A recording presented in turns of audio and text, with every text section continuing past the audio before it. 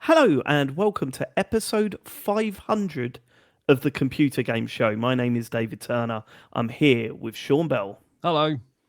James Farley, Hello. and Matt Murray. Hello. Today we will be finding out officially what the greatest video game console of all time is. But before we get to that, we'd like to thank our Patreon producers. They are Aaron Patrick, the QuickBooks chap, Simon Nelson, Moomin Biscuit, Trans Rights to Human Rights, Dave Ernsberger, Colin Brown, Gasman, Rocketman76, Smooth Monkey, John Tempelli, Jackie Sniper, Sam Higton, Stan, Philip with an F, Cutty, Steve Lee, Jack Oven, Grey Dragon Claw, Colin the Car Wanker Smith, Lee Keybottom, My Dog Skip, Dean, Evil Mammal, Conky Donkers Full Nels Conga, Laser Quest, and didn't we have some more, Matt? Have you just not added them to the list? Yeah, Brilliant. sorry. There are three more. I haven't been at doc today. So here's the three. You've had a week. Four.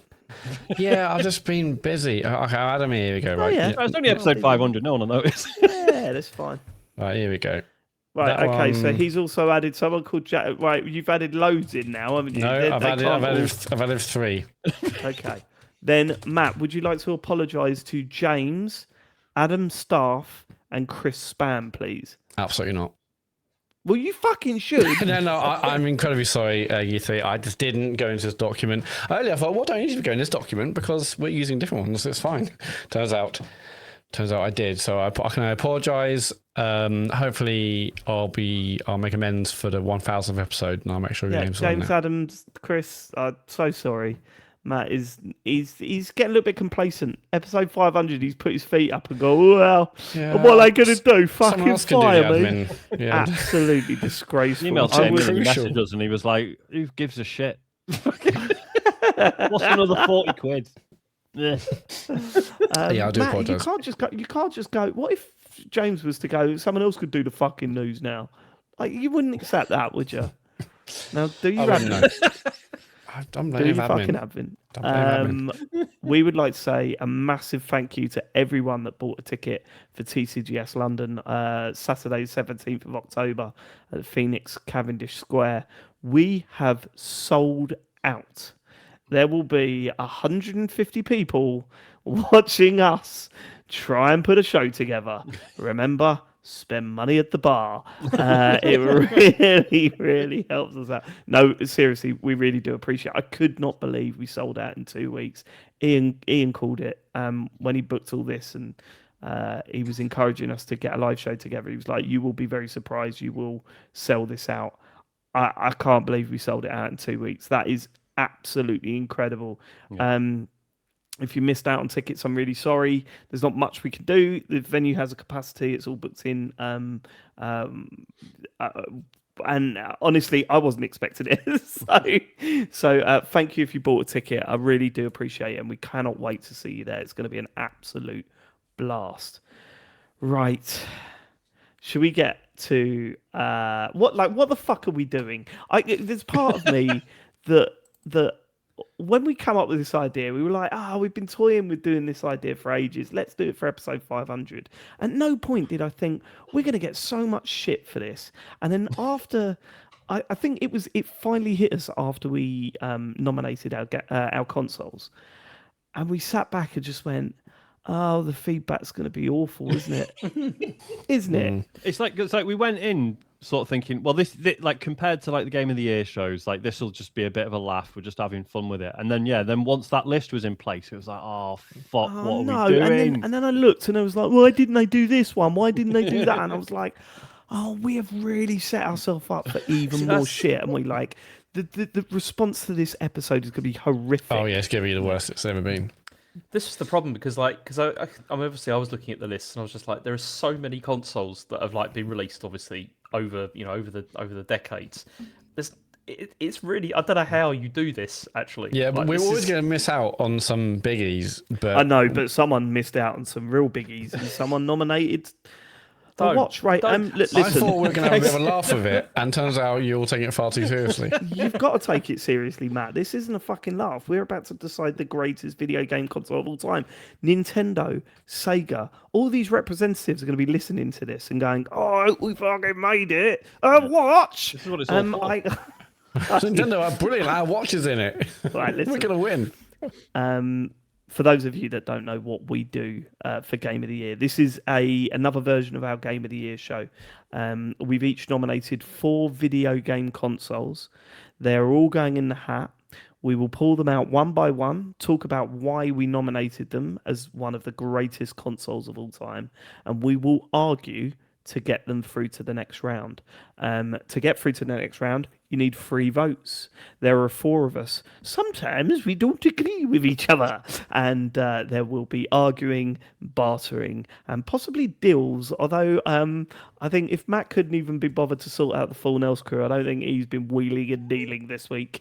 He's been Maybe up I've to been too other busy to do things. admin because I've been dealing and wheeling so much. Oh yeah, good response. I didn't think of that. So, here are the consoles we nominated last week. Sean, you nominated the SNES, the PlayStation 2, the PSP, and the Game Boy Advance. I nominated the N64, the Nintendo DS, the Switch, and the GameCube. Matt, you nominated the Sega Saturn, Nintendo Legend of Zelda LCD Game Watch, Xbox, and PlayStation.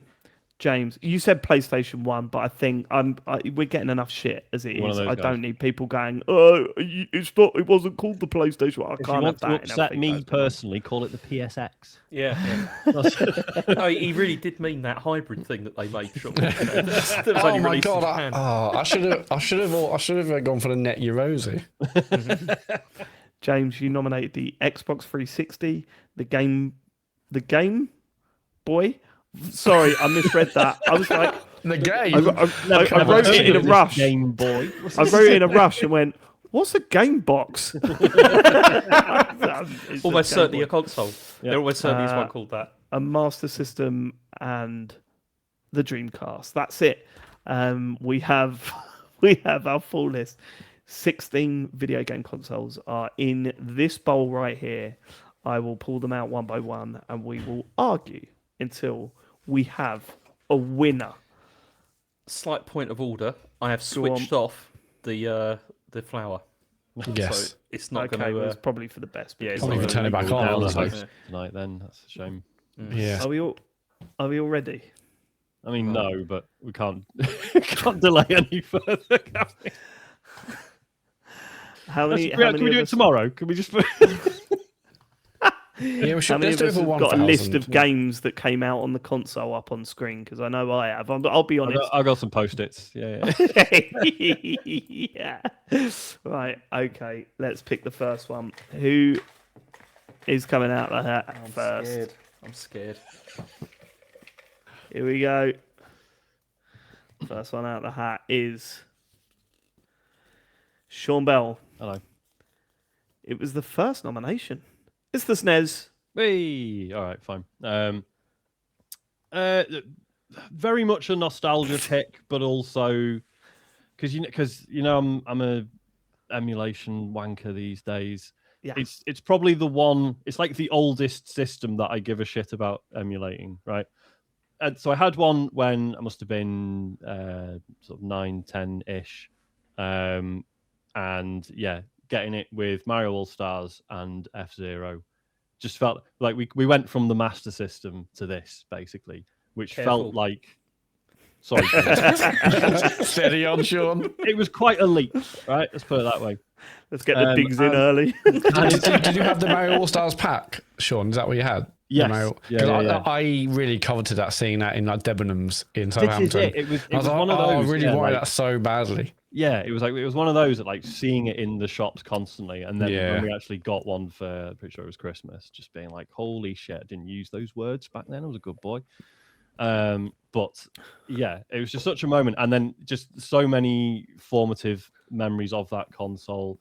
I remember playing the shit out of over here. It was called Illusion of Time. In the other countries, it was Illusion of Gaia. It was like a I think it was what was then a was it a Square? No, it was. I think it was an Enix like action RPG. And I was like, fuck Zelda. I'm gonna play Ocarina of Time, mate. This is the one. I think it was like the first game where I fell in love with the story and was sort of thinking about it when I was like at school and supposed to be doing work and stuff. And I was so taken with the world and the characters and everything. Obviously, in hindsight, dialogue's not that good or anything. But at the time, it just fully like infected me, and it was just like such a great feeling. Super Metroid, obviously, as Matt knows, that holds up to this very apart day. from certain control aspects. Yeah, I just think it's got an incredible roster of games. Like technically, at the time, it had Mode 7, which obviously now is pretty laughable, but at the time, it was like, whoa, it's sort of 3D. I mean, technically, it's not. I mean, obviously, you had Starwing, right? Who only ran at about 10 frames a second, but back then it didn't matter. We didn't notice. It's not as bad as James was making out last week. I liked it. Yeah, I think it was an incredible roster and just came out at like just this really cool point in my life. And then sort of getting into sort of mid to late teens, discovering emulation and being like, oh, there were games that just didn't make it to Europe. So I remember like I played a lot of Secret of Mana on the actual SNES, but then later on being like, oh, there's more to that series. There's Final Fantasy games that I think that did Final Fantasy VI never come out here, or was it just I can't remember. There was the whole thing with like in America how it had a different. It was Final Fantasy 3 in America. It was Final Fantasy 3 or something. Yeah, it was. Yeah. And then Chrono Trigger, which I've been playing recently, and mostly like still really holds up. Like I don't think that was I remember seeing it in like import shops for like fucking 300 quid or whatever, and being like, oh man, I wonder what that would be like one day. So it was like I had the console, but then sort of got to rediscover it again later on through emulation, which was an amazing feeling. It was also still getting like good versions of stuff like because I remember playing like Street Fighter Alpha 2 on that as well, which was like even though the load time actually the load times weren't bad, but it was a very good version like of the game. It's even though there were better ones obviously on PlayStation and stuff like that, it still held up. Yeah. Great console. Loved it. It was a great console. I think, I've always got like some sort of mad respect for consoles that feel like they come from another world. I think Nintendo are the best at that, making it feel like it's an escape from a lab. And I just remember getting the SNES for the first time, and there was always like some weird mystery stuff around it. How for some reason there were American games over here, but you needed like do you remember the adapter? Yes, the converter where you plugged a PAL game in to the side and the American version in on the top. And I just remember looking at the American cartridges and going, this isn't even similar to the cartridge we got. This is fucking weird. And also, like the American console. I mean, I think the American console looks much worse as well than the totally. European The European one looks incredible. Yeah. I will say, in terms visually, I think like in terms of design, I think it still holds up. I still think it looks great. I think it looks amazing. Big eject button in the middle of it. I love that. And how do we feel about the American one? That was a shock when I first saw that. You've never seen the American SNES? Yes. It is not. It's not on our level. It's not on our level. But also the controller itself. I mean, when you compare it to its competitor, the Mega Drive, right? Fucking hell, it's a better pad than the Mega Drive pad.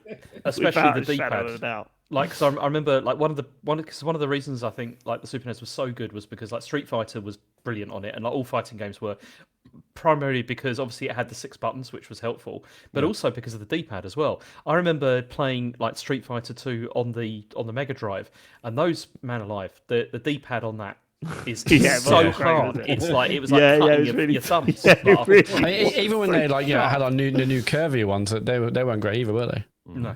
It was. I mean, that's something that Nintendo have always really nailed. Has been like the D-pad has always been fantastic, and no one seems to have been able to copy. And it's just something about those 4 coloured face buttons on the European one. It's just they'll always be iconic. Like I didn't buy any like the mini SNES or mini NES things, but for some reason that was the one I kind of wanted the most because I just love the look of that. The console and the pad. I don't know. It will forever be kind of iconic, really. And that might be because I couldn't get that coveted. I couldn't get the SNES Mario All Stars pack when I wanted it that time. But that's the one. That's the one my brother bought. He bought that. and I got to play it, and I was like, no man, I'm a Mega Drive guy.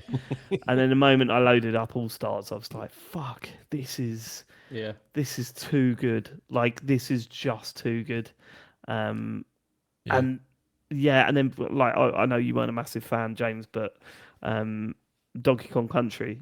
Honestly, I still adore that game. I still like when I play it now. I still love it. I love the humor. I love just the way it looked. And I know that's an unpopular opinion because it obviously hasn't aged well as well as at the time. some It of looked amazing. Yeah, I remember seeing demo pods again in probably. I mean, this is probably in Debenhams in Guildford. I remember seeing this particularly, like when I had the demo pod, seeing your Donkey Kong, like holy shit, this looks unbelievable. I mean, did you not play? I mean, Mario Kart was a huge one. This I remember playing like tons of that when my mate Peter's house because he had a SNES. Like Mario Kart was just over and over. Yeah, Mario Kart was up there, but go on, sorry. But for me, it was the single player games. Like like the multiplayer side of the SNES didn't really do much for me. It was the single player experiences. Playing A Link to the Past on that thing and just thinking, holy fuck, this is great. I could just sit here for hours just wandering around this world. It was it felt funny because Link to the Past especially is one of those games that as a child felt like so huge. Huge. And then revisit it now. It's like, no, knock it out in like 15 hours or whatever. Yeah, I know, yeah. But it also, I mean, the Super NES also had it generally had like the best versions as well of most like third-party games as well. Like stuff that was released on both, it was mostly generally better on, particularly because of the sound. Like the sound chip in the SNES was really good as well. But some people have a lot of nostalgia for the sound of the Mega Drive. I personally do. Well. But see, I do. I have nostalgia. Well, you're not allowed to talk about it. Yeah, I was going to say. Yeah. Well, yeah. I mean, that's the main thing in the SNES's favour, I should say, is that its main competitor was the Mega Drive, which of course wasn't even fit for inclusion in tonight's proceedings. That's how bad the sound was. The sound with the Mega Drive could be very good, but only in the hands of people that knew what they were doing with it. Yeah. And well, we don't give a shit about that console because you didn't nominate it. We can't talk about it. Didn't just me. I could have been Didn't someone else. Just me. Just him, Dave. Somebody else. Didn't just me. Didn't just James actually. Didn't just James. But yeah, you're right. Like the beat 'em ups were really good in it, apart from Mortal Kombat, which was obviously the weaker version. Two was very good though. On the it was. Zombies Ate My Neighbors. That was where I played all my Zombies Ate My Neighbors. Was on the SNES. Fucking hell! Like when you think about the games that come out for this thing, it really was like. I mean, that game was on Mega Drive as well, wasn't it? So it was, yeah. But I mean, yeah. I don't know. It's the feeling I get when I think about those games. I don't think, oh, they're also on Mega Drive. I'm like, I played Zombie Ate My Neighbors on SNES, and it just felt right. But it's also like the breadth of stuff that was available for it, because there was, I mean, just stuff like like Pilot Wings, like for example, like there was nothing like that really, like on other machines. It was just there was so much like quality. It just reminded me talking about beat 'em ups on it. I remember once we had a couple of our cousins over. We must have been. I think I was about 14 or something. They were a couple of years older, and it was like we only saw them a couple of times a year. We weren't like particularly close or anything. So we never when we'd obviously usually our parents would be around, so we never got to talk about pop culture and you know what I mean, like stuff we watched or played or whatever. And I remember it was this one time we were like, "Oh, could we go up and play on the SNES for a bit?" And parents were like, "Yeah, sure." And I remember me and my brother just being like. So are you allowed to watch or like, play violent stuff? And they were like, well, no, but why'd you ask? So we just loaded Killer Instinct up and just showed them all the fatalities for about half an hour. It's wild. There's also part of me that just thinks, fucking hell, the SNES really had to do something big, didn't it? And I mean, I'm talking about like in the UK. Yeah. The Master System was bigger than the NES, the NES over here. Yeah. And Sega had an incredible way at that time of making Nintendo's console look like the baby machine, and the Mega Drive was the cool. You can't forget. Yeah, the Sonic had attitude. Cool Mario was a plumber. Yeah, there's still like it did as well as it did. Like it's incredible console. Should we see what it's up against? I'm really hoping for one thing to get pulled out next. I think we all know. I think we all know it's one of James's. I cannot wait. Here we go. The SNES is up against No. You're off the hook, James Farley. It's one of Matt's. It's the watch. Sega Saturn. Oh, fucking hell. This is the One of the greatest I take back consoles what of I all said. time, and the Sega Saturn. No, that's not how the joke works. That's not how the joke. You completely fucked that No, I joke. didn't. One of the greatest consoles ever, the Super NES, and the Sega Saturn. Yeah, but the It's, joke you is know- you do it the the joke other is way you're round. right. Yeah. That's It's I did screw it up. Yeah. Can we Okay, briefly, but- just for the podcast listeners, Matt, can you just tell everyone what you're wearing tonight?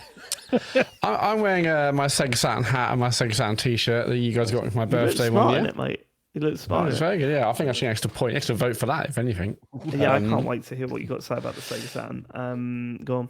But yeah, Sega Saturn is my favourite console of all time, probably because of when it came out. Really, yeah, but because of the age I was, so it was like 12, 13, 14. Yeah, it came out in 95. I mean, I had it. I don't think I had it at launch. I might have had it like that Christmas. So. Yeah, so I was, 13, 14, 15, I only had like a short shelf life, but me and my mates, absolutely loved it. And that was just like 3, 4, probably 5, 6 years of playing games every weekend on our Saturns. And I had the choice at a time to get a PlayStation 1 or a Saturn, but I loved Sega. I loved my Master System, my Mega Drive. And I was obsessed with like reading all the Sega magazines, and I'll probably come on to that in a bit. But that was just my life, like reading official Sega magazine and Mean Machine Sega and all that stuff. I was just obsessed, and I had the option of PlayStation or this, and I thought Sony, who make the Walkmans, like that, and also Sony PlayStation sound like a Tomy, like my first video game console. A PlayStation, it sounded rubbish, and so I went with this, and I was, looking How did that work out for you? I mean, obviously, history hasn't been too kind. I want a console that sounds like a planet. Yeah, well, I mean, Saturn is my favourite planet. It's the coolest planet out there as well. It's like, anyway, like PlayStation sounds Jupiter's lame. pretty good. It's Yeah, it's not as cool as Saturn. I think let's just be honest with it. it's got Anyway, a massive, storm going on it. Yeah, go on. yeah, but But Uranus is funny. and also massive. win. Anyway, I think one of the reasons I love the Saturn the most is that growing up in Bognor, being there with a I peer didn't and think the that's where you were arcades. going with it. I haven't finished my fucking anecdote yet, you twat.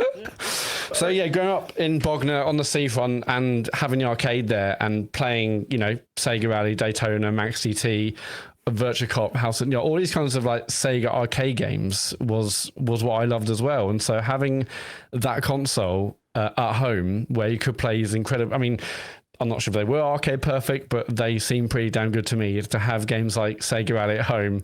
We've got Sega Rally at home, Daytona, and again, Max CT, even games like Sega Touring Car Championship, which admittedly the driving model wasn't great, but it doesn't matter. Like we had, these arcade games at home, and I think they said like it was the same board or developed same as their kind of arcade cabinets or in unison with it. So I was like, it's basically like the arcade, the Sega arcades I played in the pier at home, and I absolutely loved it for that. I mean, even rubbish games I loved, like International Victory Goal. So it is one of the earlier 3D football games.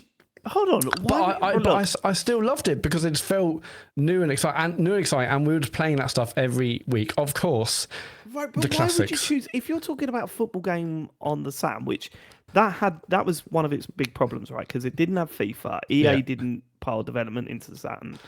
Nope. But they had Sega Worldwide Soccer, which was genuinely quite good. Also love that. Yeah. It was genuinely acceptable. Yeah. Do I have that On here? the, No, I on the don't. box art, was it? That was this. I've got that here. Look. Yeah. Oh my god. You have as well. Sega Right. Worldwide Soccer 98. I've got it here. Oh yeah, I mean I love this as well. But had also games like Fighters Mega Mix, which is Why again have you got these? because this is going on a tangent. Before LD came here, I was like, I'm going to sell. I had so many CDs, DVDs, games. I was like, get rid of all this physical stuff and put on Music Magpie. But there's a few things I say physically, and it was Fighters Mega Mix. It was Sega Worldwide Soccer. It was my copy of Sega Saturn. So Sega Rally for Sega Saturn. It was Big Train season 1 and 2 on DVD, and it was Battle Royale with the with a little bit of film in it. And we are really going off on a tangent here. I've got that. We're really going off on a tangent. Anyway, it doesn't matter. Look, my son and me and my mates playing it every weekend was what I basically loved about it. And yes, I know it wasn't as good as PlayStation. Ultimately, Sega fucked it by doing by doing a surprise kind of launch at E3 and saying it's out in retailers now, and the retailers we are haven't pissed done any off. marketing yet. Whoops. Yeah, no marketing. The retailers are pissed off. Like, it really was the end. But I will always have an incredibly special feeling in my heart for that. I mean, I also, towards the end, I was importing games like Shining Force 3 Part 1 and Part 2, which, it turns out when I think back, I did play a fair bunch of those RPGs. Shining Wisdom I loved as well on the Saturn. And then you got games like Panzer Dragoon, which, the first one or two, so fine. good, yeah. But when official Sega magazine put the first entire disc of that game on the copy of the magazine and played it, Tom they were in trouble. I was like, holy shit, what a game. And Tom Fom just mentioned in the chat, and I know people will be like, you're an idiot for saying this, but I actually really like Sonic R. Now, I know it was a Sonic racing game where you're running around, but maybe I was just, it's a term blue pilled, I don't know, like, I just loved all these games that come out on the sound. Burning Rangers. Did you have Sonic Jam? Sonic Jam was the one where it had like the 3D Sonic bit. It was based on the Sonic Museum, wasn't it? Yeah, I did as well. Yeah, I loved it. I loved it. And I was like, who needs Mario 64 when there's basically a full 3D Sonic bit in it? It's as good as Mario 64. Yep, that's what I thought. Like, because in all the marketing, it was like, Sonic is in 3D, and it was like a tiny little area where you just walked from game to game. We had Mario 64 at home, basically. It was so blatantly Nights into Dreams, but with Sonic. Like, replace, like, honestly, it was a complete fucking rip-off, but I still love that thing. Speaking of which, fucking Nights into Dreams, man, that was Nights. They got that as well. Yeah, Christmas Nights, incredible. I'm with you, Matt. Like, I am with you. I adored the Sega Saturn. I adored it. I understand why people look down on it. I don't understand why people look down on it and big up the Dreamcast. I'll be honest with you. But that's one thing. I like the Dreamcast as well, but let's. I know I've not the time. Shit about the Saturn on the show. Obviously, knowing this was coming up, I have taken the opportunity to educate myself, and it's sort of it's fascinating because on the one hand, I do think if I was the age I am now, back then, 100% I'd be a Saturn guy. I reckon. The fact that it was like at the time it was seen as like the connoisseur's choice. It's like, it's got loads of weird, obscure like shoot 'em ups, all the arcade conversions, stuff like that. So yeah, there are loads of people who have loads of fondness for it. What I do think is interesting is that I feel like a lot of the things people, a lot of the shit that people throw at the Dreamcast kind of started with the Saturn. You always hear like, the Dreamcast didn't have any EA Sports games. It's like, no, the Saturn. Stuff like that. Totally. But speaking of shoot 'em ups, I never got this. At the time, I didn't employ or didn't buy it. But Radiant Silvergun, people say is incredible. It's like is it Gradius or no Darius? Gaiden. They're both games. I don't know which one's the Saturn. I wasn't in that genre, but I remember again reading the magazines every month, like how good people said like the 2D was, because people did struggle to do a lot of great stuff for 3D, but it was an exceptional 2D machine as well. And then obviously we talked a lot about Sega games, but I had for that Christmas I played Resident Evil on this, and that was my first Resident Evil. It was the first Resident Evil, so that I played Tomb Raider. Tomb Raider. I had Tomb Raider for Saturn. I think it actually came out first on Saturn as well. It was out on Saturn first. Yeah. Wipeout as well made its way to the Saturn as well, didn't it? Yeah, everyone sees as a PlayStation exclusive, I think. Yeah, same with Tomb Raider. Yeah. I mean, I know the view on this isn't great, but I love Duke Nukem 3D on it, Quake on it, like. I go Command and Conquer. I played loads of Command and Conquer on my Saturn, like a real-time strategy game using that pad.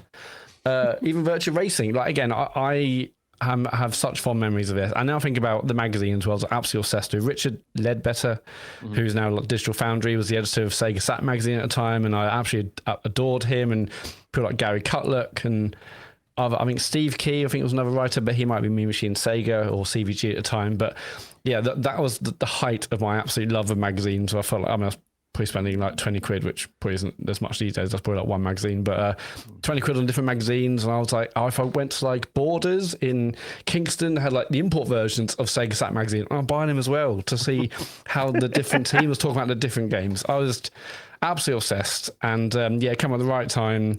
And the fact we had like these arcade games at home, and it just felt really, really exciting. And the Saturn was one of those rare consoles that came out with a controller, and then about 6 months to a year later went, controller was shit, forget that one, here's a new one, and it's way They better. redesigned, didn't they? They did do a redesign of it. It was way better as well. The second Saturn pad was the first one was angular as hell. Way better. The first one, it was like really, like you said, it was really angular, right? Yeah, really Sort of angular, like and blocky. and then the second one was a bit more, it just like curved, not a little bit more like a SNES controller in many ways, but The second one was the same as the Japanese model, I think, because I think you're right. Yeah, I think that's where they brought it over from.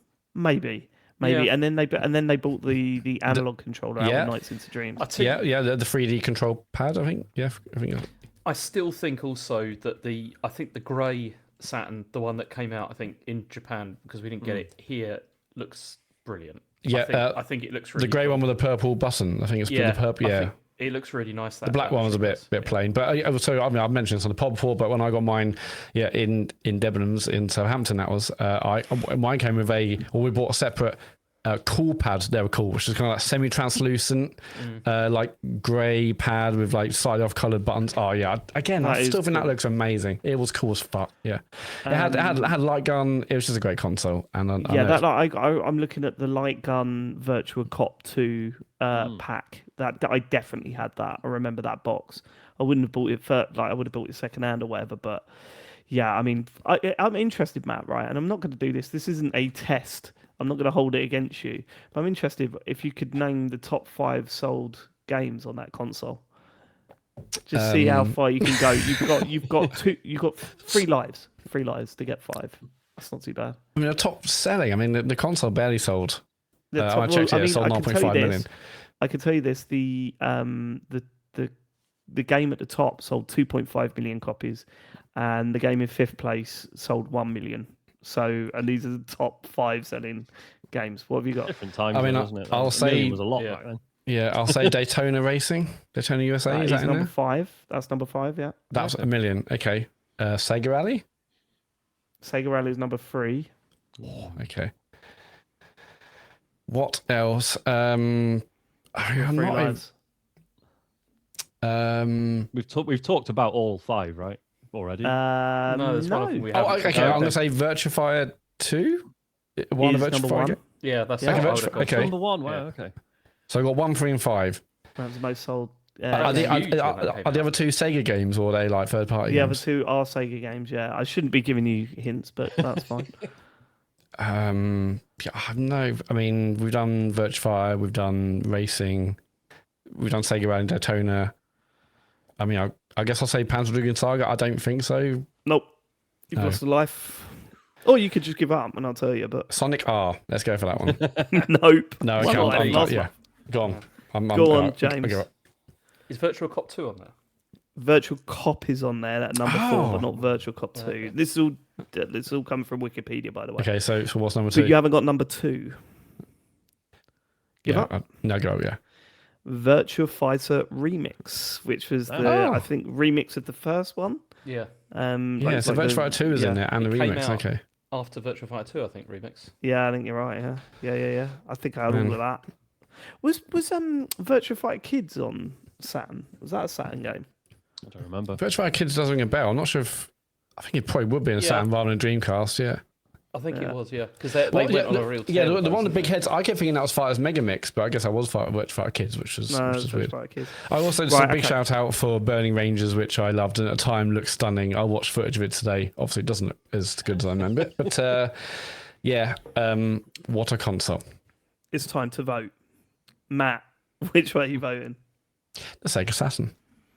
James. The Super Nintendo. Sorry, Matt. Sean. Super Nintendo. I'm voting for the Sega Saturn, so we're at a deadlock. Yes. Okay. Just switch, James. Just switch. No, Don't start picking on James already. He's only had 1 drink. And no more. I- And no more. I That's the did thing. love the Sega Saturn. Like, I get it. Yeah, it killed Sega essentially. Although I But- still think the bullet was the Dreamcast. Final. No, it was. No, we'll no, get I to think. Yeah, I mean, as much as I we love will. this and love Sega, like this was the start of it, obviously. But Mistakes were made across both generations, Yeah. I think, weren't they? Yeah. and then just Sure. carried on into Dreamcast. Whereas the but SNES had most of the best 2D Mario games. Did you like those, Dave? They were good, yeah. They were good. Yep. this had Bomberman. SNES had Bomberman. Yeah, but this has Saturn Bomberman. It was just different, it's a different Who version. likes the Dreamcast the most? Is it Sean or James? I assume it's James, right? Probably James, but it's close. James, you do know that like this was. Think about how much you loved the Dreamcast. The Saturn, it was like the but Dreamcast, wasn't it? No, it wasn't. Saturn- See, yeah. I owned a Saturn briefly when I traded a BB gun for one. And Stop trading weaponry for consoles, man. It's weird. It's good. It's good for James that he's getting rid of the guns and getting games consoles. Yeah, safer for everyone. But yeah, I had that with Virtua Cop, and it was fun. I did quite enjoy it. But then in general, Was that it? what do you mean? You That just wasn't the got only game you Saturn had, Virtua surely. Cop? No, I got Saturn and Virtua Cop, yeah, for a BB gun. But it was Yeah. it was Yeah, a I was bit gonna- broken as well, so it wasn't that good. But no, but then also, I mean, I did play some things on it which I thought were okay, but I never thought any of it was like particularly amazing because I was at the time I had an Sega N64 Rally, as well. you don't think is particularly amazing. Sega Rally. Max TT. It's Daytona. fine. Oh, Manx TT, man. Oh Yeah. my god, these like this is the problem, right? I love the SNES and I get the cultural impact that console had. But talking personally, I fucking loved my Sega Saturn more than my brother's SNES. That doesn't help Yeah, matters, I'm Yeah, sure. that But, doesn't make any sense. oh my god, Manx TT. Did you play Steep Slope Sliders, the Of snowboarding course game? I played Steep Yeah, Slope that was Sliders. fucking He's up incredible now. as well. That was absolutely amazing. No, unfortunately, we're not. There's also a football game called World League Soccer, if you remember that, where you can basically do No. like a I you can wouldn't do say like a what it was, curved shot from like 40 yards, and it No. felt incredible when it I'm went. sold. I'm sold. No, what a No, but console! seriously, like Nights into Dreams is I cannot tell you how much that I love that Yeah, game. but- Like Also, I mean, like with the Super NES, you also had like wasn't it? Didn't ISS start on the Super NES as well? Yes. Was it called something else? Possibly. It Might might. I Have mean, been. it was ISS Pro and stuff yeah, on but it's not PlayStation. ISS as we but- know it now, is it? No, but No, it was. it was great on PlayStation It was 1. still But very good though. Like on the Super NES, like Was it? it was. There was it loads wasn't of Die Hard Arcade, was it? What was that one? I'm pretty sure it was on the SNES, where it was like a football game, but it was like, but you can fight a bit as well. It's all grimy, and and it was just crap. Obviously, like That sounds like 1-0 to Saturn. pretty sure we rented it from Ritz. I'll be honest with you. The chat are all saying Saturn should go through. Okay, I two don't. people I are shouldn't saying No, that. they're not. bring up. They're all saying it. They're all saying that the Saturn should go. Yeah, I mean, Saturn was like the home to say games, arcade games, these shooters with these random old But it was only the Japanese home RPGs. to Sega games because no fucker else would make games for it, Matt. That's the problem. Some people did, just not enough. Digifolio is saying, imagine the Saturn kicking out the SNES on the first round because it's absurd. Yes, and that's what we do, guys. Yeah, but Maybe this we is- should yeah, just. this this is what we do. our brand. What will we become if we let the Yeah. SNES go through Oh, over the, the Saturn? the Super Correct. Nintendo. That's what we'll be. Boring. No, good. They made the Everyone right else would decision do for that. once. Everyone else would just put the Yeah. Nintendo console through. No one else is come putting Saturn through. I will Also, say it's gonna be Stick up for the little man. It's quite a Nintendo heavy list. So it's gonna... Yeah. Also, Yeah, so for the good of the imagine- show, come on. Imagine Matthew Castle listening to this. Like, because I know he listens to these. So imagine him sitting down and going, the Saturn knocked out the SNES. Come on. Do you know what? Maybe I'll change my vote because Oh, I think for that. God's sake. Come on, That'd be- James. You're not actually going to do it, James. are you? I need to think about it for a minute. This is unbelievable. I'm on edge as well. I'm on edge because I know what the right answer is, but I know my personal favourite is the Saturn. James, What if are we you gonna vote, do? I might help you out in a later round. If Oh. you change your Oh, I see. So it's going to be a It's like that, is Sega it? heavy finale, is it? No, because James forgot to nominate any of the other good ones. It's not true. We're coming. Oh, for fuck off, David. Fuck off. No, I think. Look, Well, hang on. I What think, you think? What, David? I think. The Well, SNES think should what? go through. Think All less. jokes of- aside, no, I think the SNES should go through, shouldn't it? Shouldn't it? Well, that's like, not I for you mean, to say, 'cause you're It sticking with should your be. vote. It'd be funnier if the Saturn did. Yeah, it would be funnier, but also there's part of me that's thinking people listening to this are these guys are fucking bellends at this point. They're so different, aren't they? Look what's knocked out the. It feels forced. It's It like, feels a we bit we forced. make bad decisions naturally all the time. We don't need to force We this don't one. need to force one. Have I mentioned international victory goal? You have. Okay, Yeah, that was my Hail Mary. You should have mentioned the Saturn modem as well. You know, for online play and all that kind of Did, stuff. Yeah, I like had all did that. the Basic. Sega Saturn have Earthworm Jim on it? Yes. Did it actually? Did it? Yeah, shit. Yeah, I'm very sure it did. Oh, Yeah. shit. I don't think so. Mate. Let me just. Probably, one probably minute, a better one minute version as well. corner. Never mind. No, I played that on the SNES.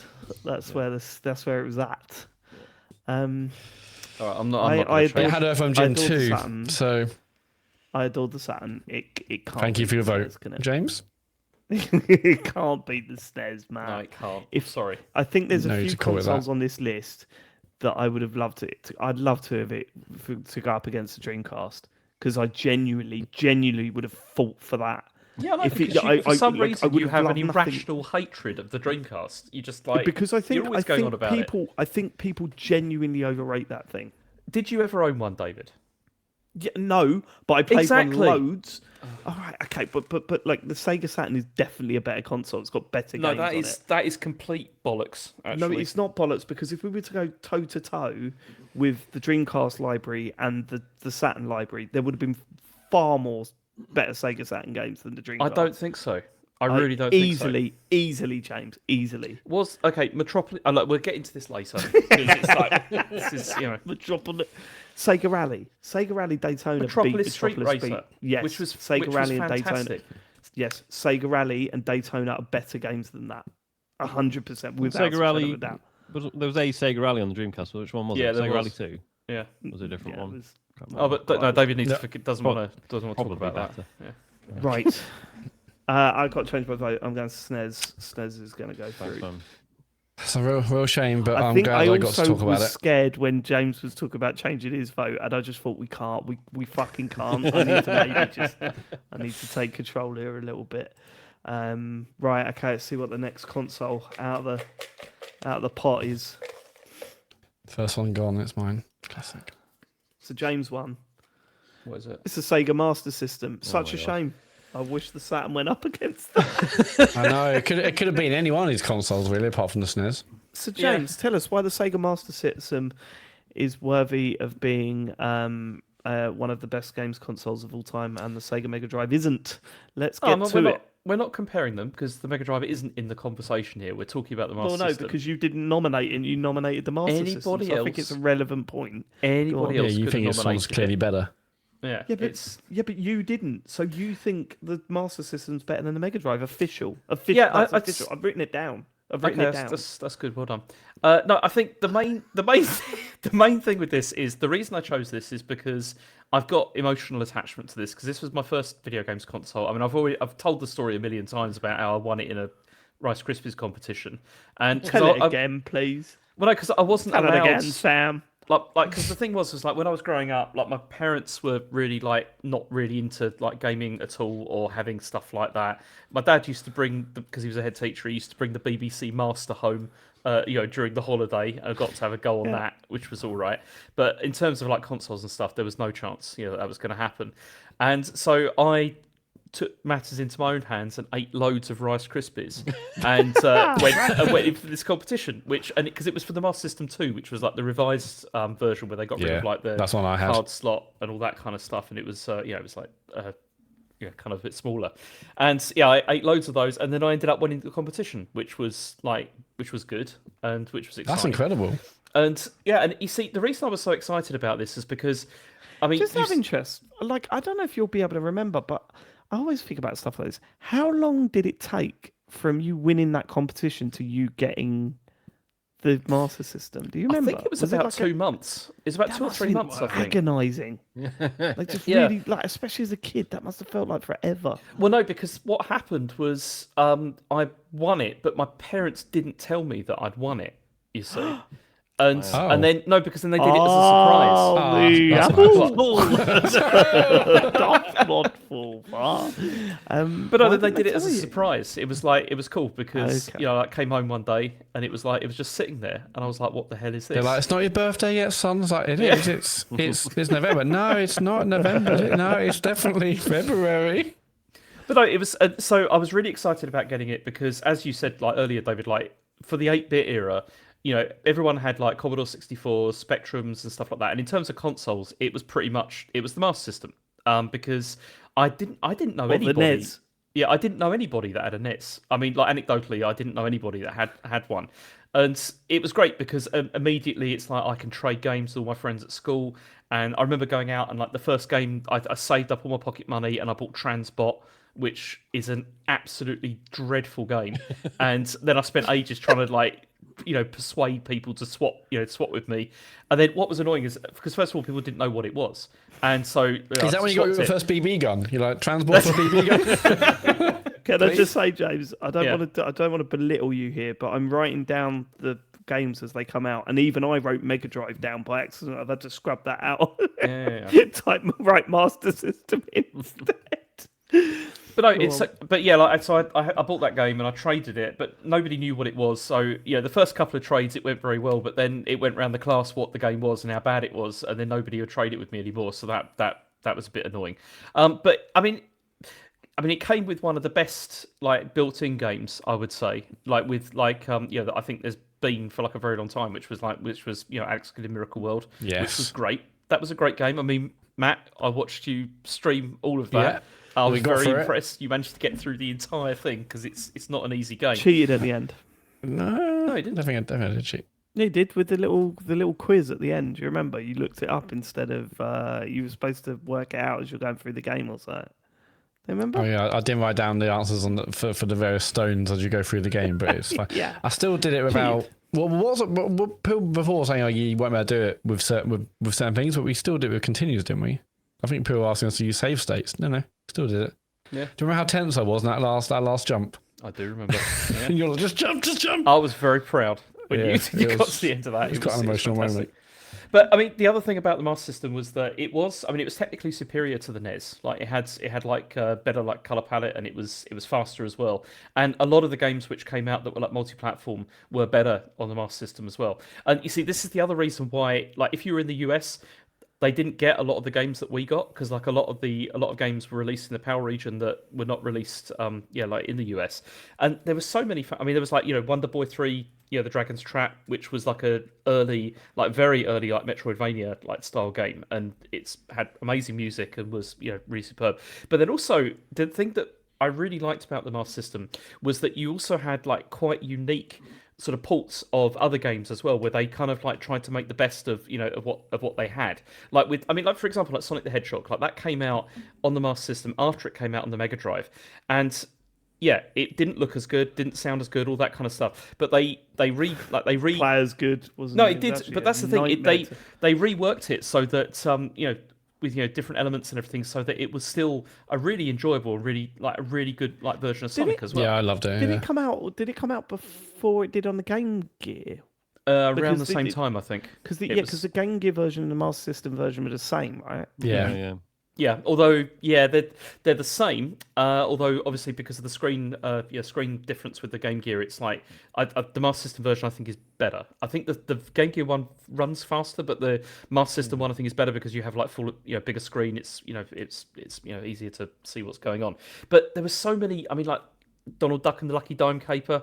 Another amazing game that was fucking brilliant with the special music. But there was also a whole bunch of like arcade ports as well. Like you had like Outrun, Space Harrier, those sort of games that came to it. But the problem I have with that is that all those games were on the Mega Drive and better on the Mega Drive. But I'm not talking about. I'm talking about these games before the Mega Drive. Yeah, it came out. It's Right. these were still very good games. That came out, and I mean, the longevity of as well of this system, like it, even though it failed completely in America, but I mean, there's the famous thing. It's it was still going in Brazil up until probably quite recently. They were still releasing games for it. There was new versions of it, and it had real longevity as well.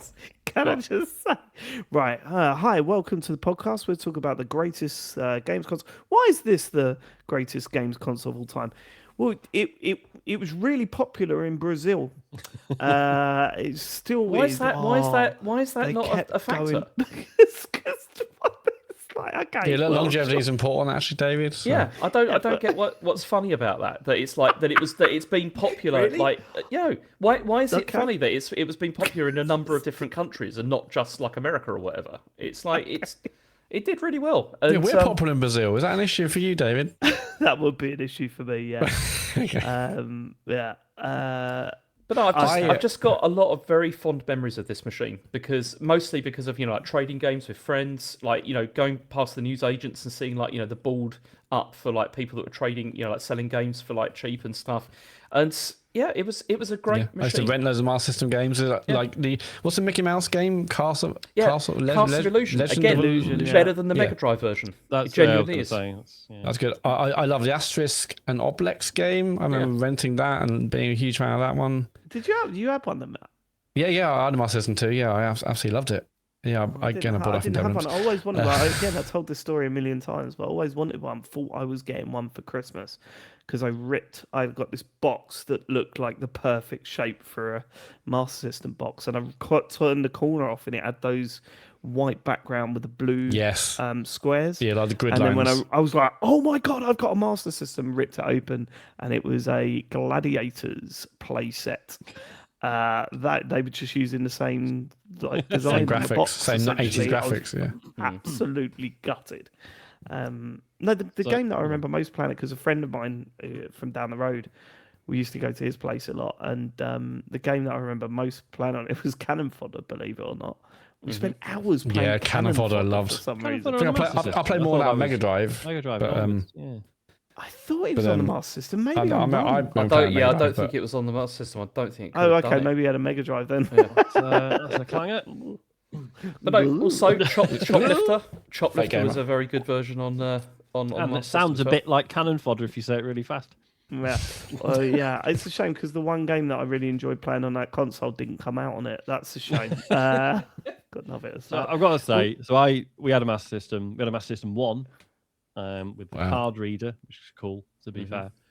I've got no nostalgia for it at all. Yeah, but you were too young, Sean. Too You young were to too young understand. for it. Can appreciate it. I remember playing Sonic Chaos and wishing it was any of the Mega Drive ones. And I remember playing Cosmic Spacehead. Any of you ever play that? No, That was a bad game. It was Did it's you- supposed to be like I, a point and click adventure, but You didn't with have the a 3D D-pad. glasses, Sean. Didn't have the 3D glasses. Oh, okay, that's a shame. I did play a lot of Sonic Chaos because it came out on the Game Gear. I had a Game Gear, so I think I played a lot of Master System games secondhand. Yeah, definitely. And I did love it. And the Sonic 2 was great, even though it was nowhere near as good as Sonic 2 on the Mega Drive. It was still. But again, it was a different take, like on what the game was. You know, they were trying something different. Yeah, with but just not as good though. That's the problem. no, but it was still That's good. what it gets. Like it's. I was looking at these old games. Micro Machines, I loved on my Master System. The Aladdin game, I remember. I'm looking at his covers now, remembering them. Yeah. What a James, the thing is, you can get all arsey with me and say, "Oh no, it's still good. Why are you having a go at me?" and all this sort of stuff, right? But the moment you nominated this, you looked absolutely crestfallen that you'd nominated it over I know, the Mega because- Drive. So yeah, don't, because don't I should have- act No, but like, that's the hey, thing. man, this was my plan No. all along. Because it No, wasn't. because I should. You see, the thing is, right? I should have probably nominated the Mega Drive, but the Master System is still It's still, I think, it's an interesting console with Sure, and a but good it's selection nowhere of games. near as good as the Mega Drive, is it? No, but in terms of 8-bit machines, We shouldn't be talking was about the very Mega Drive. good. It's not here. yeah. Okay. Well, should we see what it's up against? Looking forward to this Yeah. one. So, Sean, I've still not had one out yet. I picked up two then by mistake. The Game Boy Advance. Ooh. So because I was worried about this one because I know before we started doing the nominations, we were like, oh, Are we nominating specific versions of the hardware, or are we? You know what I mean? Or are we just like the family? we left it open. And I just said Game Boy Advance, and I thought if someone comes in and says Game Boy Advance SP, I'm SP, yeah, because GBA SP. the original man. Game Boy Advance, I like the form factor of it. Screen was dog shit. The screen was dog shit. No Yeah, you're backlight, right. couldn't see shit on it. I still had one and loved it at the time. But yeah, which colour do you have, Sean? Bad screen. Anyway, then there's the SP. Then there's the Micro. The Micro is really fucking cool. The SP is probably the one, right? Especially if you've got adult sized. That's hands. the one I had. Yeah. Yeah. Like the Micro is really cool. Like I'm lucky enough to have a couple of them. I'm gonna send one to James at some point back when you're back in the UK. But yeah, I just think it was like peak 2D gaming, like that sort of era.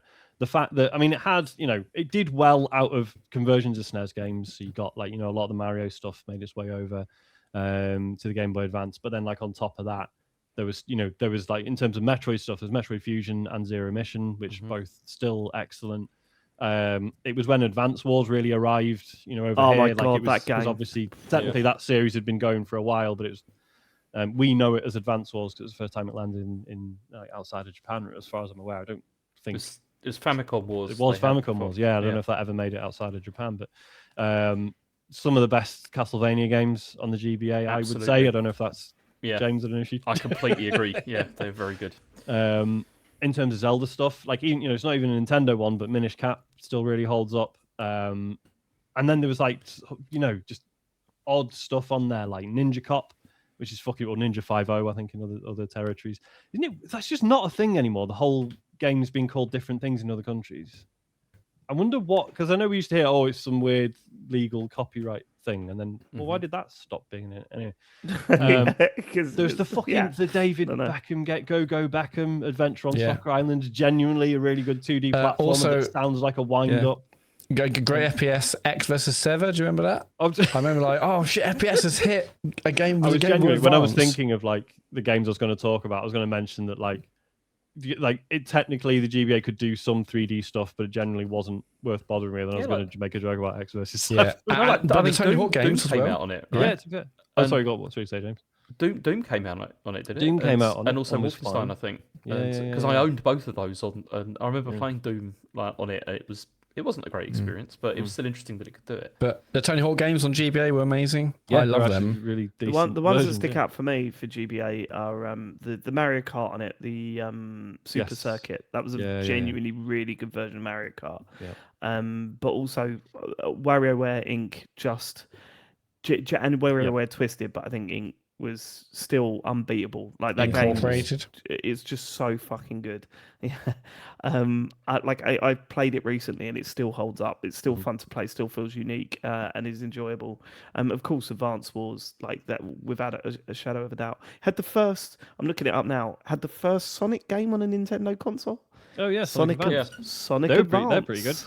As 2D Sonic goes, they're pretty decent. Would you argue, Sean, that Sonic, that the GBA had a better Sonic game than the Mega Drive? Would that be one of not the Mega Drive? Sonic was Mega just waiting. Drive, the Master System. You can't compare them. That's ridiculous. That is like Sonic was just waiting for Nintendo hardware. James. No, but that is a ridiculous comparison because then you can say that. Okay, so welcome to TCGS, you idiot. That's a ridiculous comparison to make. It's completely across different generations. There's a lot of years between the two, right? Yeah, we've got hours of this. Just strap in, James. It's gonna get weirder than this. What color did you have, Sean? I had the purple one. The purple, the original, and then I had obviously the silver SP. And there was also the tribal one. Anyone have the tribal one? No. I had silver SP, but I had the white light.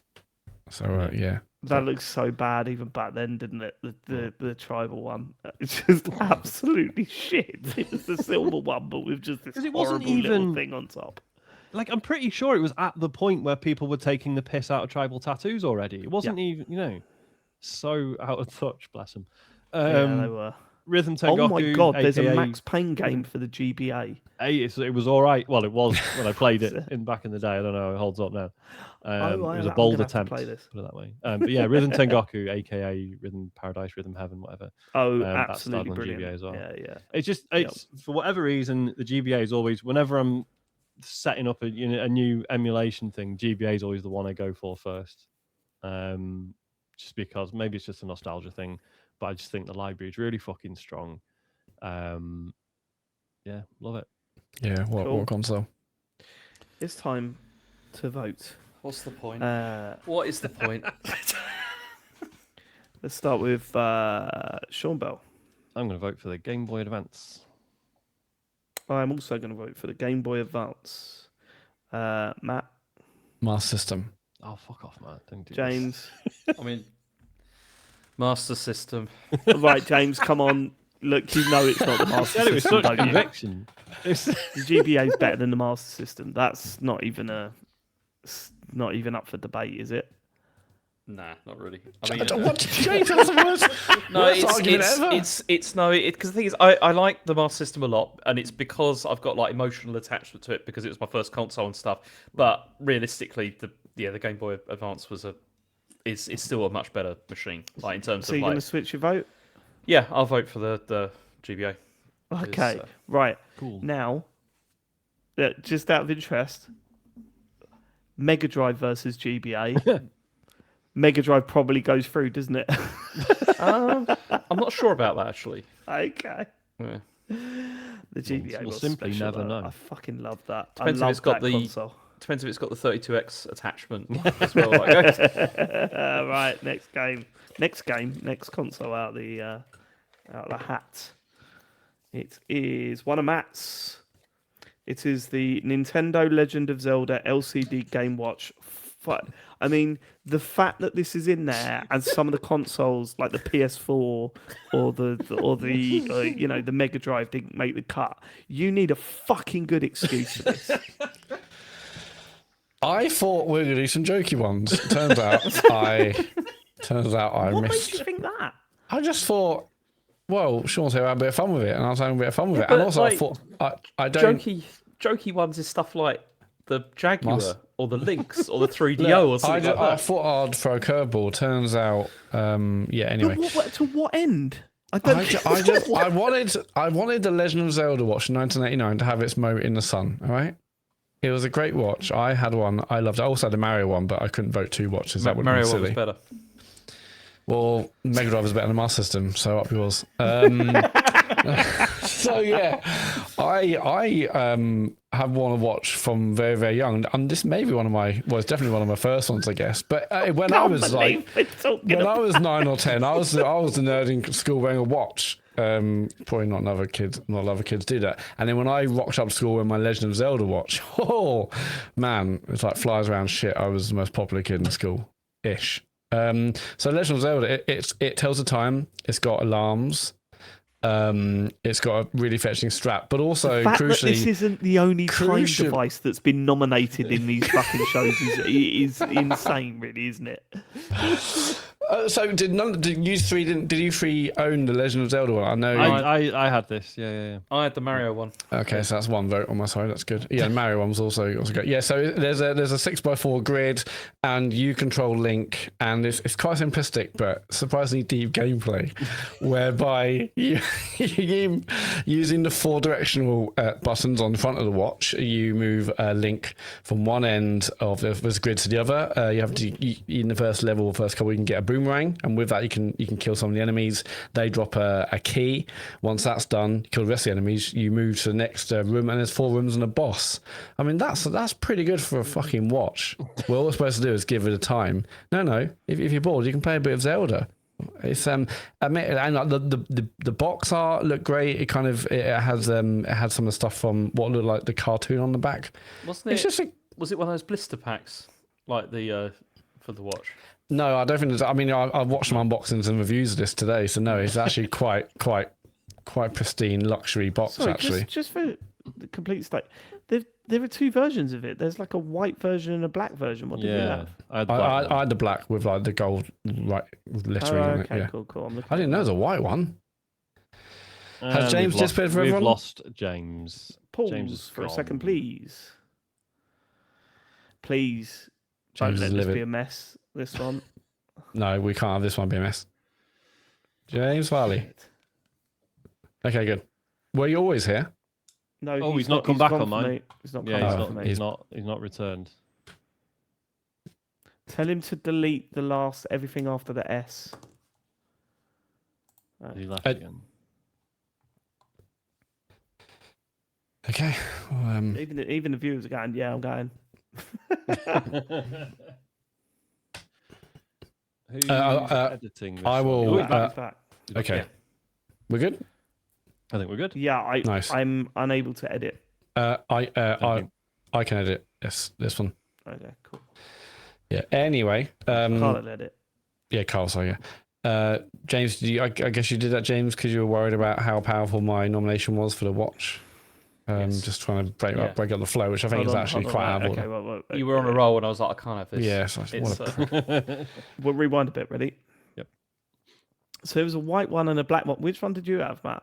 I had the black one with like the gold lettering or writing on the strap. Right. Same. Did it make Same one. like annoying beeps and noises? Well, it's funny you should say that, Dave, because Go on. my main memory of this was I remember staying over at my nan's, and when I had this watch, and I didn't have any other games stuff with me. I don't think I had any like handheld consoles or anything this way. I just had this watch, and I just remember being very politely asked if there was any way to turn the sound off.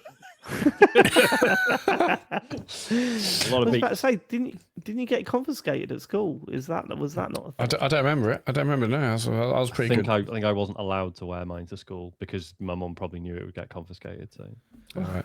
just worried it would get stolen. You know, Yeah. or Yeah. something. Just I like- suppose I didn't get mugged with this baby because on I my can't have wrist. the kids all thinking he's dead cool. Yeah, and rich. Coming home with 10 girlfriends, it's going to be ridiculous. Yeah, it was mental at Christmas time. Let me tell you that. Over the amount of anyway. Yeah. So anyway, I wanted to nominate this. Maybe it was a mistake, but whatever. I loved having this on my Maybe it was a wrist. mistake. Maybe. Yeah, maybe. It's not. It's not definitely. And yeah. I was a big fan, so that's why I nominated it. It's funny, like obviously on this pod, I'm laughed at for not having Nintendo consoles, but because I didn't have like a NES or SNES and stuff. Don't But offer this as a. no, but I also realised, but then I had I had the Zelda watch. I may have had the Mario one. I can't remember. I bought the Mario and the Tetris singles. I had it turns out I didn't actually have like any of like the major consoles, but I had all the stuff I could afford around the edge. And if anything, that makes me a big Nintendo fan. So what was yours? No, it doesn't. I'm looking on eBay. There is one of these watches up for sale now. £156.70. I'm tempted. That's a lot of pounds. Oh, Buy I'm it, I'll sell tempted. yours. I'll go home. My parents still got it. I mean, I will say, when you mentioned SNES earlier, I was like, how much to buy a SNES? I was like, they're also quite expensive. But Well, Matt, I did this to you last time, but let's do it again. Name the top 5 games that were sold Oh. on. okay, I've got this. Okay, Go on. stopwatch. That was number 6. Yeah, alarm. Unfortunately, that was 6. Right, okay. so you Dual see what's up time. against. Okay, fuck you. No, that's enough. What's it up That's against? enough. What's it I mean, up whoever against? it's up against, you must be shitting your pants right now. It's a Sean one. I still haven't my had one God. out. Oh, I let's all was vote for James, Sean's I'll be then moaning. again. It's so predictable. Go on then. What is it? PSP. Oh, I've won. Okay, cool. I was surprised more people didn't have a go at me for this because, Yeah, I don't get it. well, so there's a bit of recency bias to this. So I had Right. a PSP at the time, thought it was fine, enjoyed it well enough, but not like, oh, fuck yeah, do you remember the PSP? What a good time that was. But when I was setting up my stupid CRT emulation thing, I was just properly surprised by how much PSP stuff I wanted to revisit. Like, it just has such a good fucking library. Like, so, Persona 3 came out on it, if you like that kind of thing. I'm not a big Persona guy. But there was like great version of Final Fantasy Tactics, the War of the Lions sort of remake, whatever. Lumines, obviously. The Wipeout games for it are really fucking good. The Burnout games for it are surprisingly decent. You got the Patapon series. You've got fucking Valkyria Chronicles, Everybody's Loco Roco. Golf. Yeah, Loco Roco. Sid Meier's Pirates is on there. Fucking great game. Monster Hunter obviously had a huge, like, it had been doing okay on the PS2, but it was when it hit the PSP that it became like a huge thing. Go on. There was part of me that was thinking, I'll vote PSP because I'm a Monster Hunter fan now. So, retro. Yeah. Yeah, go At on. the time. There Series. was those GTA games as well that came out on it. There was Chinatown. GTA's No, that was GTA Stories. But also GTA Vice City 3, Stories. Oh yeah, sorry. Yeah, Yeah, Vice City Stories was really good. Yeah, you're right. Yeah, developed up in Leeds as well. Yeah. Guitar Man was on there. Outrun 2006. It's like just loads of shit. I was like, oh yeah, actually, I'm well up for replaying loads of this, and I was just really surprised. And I feel like, obviously the narrative is that it's like, because it was this amazing thing that the DS did as well as it did, and if this goes up against the DS, I'll be like, yeah, all right, of course. The DS should probably take it. That would have been. Don't worry, it's going up against a watch. just as difficult. Just really pleasantly surprised upon revisiting the catalog how fucking good it was and how it maybe didn't get the credit it deserved. I mean, you're right. The actual hardware was gorgeous as well. I went through a couple of revisions. I know we talked on the main show about the bullshit with the UMDs and the proprietary memory cards and stuff, but that aside, I think it's a great little console. And as I say, it's sort of, I don't know, I think when it comes up, it's like, it wasn't. It was all just like shrunken PS2 games, though, wasn't it? It's like, yeah, but really well done. And like, and I think, just don't think it gets enough credit. It did have it had a big library as well. Like there was a lot of games that came out for it. And as I said, like in Asia, it was really big. Like it was huge when I was there. I mean, I think the hardware itself. My biggest problem with the PSP, apart from, no, actually, I did enjoy playing on it. I think it looked way better than it felt to play on, and I think the UMD stuff ultimately, I did think it was part of its problem. You'd put those things in there and hear it whirl up in your hands and think, actually, this is fucking annoying That was the thing, because like in Asia, nobody was doing that because it was all just running off memory cards. They were doing piracy and stuff, right? But they were doing piracy. But like, it is a beautiful console. Like you look at those clear shoulder buttons. I remember them, and the fact that the buttons were raised higher than the actual. What was that little nub button. thing? Did it have like a little analog nub? Yeah, that wasn't great. That after a while of using that in a 3D game, your thumb really started to fucking ache. I got this on launch night. I think this is one of my first midnight launches in the game station in Sutton. I was living in Milton Keynes at the time, but I remember getting this GTA and something else. I can't remember what I got with it. Maybe a Pro Evo game, something like that. And I remember thinking, this feels really futuristic, but there was so many little bits wrong with it that I just thought I didn't fall in love with it all the way. Weren't the games like way more expensive than they were on the DS? Possibly, or at least 10 to 15 I pounds remember more. because I worked in HMV at the time, and like we sold like games and movies on UMD, and I remember there being pricey. I can't remember them compared to DS, but I remember them. Oh yeah, because of the proprietary, UMD stuff, they were more expensive as a result of that. There may just be a pocketful tale, but I remember them being like, oh, pretty pricey. Did you own any UMD video stuff, Sean? No, I didn't. Didn't everyone? Okay. I thought that was one movie everyone owned on UMD. I'm sure it was like a famous one. No. I remember everyone wanting the Family Guy UMD. you know what I mean? I want Family Guy on my PSP. Like, why? Because I can. And it's funny because, like, in terms of like what Sony were trying to do with it, they kind of failed in the sense that, like, because I remember them, they at the start they said, this is going to be the Walkman for the 21st century. That was one of the marketing taglines. It's music as well, right? Like they sold it as a music device as well. Video, and I remember at the time, sort of, a lot of people being like, no, I don't want like one device that like does everything and doesn't do anything quite as well as a. And then now it's like a dedicated device. Imagine that. I can't put my finger quite on why. I wasn't following the industry as much as I do back then, but I can't put my finger quite on why this failed. Like I don't really It understand. should have been a slam dunk, again, shouldn't it? Like, had good games. The brand was really popular at the time. and the console games were all looks fucking the sort of futuristic. thing that was doing really well on the PS2. It's not like But there I wasn't think that much difference in terms of the. Well, I sort think of it I wasn't think that that's part part of the of the problem. reason. Yeah. Maybe, yeah. Because what DS did so well was like there were different. games built for like short, snappy play times where like PlayStation put their big titles in this, which didn't really, weren't really suited to just pick up and play. They worked well for TV games, but for this, it's like it didn't work as well. Where Nintendo really adapted and created games that suited the experience of playing Do you know how handheld. much this cost when it launched in the UK? No, Is it go on. about 200 and something or 179. You think, fuck, how did this fail? Genuinely, Well, how yeah, did this but- fail? that's like what is that now though in terms of with inflation? After inflation, yeah. Because I was looking at like the what's it called, the Game Boy, like the SP, and I think it was the SP, and it was like it launched at like $99, which is now equivalent $179. Like Yeah, so, sure, but it doesn't really work like that though, does it?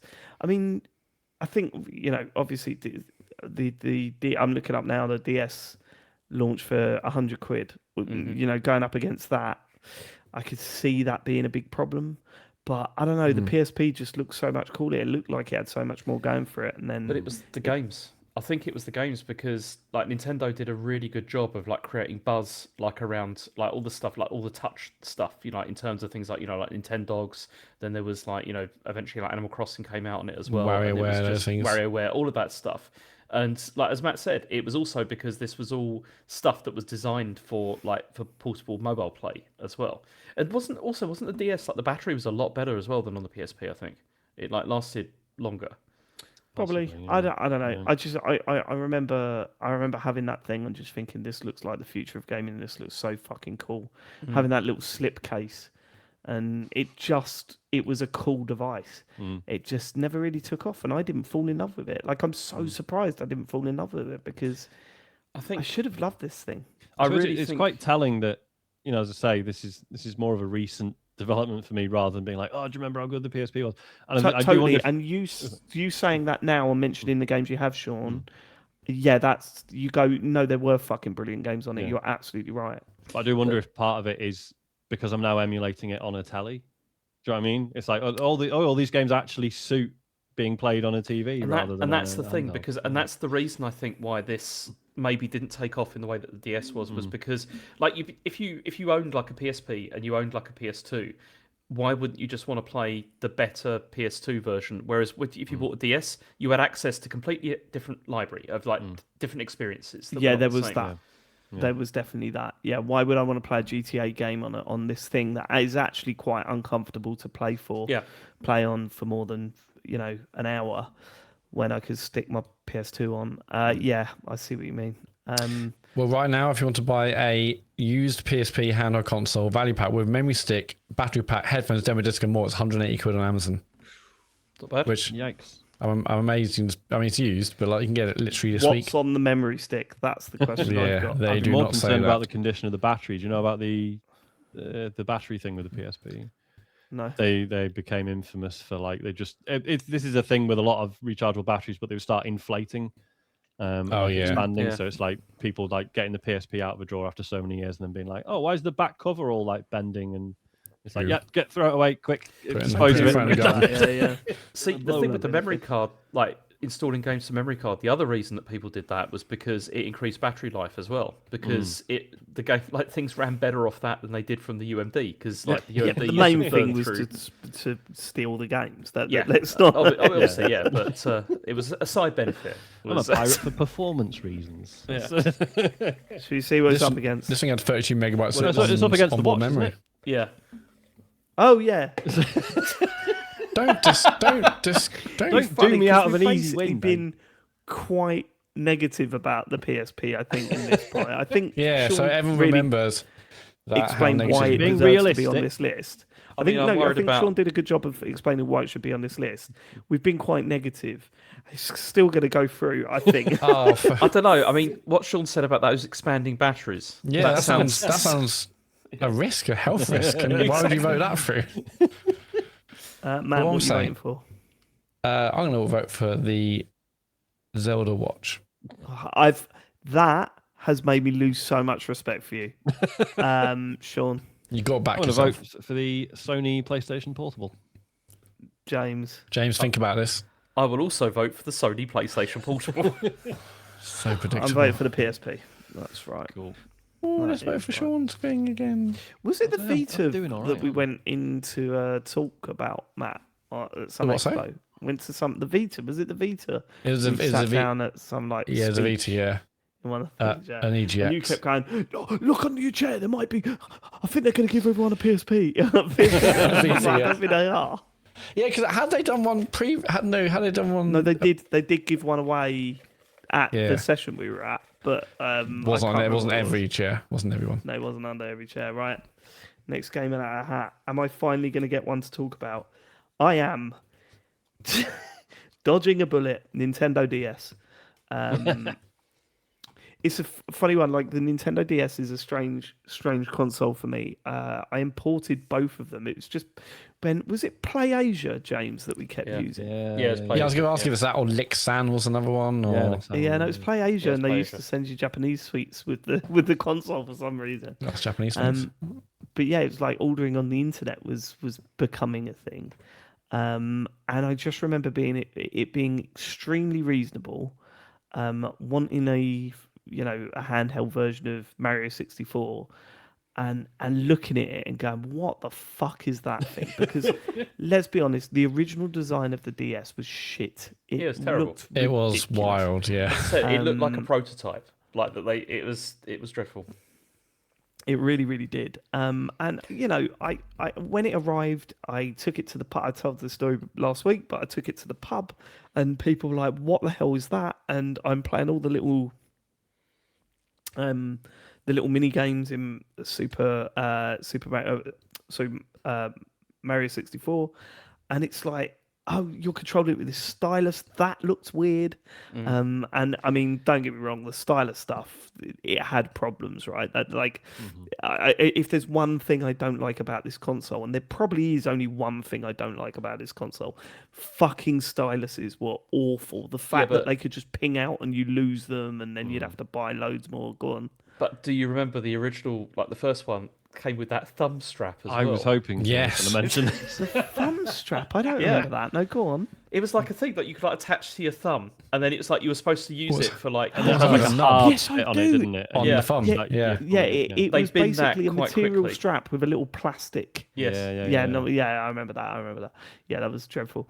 But what I love about this console is the evolution it had for its lifespan. So, you got this slightly kooky, what the fuck is this for? I don't quite get it sort of console, to the release of the Lite, which was genuinely still one of my favorite looking consoles of all time. Yeah. I think it looks so smart. Well, that sort of hang on, we're clamsh- not allowing this, are we? Like, you're adding another consoles into your nomination? Nah, No, it's it's the part same. of the DS. Yeah, You're thanks. including the Lite. You're Thanks, Sean. including... Yeah, I mean, including I the got to Lite, include the absolutely. whole GBA lineage, so I can't. It did, yeah. Just Well- because you picked a fucking watch, don't start on me. So if someone had chosen the Game Boy Color, would that have been allowed last time? That would have been a fucking fun. If someone had chosen the DS Lite, then I would have been absolutely torn Yeah. to pieces. And rightfully so. I was going to go for the DSi, but No, that is the one of that might be worse than the original. fuck off. Not in terms of design. It looks nice. The DSi. Sure. The DS Lite is one of my favourite looking consoles of all time. I had the navy one. We talked about it last Yeah. week. We won't go through all that stuff again, but Absolutely gorgeous. Love mine. it felt like a new dawn for that console. And I remember playing that's what I remember. I don't really remember playing much on the original DS that much, but when the DS Lite come out, I remember spending hours and hours on the Phoenix Knight games. Phoenix Knights. Phoenix Nights. Phoenix Wright. I love a tie-in. I love a license tie about that. You have to control Peter Kay to go, I'm getting the word nonsense. I love that level. Yeah, with the stylus didn't work as well. And then Owen Dan and Dan, one of the all-time remember- greats. I remember playing what was it, the Mario Kart DS a lot Yeah. with you, James, online. Yeah, we played it over line. Animal Crossing was amazing on the DS. Like, yeah. I loved it. Yeah. I never really got into Animal Crossing on DS, but this is, you just get that feeling. It also had this like mainstream appeal with the Dr. Kawasaki. Yeah, Dr. Yeah, Kawashima's Kawashima, brain training. yeah. Brain brain training. The brain training stuff. You see everyone getting this thing. Nintendo But for me, as well. It's huge. Yeah, Nintendogs was another one that sort of really sort of took that to the next level. But for me, it was that feeling of sitting on a train. I'll never forget it. James was talking to me about Phoenix Wright and saying, "You've got to play this. You've got to play this." And I know originally it was a GBA game, right? Originally, yeah. And then they re-released the first one with an extra set of levels and all that sort of stuff. Stop saying garlic bread in the chat. It's not funny. I remember James. It's his birthday. I think he's allowed. Yeah. I remember James raving about it to me, and I remember getting the train up. Like I was working on sites at that point. I remember getting off the train at Waterloo Station, and they had a HMV underneath where the Weatherspoons is now. As you walk onto the platform from the train. Oh, sorry, did you say Victoria? No, it's Waterloo, I think. Oh, okay. I'm pretty sure it's Waterloo. Yeah, because on Waterloo, the right-hand side, you go up. There's that Weatherspoons up at the top bit. Yeah, because Victoria's got that one. Was got like it had the HMV on the corner and the spoons above it. Yeah, maybe. I But anyway, walked into HMV, picked up Phoenix Wright, and I remember getting on the train, turn it on, put the headphones in, and I was lost.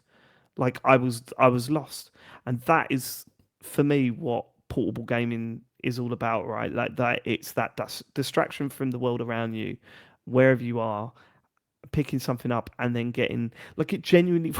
I remember thinking, I'm reading a book. Like this is what it must be like to read a book. Like I was so into those characters and so into that world, and I just honestly, that game is the main reason why I'm voting for the DS. There are so many reasons to love that console, but for me, that game just took me to another place, and fuck me, I love it so much. The second one started turning off after that, but the first two games, I just adored it, and I remember just calling you constantly, James, to talk about things about the DS. As you say, we used to play it while on Xbox Live. I remember. I mean, again, told the story a billion times, but waking up drunk.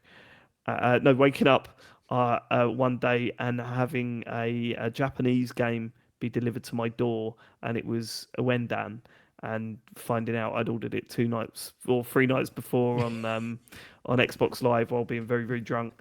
And then just playing this game and thinking, this is about as good as it gets. Like how that Wendan is so special. Like a rhythm action game that uses a stylus and works. The Fuck music me, was that is insane, right? And I'll never forget, like, because we both finished that on the hardest difficulty at the same time, like pretty much. And we were like calling each other. It's like you've done it. I've done it as well. We did. That last level was just so special. Look, I remember like everyone on Rollmock playing that or having imported it from the same place, and like what a game! That's a real special one.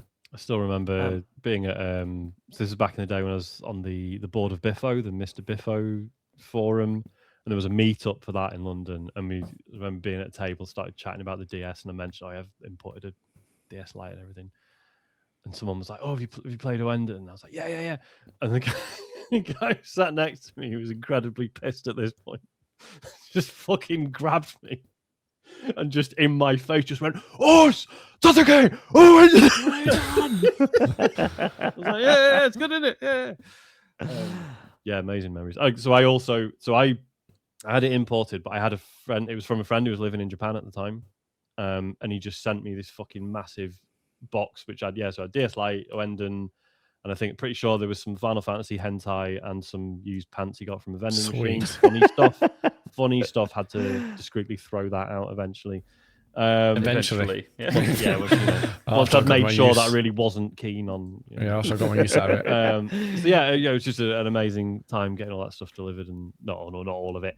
The DS stuff was good, and having the navy blue one, and people thinking I was dead cool for having the Yeah. imported one. I had that. Yeah, great I days. had that. Yeah, what a console! Like I honestly, I look back on it so fondly. I've still got mine in a drawer somewhere, and I don't play it much, but I do open it up and go, "Fucking hell, this was something special, wasn't it?" At the time, and to beat something like the PSP the way it did, uh, looking the way it did, especially when it first came out, is absolutely wild. Clubhouse Games, Yeah. remember Oh, that? Yes. That. Yeah. Start something good. special. 42 worldwide Classics. or whatever Yeah, they yeah. called it. Yeah, 42 all-time classics. Yeah. Yeah, absolutely adore that console. Should we find out what it's up against? Please don't be one of mine now. I was going to say, this could be tricky. All mine have been left to the end. It's annoying. Oh, it is one of mine. Oh my god, it's up against the N64. Ooh. Come on, how can you? How can you? How can you slap?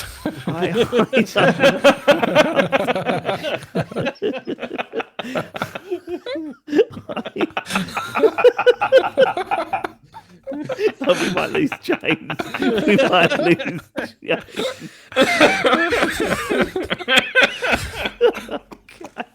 Okay, we have lost James now. Okay. We have lost James.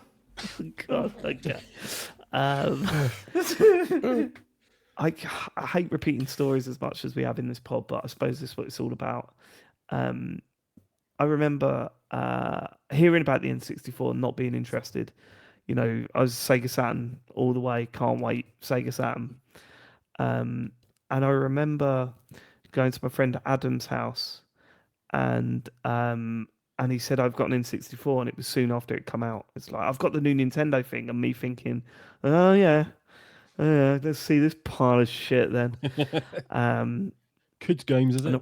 Yeah, I went up to his bedroom and he put on Super Mario 64.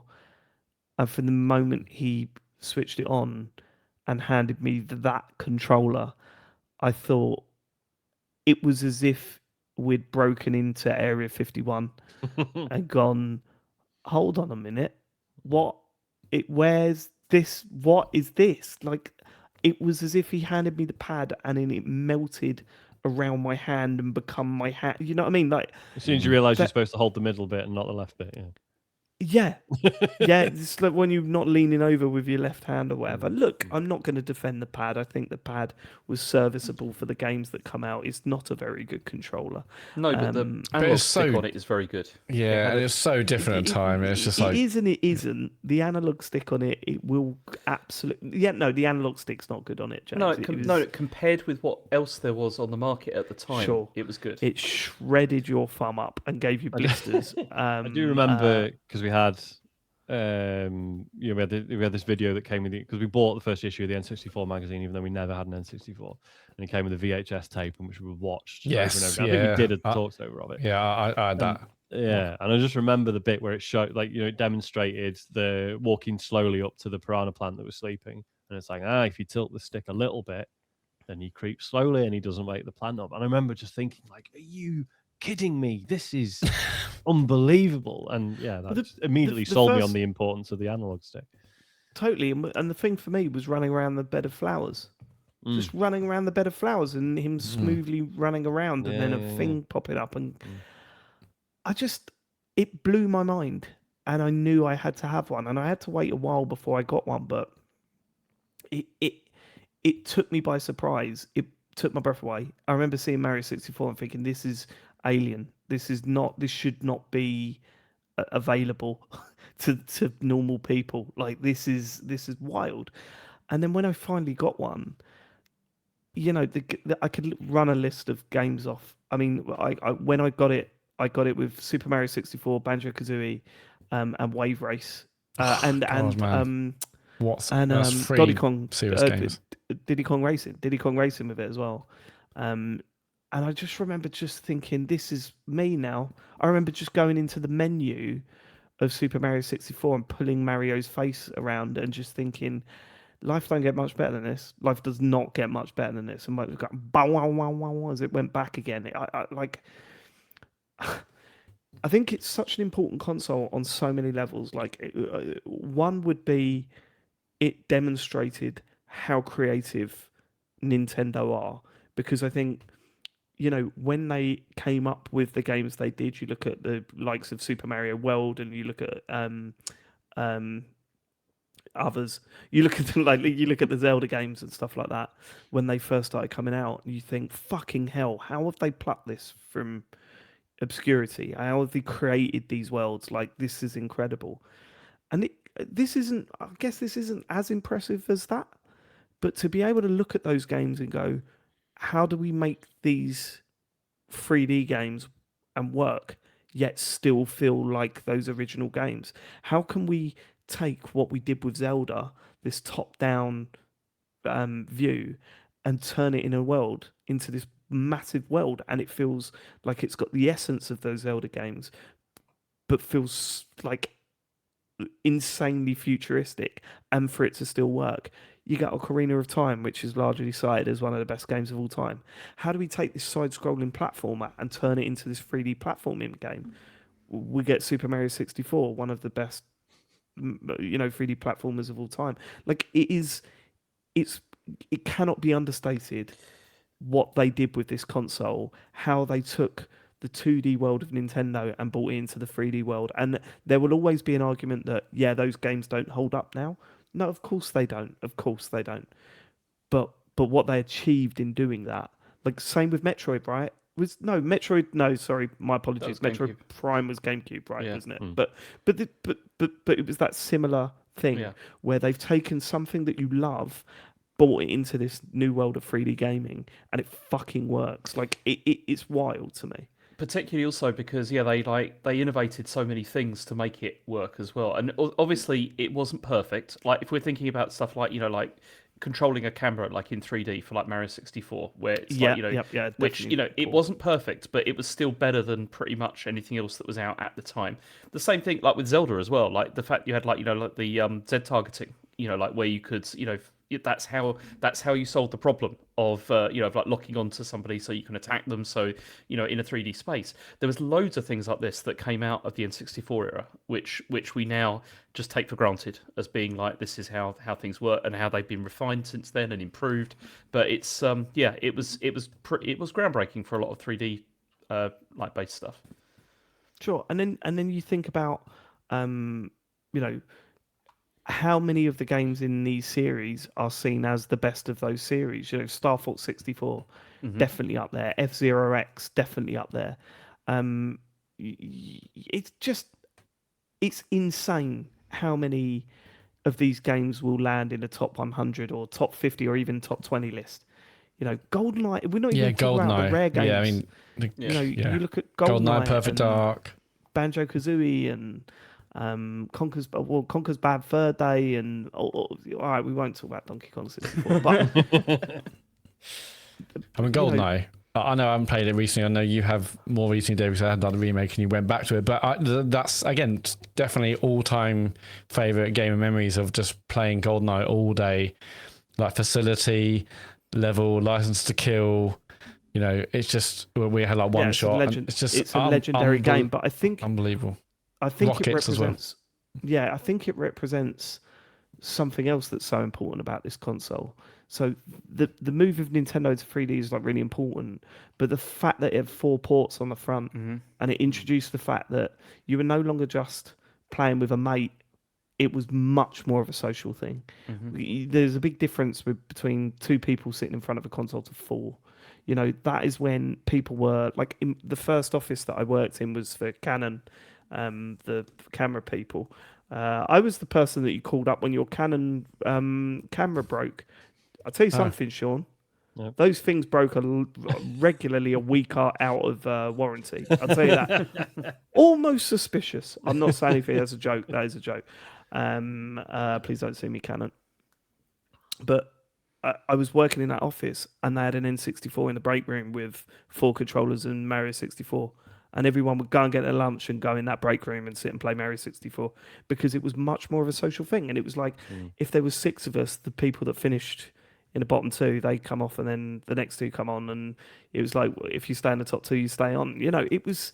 And then, of course, GoldenEye is a huge part of that. For me, I know it's not for everyone. People cite other games, but WCW versus NWO Revenge was just something special. Like, and the fact that 4 ports, plug the controllers in, everyone bought their controllers around each other's houses, so it wasn't like you had to buy like 4 pads just to get a game of it. Everyone had their own controller, and we would bring them around out each other's houses.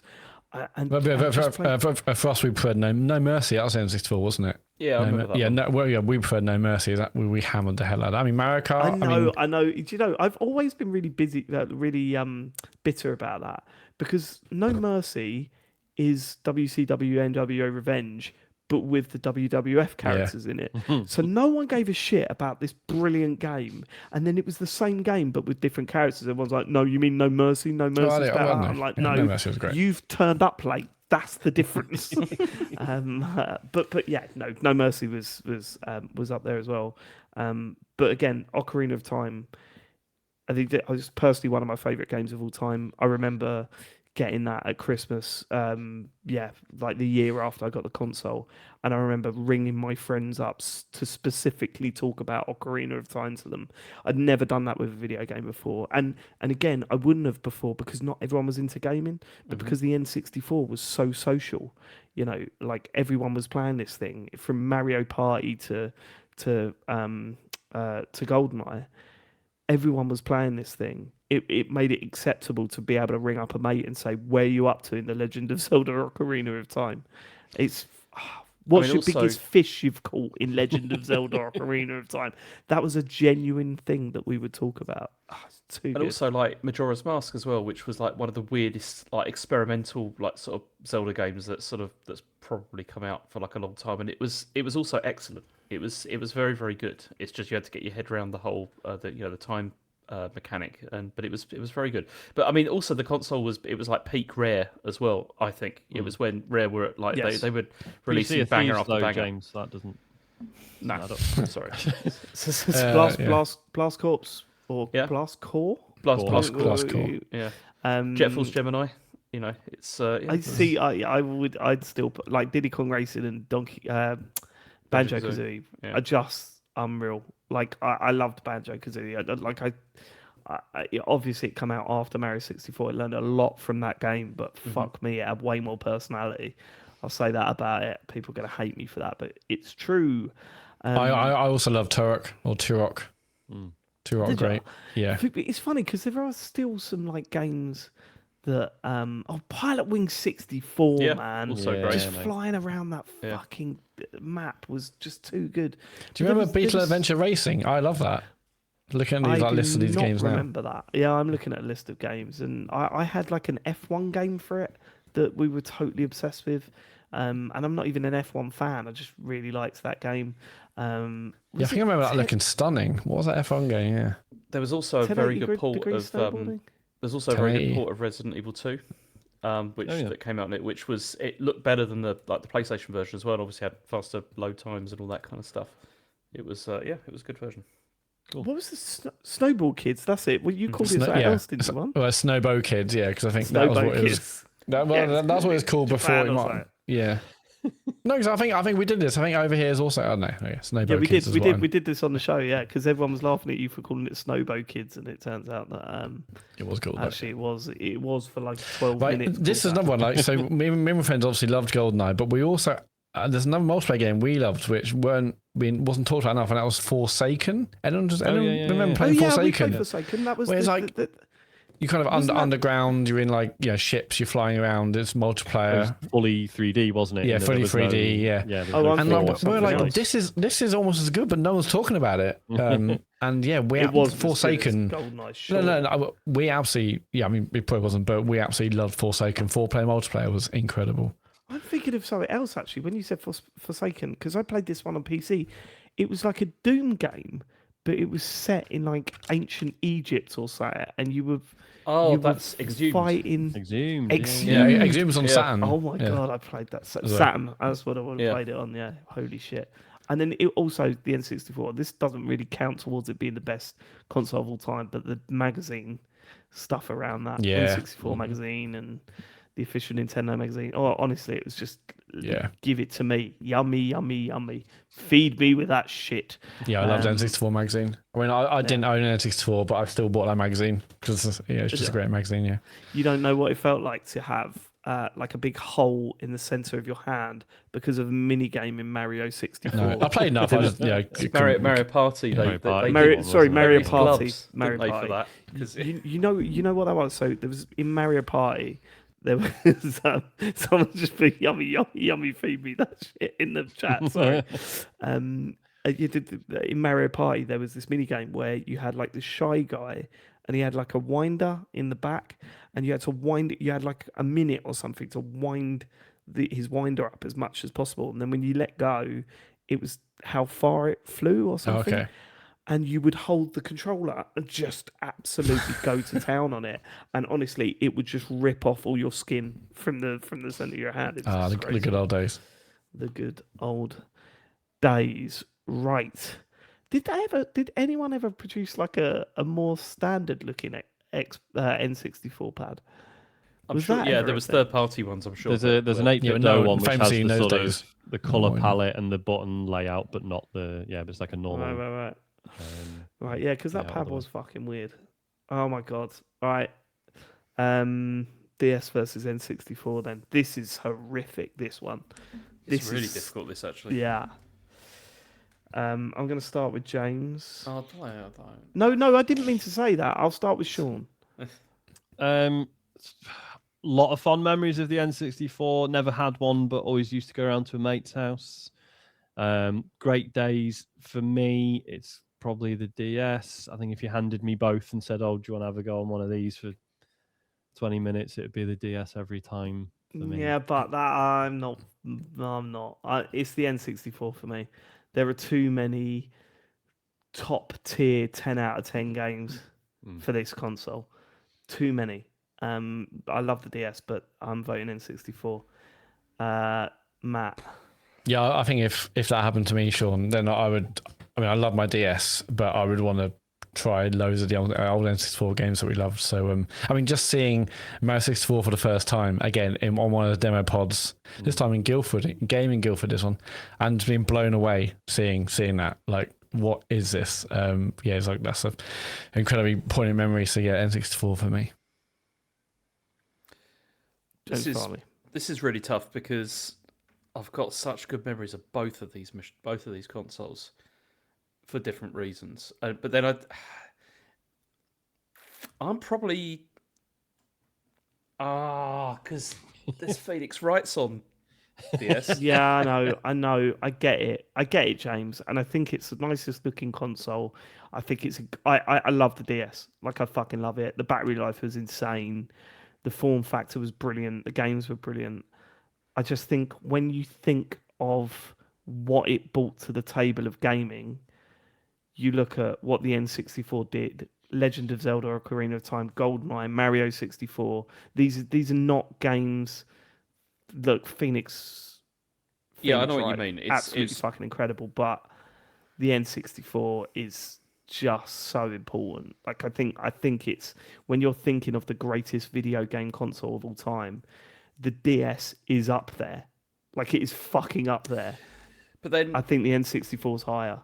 The only other issue I got with it is that, like, the breadth of stuff that was available on the DS is far more than the N64, because we've talked a lot about, like, the positives of the N64.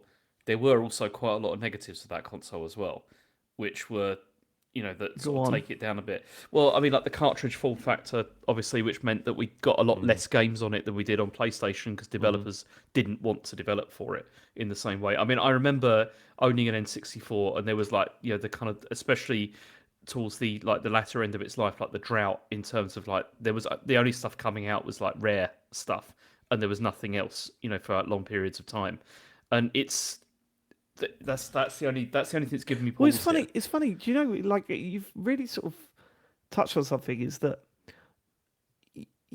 you don't get this anymore, but with a console back then, games felt like that feels like an N64 game. That feels like a PlayStation game. Like, you could feel them. You could look at them and go, that looks like a Dreamcast game. You don't get that anymore, obviously, because the architecture is so similar. This is what I think is a shame, actually, like to a degree, because it was kind of nice having those like alternative options, for like how things, were, and there's different strengths and weaknesses of each of the different machines, Sure. which doesn't exist now. I This would is hard. also say, look, there was some bad stuff or stuff that was missed on the N64.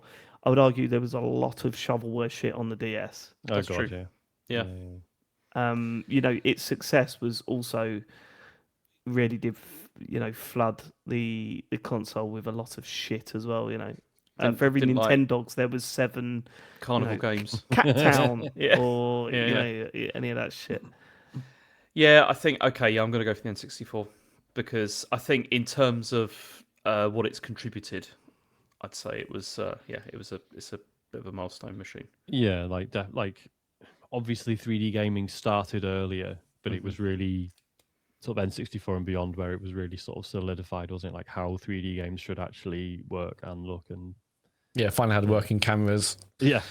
in games and analog control properly. Yeah. And it's funny, it's like one of those consoles where games were coming out around it, and whenever a 3D platform would come out, people would go, well, is it as good as Mario 64? Like the first one. And it probably wasn't the first 3D platformer, sure, but it was the first one that established Croc. a I was lot. going to say other Croc things. in the mud. Croc. Jesus Christ. Yeah. Put some respect on Croc's name. Right then, do you mind if we do a quick toilet break? I could do the Yeah. Wii. Yeah. Let's do that. We're all getting old. In a bit. Back in a sec. Do it.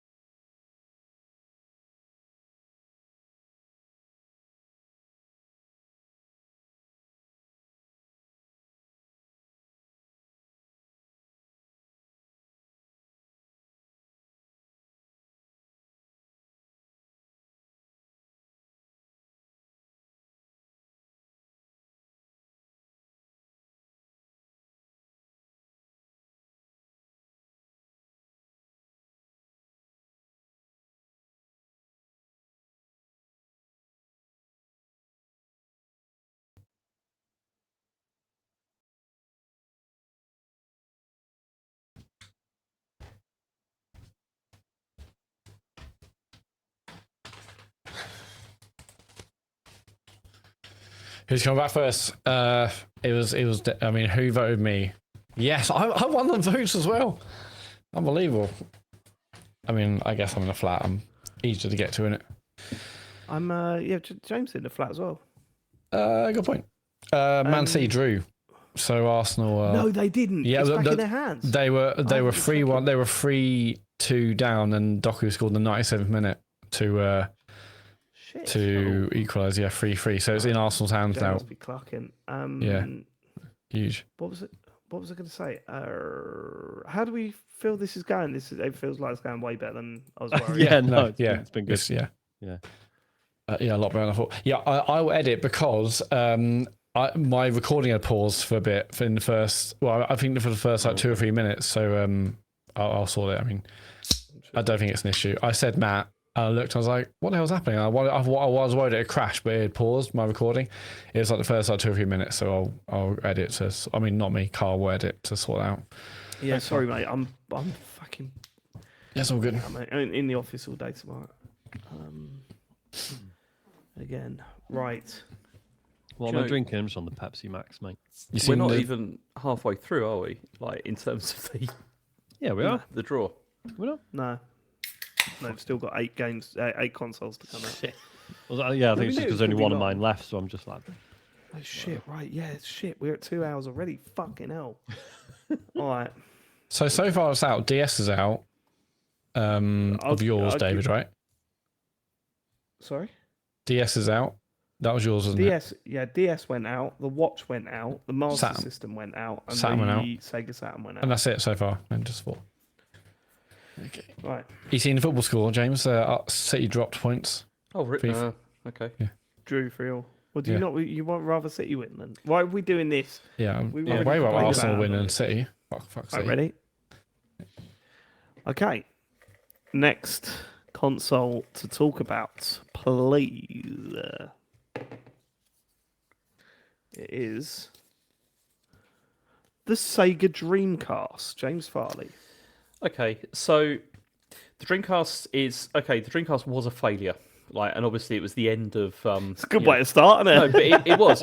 But no, I want to talk about because you see, I got the Dreamcast not when it was like on its way out, but just before they they announced that they were going to stop producing it. And the reason I nominated this is because I'd been away from Sega for like quite a while, and because I went with the N64, I didn't get a Saturn or anything like that, and this was the console that like brought me back to Sega games, and it fixed a lot of the problems I think the Saturn had, like in terms of it was easier to develop for, it was focused on 3D gaming, all those aspects. And I remember getting it. I just quit a job that I was working at the co-op, and I just quit that, and I had some money left, and I bought one, and because it was getting close to the end of life, I ended up picking up tons of like games like for it, and I was completely blown away by the machine.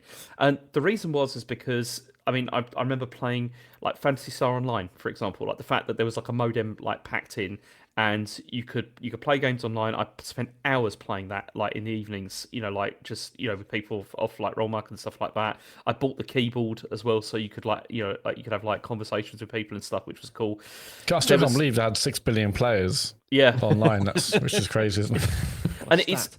And the thing with this, also that it did have like a pretty amazing lineup of games, like in sense of like it had like Soul Calibur, Jet Set Radio as well, which it had problems, but it was amazing. But then obviously for me it was like Shenmue 1 and 2, and maybe one more so than two, but I remember like just Christmas like playing Shenmue like in my bedroom, and with the like lights out and everything, and I felt like I've been transported somewhere.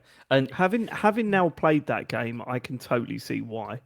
I can imagine that as a Christmas in your bedroom, loading it up, thinking, "What the fuck is this?" Yeah. Just well, it's like because they've completely losing yourself in that. Yeah, because there'd been nothing really like this, like before, and and again, the games on this machine looked incredible, especially because like when the PS2 first came out, none of the games that launched with the PS2 looked as good as like the stuff that was already out on Dreamcast. Like it really didn't. Like even like Sonic Adventure looked better than most of the stuff that came out, and it was Sonic, yeah.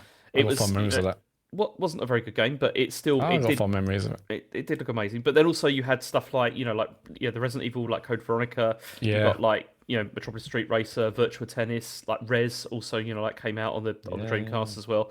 But then again, like the online, I remember I spent ages playing like Quake 3 like Arena on that, and it was. What was that puzzle game they gave away for free? Choo Choo Rocket. Choo Choo Rocket, yes. Which was it also for free? Did I imagine that? Yeah, it was. I think you had to register your. Yeah, God, I love that. Your Sega Online account. What do they call it? It had a funny name, something Pass. I can't remember. Online Pass or something like that. Yeah, it was the Dream Key. Dream Key, that was it. Yeah. Dream Arena. And it had web browser, all that kind of stuff, and also the VMU, which the problem with again, I'm talking about problems here, but the VMU had you could play little games on it and stuff like that. It was but fucking cool. Yeah, you had like the kind of like your little like in Sonic Adventure, your little kind of chows, whatever they're called. With almost like a little like Tamagotchi thing you had in your pocket during the day, and it was almost ahead of its time. It was kind of crazy what it had. I remember playing Virtua Tennis on it, or playing Virtua Tennis, and then thinking, what a game. I could play it without looking at the screen. I can just look at the VMU. That's right. It's playable. Facsimile of it on the. Virtua Tennis was insanely good on. It was a very, very good game. It wasn't good, but the Sonic board game, Sonic Shuffle, that was it. Yeah. And the fact that every player could look at that, everyone had a hand of cards, and you would look at your hand of cards on the VMU, so no one else could see it. You're like, "Fuck!" Yeah, that's a cool idea. Yeah, it's good stuff. And this is one of the reasons why I nominated this, because although it didn't work out, and I think one of the reasons it didn't work out is because Sega had no money. They by this point they weren't able to push this in the way that that they probably could have should have done if they'd have not had the Saturn. Do you before. think you say they had no money, but then they did fund the most expensive game of all time Yeah, at the time? exactly, and that's what it. I'm saying. It was like there was Mistake. which was probably a mistake because they didn't obviously they never made that back. Probably a mistake. But then as I said, it introduced like console online gaming. But I mean, I know that obviously there was the Mega Drive had like the satellite stuff, and there were attempts before, but this was the first time where it worked. Anybody could sign up using your ISP or whatever, and it just worked. Because I know the PS2 had a network adapter, but that was after. Yeah, it came late, didn't it? Yeah. So that's SOCOM. SOCOM, yeah, it was on SOCOM, PS2. Yeah. That was a mess. But yeah, it was, and I think, yeah, it's just one of those things where I think if the biggest problem with this was the fact that everyone was waiting for the PS2 as well, because the original PlayStation had been so successful, it was so massive that there was a case, and the Saturn had been like a bit of a failure, and there was a hesitance for people to to drop in with the Dreamcast, particularly also because it didn't have a DVD drive either, which was another like critical sort of error, I think, with that. Although, yeah, there's no way they probably could have done it. But there was so many, I would say, kind of like transformative experiences that came out of this console that have then gone on to inspire other things that have come, in the future. That's why I think this is an important machine, more so than a lot of others. So wait, what did it inspire? What things like online gaming, I'd say, is that's I something... don't know about that. No, it did, in terms of the fact that it was the first machine that you could just plug in and you could play. But not many people were though. Like I would credit. I would credit Xbox for bringing. Well, yeah, obviously, because that's because they had Microsoft resources behind it. They they could afford to just spend all the What's the cash that matter?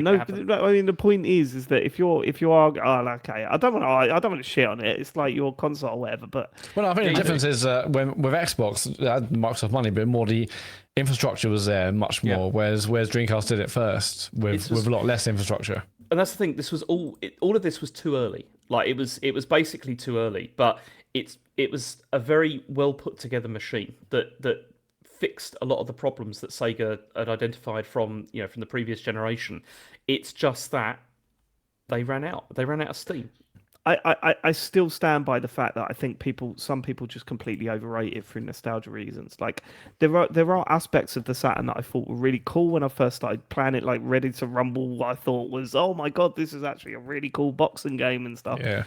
But I do think the launch lineup was poor. I think people soon realised that Sonic Adventure wasn't a good game. And I really like there was a big push for the Dreamcast when it first started. And I think the reaction to it, I think, don't get me wrong, I think the Saturn didn't help. The Saturn got rid of the Sega is really cool mentality. I would argue they had some bangers as launch the titles. launch was fucking brilliant. Soul Calibur, Power Stone. Also, how's Power Stone not been remade? Like, I love that. Isn't it? The first one, I mean, I can't remember if I've heard two or one more. I'm just going to say the PSP has a great version of Power Stone 1 and 2. How have they? I guess, I mean, Capcom are on a tear. They know what they're doing. But I mean, I knew Power Stone would be incredible. But it launched with Soul Calibur, a fighting game which I don't like fighting games, but holy shit, what a good game Soul Calibur I didn't was. realise Soul Calibur, the original Soul Calibur, is still the second highest rated video game of all time on Metacritic. It was really good. What's number one? Fucking brilliant. Second to Ocarina of Time, of course. I'm just out of interest. We played this game earlier, but I want the top 5 sold games, James, on the. Before that, can we go for his launch lineup? Like Pen. Yeah, Triathlon. That was Triathlon. I remember that being like, I remember we've seen Anime magazine saying, what is this rubbish? Trick Style on the front, like DC Trick UK Style was magazine. good. On the front, DC UK magazine had the cover. Blue Stinger, it wasn't Resident Evil, but it was like, I remember at the time it looking or feeling like it looked stunning. Hydro Thunder was also House of Dead 2. Yeah. Yeah. Oh, I mean, I will say, like, Jet Set Radio is a funny one because I remember being so blown away by it at the time. Have any of you revisited it? Yes, I have, and I know it, but amazing soundtrack. Yeah, Like, yeah, it's absolutely fantastic soundtrack. That's like the only part of it that couldn't age.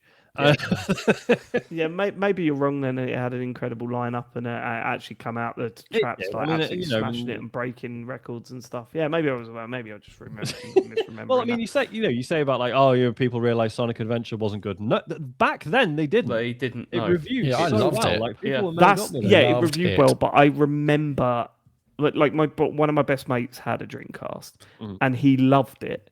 And even he, after he got, he went, "Oh, Sonic Adventure's not very good." Like, I just really remember, like the games we were playing, it was mainly Crazy Taxi and Crazy. Oh man, Ready to that's- Rumble. Yeah, Crazy Taxi is like one of the few games that game actually gave me blisters with all the mini games. There are many games that have done that, but that's one of them. It's also because this machine, if you compared this to like the PlayStation, like in terms, it was a quantum leap, like in terms of like visual fidelity and everything, like compared with but the PlayStation library. It just wipes the floor with the Dreamcast. Well, yeah, obviously, library, surely. Yeah, obviously it does, but that's because it had a short life. The Dreamcast, it didn't have it never stood a chance. So why did it fail? It failed because Sega ran out of money. Is why. Yeah, I mean, but basically, they were Sega already bleeding from the Saturn, and they fucked over retailers. They pissed off developers. Right. But if this sold 20 million units in the first year, they wouldn't have run out of money. So why didn't it sell the amount of consoles that it needed? Because people were waiting for the PS2. That's one of the major reasons why it didn't work out. Is because people were waiting for that console, and they didn't want to take a risk on this. And the PS2 having a DVD drive. Yeah, that was a big major difference factor. as well. It was, because it was actually like one of the cheapest DVD drives, which is insane. Like, or DVD players, sorry, I should say. Yeah. So none of this is the fault of Sega. Is that what we're saying? But they also killed it early. Yeah. Like after like a couple of, was it 3 years? About 3 or 4 years, I think. Yeah. Maybe about 3 years, I think. Yeah. That's like quite a long time. I mean, it's mad. I'm sure I've told this story before. We had a Dreamcast. My brother bought one. And then after a year or two, the lens on the lasers started dying on us, probably because we were playing pirated games on it. So fair enough. Not having a go at the hardware. I remember, basically it was out of warranty, and we found out it was always going to be like 50 quid to replace it, which at the time was a lot. And I wasn't old enough to, I was still like 14 or 15 at this point, so I wasn't working. And then basically I remember we went. It was in like WH Smith's, and they just had a Dreamcast for 50 quid on a shelf, and we're like, we'll just buy a new one then. So rather than get it repaired. But I think my bitterness comes from the fact that I love the Sega Saturn, right? In the same way that, for example, James loves the Sega Dreamcast. Yet people talk about the Sega Saturn like it was shit, and people talk about the Sega Dreamcast like it's one of the greatest consoles of all time. True, they do, James. I don't think so, because the Saturn has had it has had like a renaissance in terms of like absolutely people. Not. Yes. No way. No. People are more happy to blame that for the death of Sega than the Dreamcast. 100%. Well, yeah, because that's where the rock was set in. I mean, you see what I mean? I think people have like fonder memories of Dreamcast because I think like the types of titles it had on system. It was because the people that owned it felt like they were in some sort of exclusive club. That's that's my view. No, that's not my at all. opinion.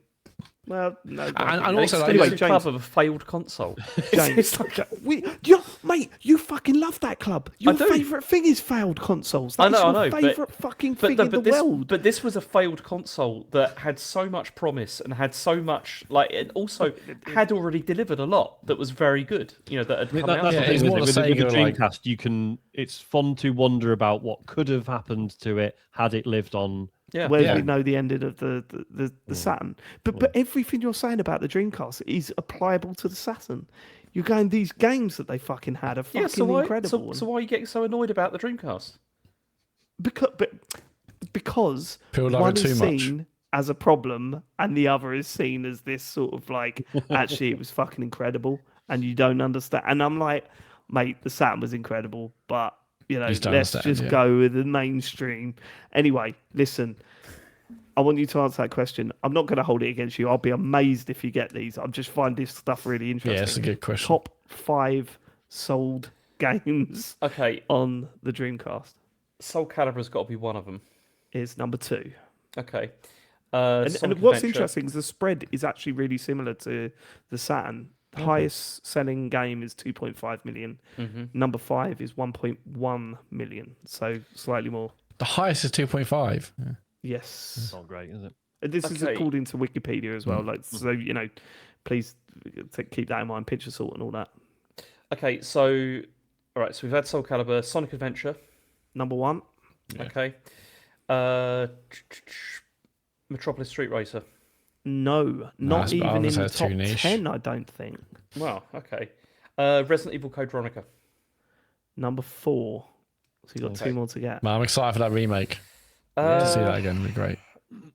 see, I don't want to say Shenmue because I don't think it hit in the top 5. Are you going to say it or not? I'm gonna say I it. reckon it's Number 3. Okay. Yeah. So I've got one left. You're not right? going to get number 5. You're not going to get. Oh, number really? 5. So it's obscure. Not obscure. It's just shrug of the Ah. shoulders. Is it like NFL 2K or something like that? Boom! Someone's got Whoa. Wikipedia up. No, Look, I've see not the face. Yeah, we saw. It's NFL 2K. Should we see what the Dreamcast is up against? Yeah. The Dreamcast is up against the Xbox 360. Fuck's sake. This is James. One Yeah. of yours. So yeah, I mean, this was an easy pick for me because this is one of those consoles where it was such a great sort of like launch experience. Prior to the Red Ring and all that kind of stuff, but it was it I've was got like that in there. it's Remember that when it comes to voting. but it's like the original. I mean, the original Xbox was good. It was a very good console, but like the 360 kind of like ran with everything that was like good about that and significantly improved like most stuff. And I just remember all the buzz like leading up to the launch, the Major Nelson podcast, describing like the memory cards and Yeah. like the controllers and stuff like that. And it really felt like something like new was like coming, at this point that was good. And like the idea that like following the PS2, the idea that something like that another a console from another manufacturer could even take that on seemed like kind of ridiculous that would be possible.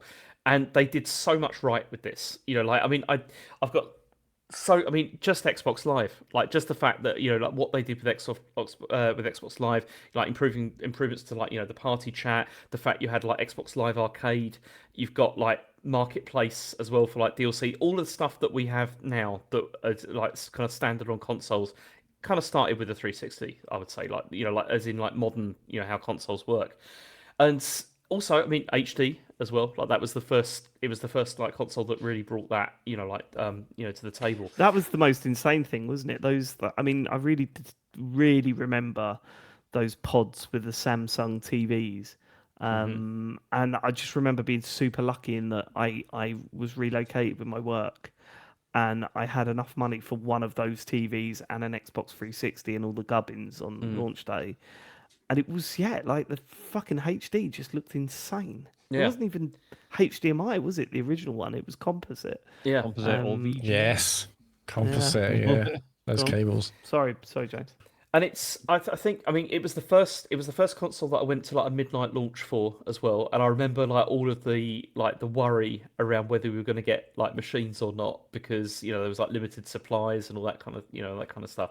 And I remember like going down there to pick it up and then like bringing it home and just like getting straight onto like Xbox Live and playing. I think David, because you got one as well, I think at the same time, and we played like stuff like bank shot billiards and stuff like that on there, and it was and it was so cool to like have like suddenly like these like downloadable games, like just stuff that you could just like download, like these small like even like they brought out like Gauntlet and stuff like that.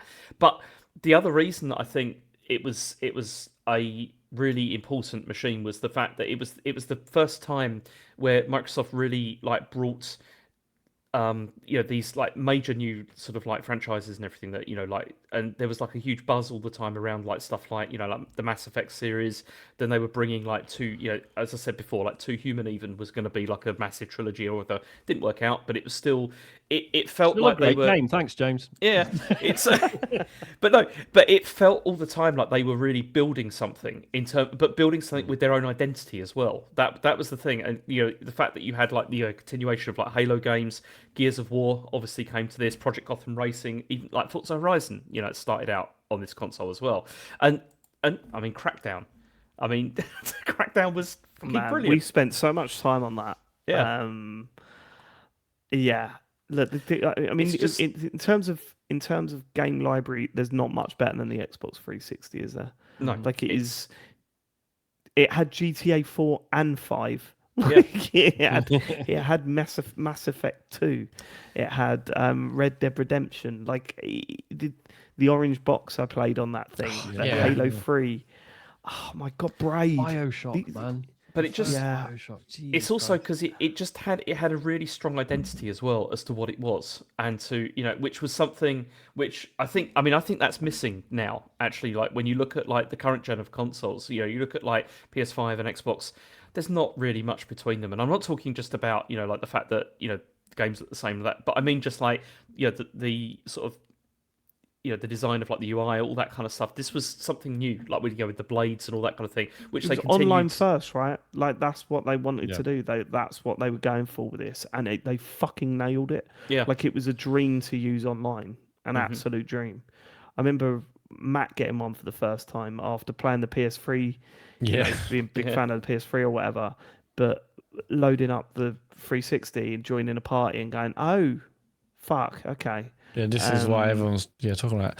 I didn't get 360 at launch because I couldn't afford one at launch. I remember I worked in HMV at the time, and I remember like people buying them, and I just couldn't afford it. And I typically I was like, well, I can't get this on launch. I'll get a PS3 at launch when I moved to Leeds, and that's why I did that. But it took me a while to get one. But I think I got one on a bargain, and I was like, oh, this is why everyone's been raving about this console, and kind of slag off the PS3.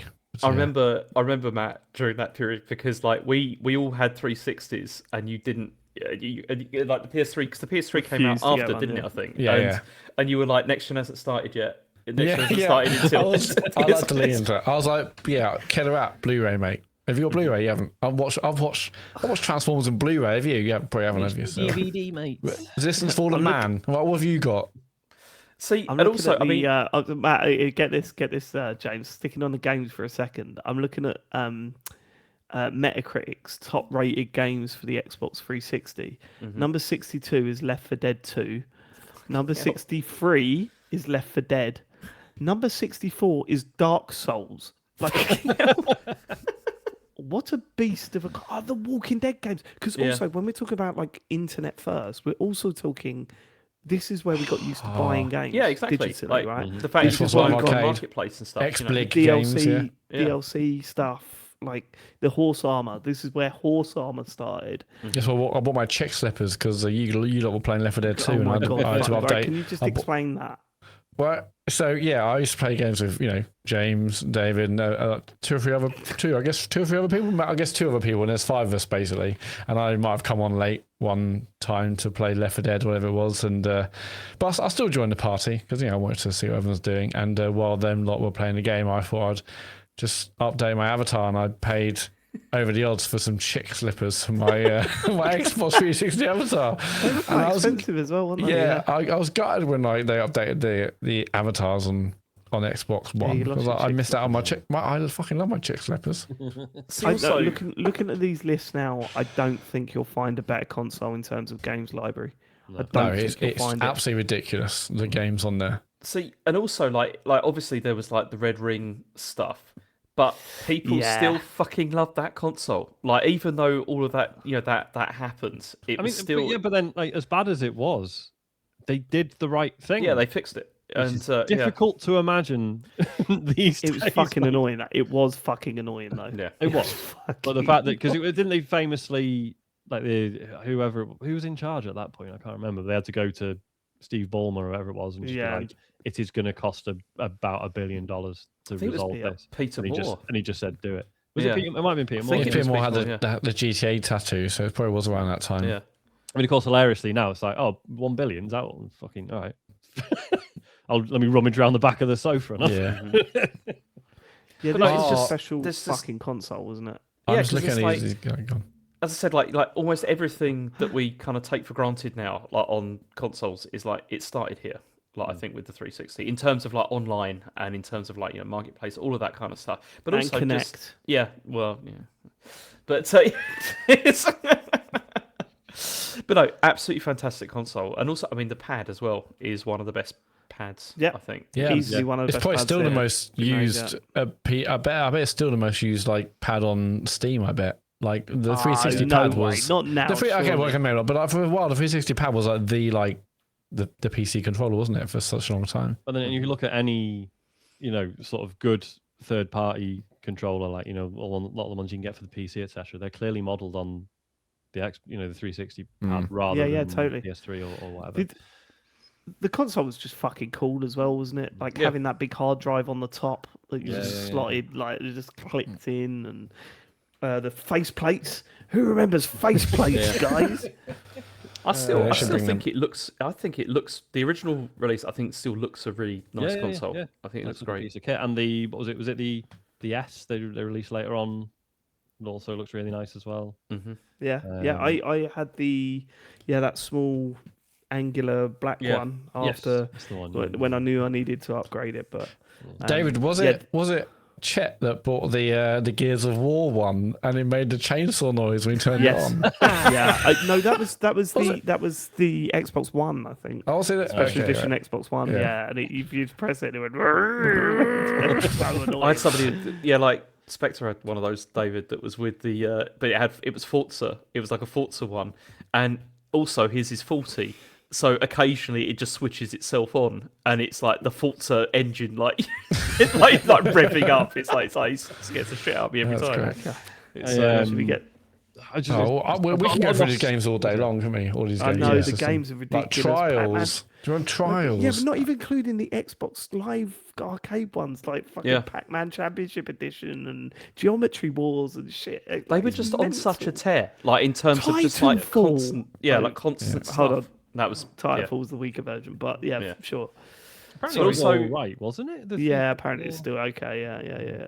Sorry, Sean, you were going to say something. We totally. I was just going to say a lot of nostalgia for both of these machines, but it was the Xbox 360 was just at that perfect time where I was a student, so loads of free time, and just the idea of just turning the thing on and just being like, what are my mates playing? Oh, I'll jump in and play with them. Yeah. Which at the time felt like the future and probably is still a thing for people who aren't as old as me now.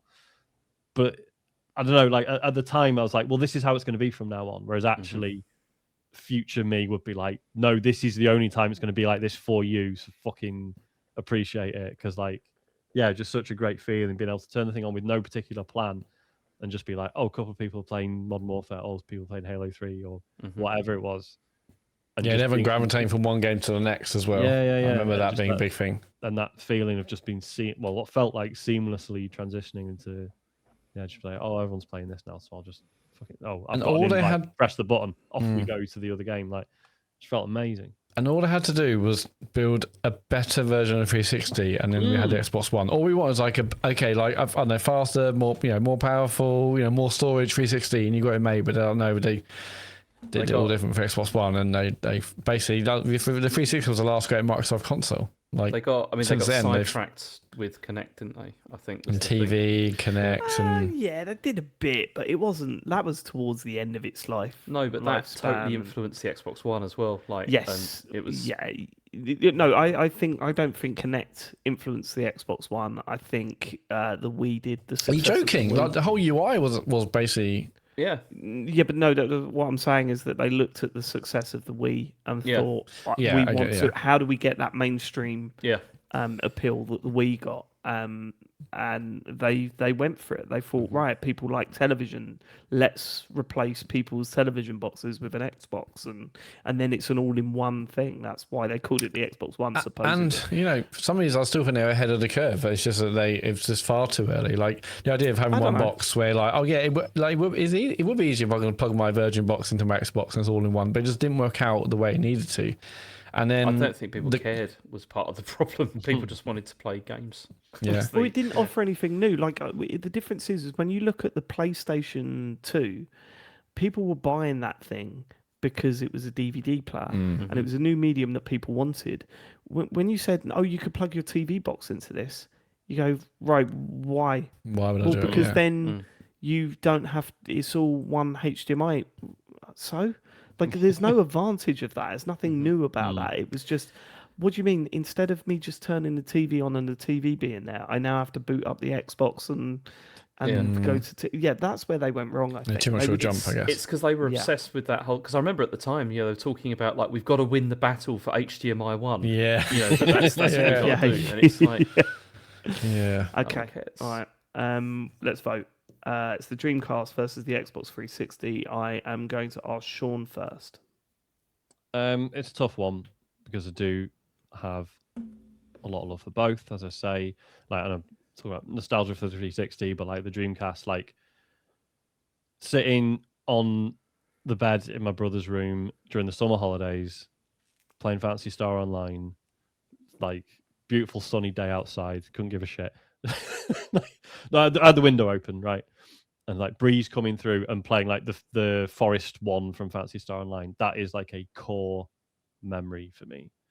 But you cannot argue with the library on the 360, what it did. Like, I know the Dreamcast started, like, really, fired the starting pistol for online gaming, but what the Xbox 360 did with it, even versus the original Xbox, like, was just unreal. Like, it was just, yeah. So it's gonna have to be the Xbox, I think, 360. James Farley. This is tough because these are both mine. It's tough.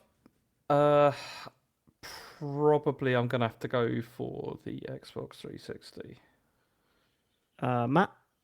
Speaking of core memories, yeah, I remember on Dreamcast playing Speed Devils, listening to Linkin Park's Meteor album that just came out, and yeah, that's a massive core memory. But yeah, it's a 360 for me for all the things we've discussed up to now. As much as I love my Dreamcast.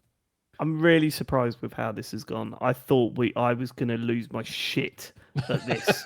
I'll be honest with you. It is the 360. The 360, fucking hell. It didn't hit me as much as it has now looking at the top, rated games on Metacritic for the 360, and it is insane. Yeah. Number 304 is Catherine, a game that I really, really liked. It's mad, isn't it? What a wild fucking console that is. Number 324, James, is Uno, and that had people masturbating in it. It did, right? Yeah.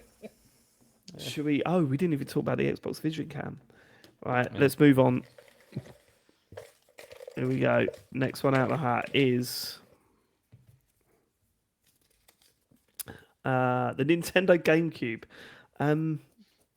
This is one for me. I think this is one that feels a personal shout out rather than one that I think is going to go genuinely far in this competition.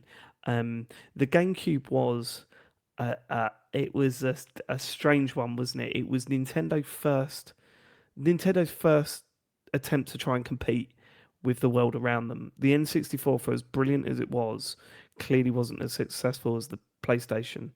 I think it did well, and I think it had amazing games, and I loved it to pieces. But the mainstream picked up the PlayStation, and the PS2 came out, and it felt like the GameCube was Nintendo going, well, we've got to do something. We've got to compete here. And it was funny, as a massive N64 fan, all the arguments, the amount of articles written, why cartridges are better than CDs. You can load them quicker, and they don't scratch. Oh, yeah, anyway, yeah, it was like that. No disc rot. No disc rot with those. Yeah, which was a huge issue, apparently. Well, it is now, but it wasn't then. But the GameCube was a funny one. I bought one, again, a story we will go over a million times, but I was in an advert when I was at school. I was at the British School at the time, and I went to an audition with my brother because my brother was an actor and trying to make it as an actor, and he was going for a part where you had to bring a brother with you to be in this thing. I got the job and he didn't. They literally picked someone else to play my brother. I got paid £1,000. You haven't talked since, have you? What's that? You haven't talked since, have you? No, we haven't That's talked fine. since. Not for that reason. No. £1,000. Oh. No, I got paid £1,000. How old were you at the time? Oh God, when did it come out? I don't know. I can't remember. 16. This is when you were at Brit School, right? Yeah. So Yeah. £1,000 at 16. Bloody hell, you must feel I like a got millionaire. £1,000. Yeah, I did feel like I remember going to a cash machine constantly. Check Yeah. balance, check balance, check balance. It's Like still there. 4p, 4p, and then one was like 1,000. I remember the 1,004p. cash machine. Yes. I remember the cash machine. I checked it out. It was the Wallington Sainsbury's cash machine. That was when it first showed up in my account. Yeah, there's a I was blue like, what platinum the now, fuck? isn't there? There is a blue pack. I'm trying to put. I'm not allowed to put it up yet, but I have made one. I I got paid £1,000 to kiss a girl for 30 minutes and play Mario Tennis for 30 minutes. It was brilliant. Hang on. You had to kiss the girl for 30 minutes, like continuously. Well, on and off. unpleasant. Yeah, Bloody hell, you got that paid to... shot took a while. And again, Yeah. and that was your first kiss, and no one at school took the piss out of you for that. It wasn't my first kiss, Matt, actually. Before then, actually. I didn't wait till Oh. 16 till my first kiss. Are you mad? Yeah, me neither. Pretty sure mine was after that. Okay. And you didn't get paid a grand either. I love the fact that I was paid money to kiss a girl before you'd kissed a girl. Anyway, I was waiting for the awkward. one day, right? It was really awkward because I was a lot younger than her, and like the idea. Right, just to explain what the dear. advert was. It sounds The advert problematic. was Oh dear. the advert was for a milkshake, and it was a sponsors a Limidate. It was like a dating show on Channel 4 or whatever, and they said so. The idea was that it was a running thing where this guy who ended up being one of the 118 guys, believe it or not, oh, good, that's the claim to fame there. He would constantly try and get a girlfriend, and something would go wrong. And my one was I was sitting playing a video game, and they were on the sofa behind me, and he's got his arm around her, and he goes, "Oh, do you want a drink?" And then he goes and gets 2 bottles of fridge from the fridge, Oh, yeah. and then he brings it back, and I'm kissing her on the sofa. That was the advert, right? And I just remember between every take, she kept talking to me about her boyfriend. And I was like, yeah, okay, you got a boyfriend. I don't. Yeah. This isn't like I'm not trying to. Professional. I mean, you're very attractive, but you way out my league. I'm aware of that. You don't have to completely keep telling me I'm single. Anyway, I got £1,000, and I went. And you kissed a girl. Wow, what a day! I went to game, mate. They're saying, "Can we find this ad? Please find it." Like it was the advert for a Limidate on Channel 4, and it was the sponsored by. Oh. If anyone can find that, I'd love to see it. Find it, someone. Because I tell you what, there are 4 or 5 VHS tapes in my house full of bits that Michael have been on. I had one with me on it, and my dad taped over it. So I would love. Parents are shit. Parents are shit. Especially, Mike. Yeah. So I went to game with my £1,000. I don't know if I mentioned how much I got paid. Oh, right. And I said £1,000 of my kissed lips. Yeah. I went. You know what I've done today? Kissed a girl. It's £1,000. I've not got that much for a kiss since, to be honest with you. I bought a GameCube, 4 controllers, a monkey ball, and my friends came over, and it was like an awakening. GameCube felt like the experimental Nintendo console. It had bizarre games on it. It had a Crazy lot pad.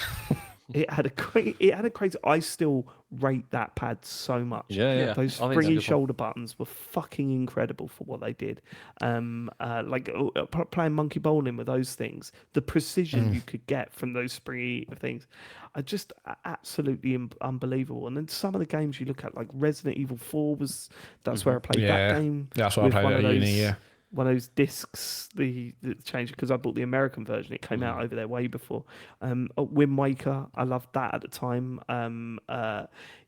Beautiful Joe was just absolutely incredible. I mean, you talk about Soul Calibur. As good as Soul Calibur was, Soul Calibur 2 was the one.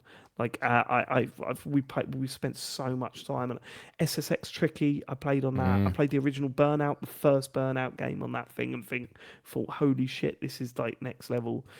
The GameCube, is a personal thing for me. Like, I get it. It was not as good as other Nintendo consoles, but I loved its form factor. I loved the way it looked, and I spent so much time on my GameCube that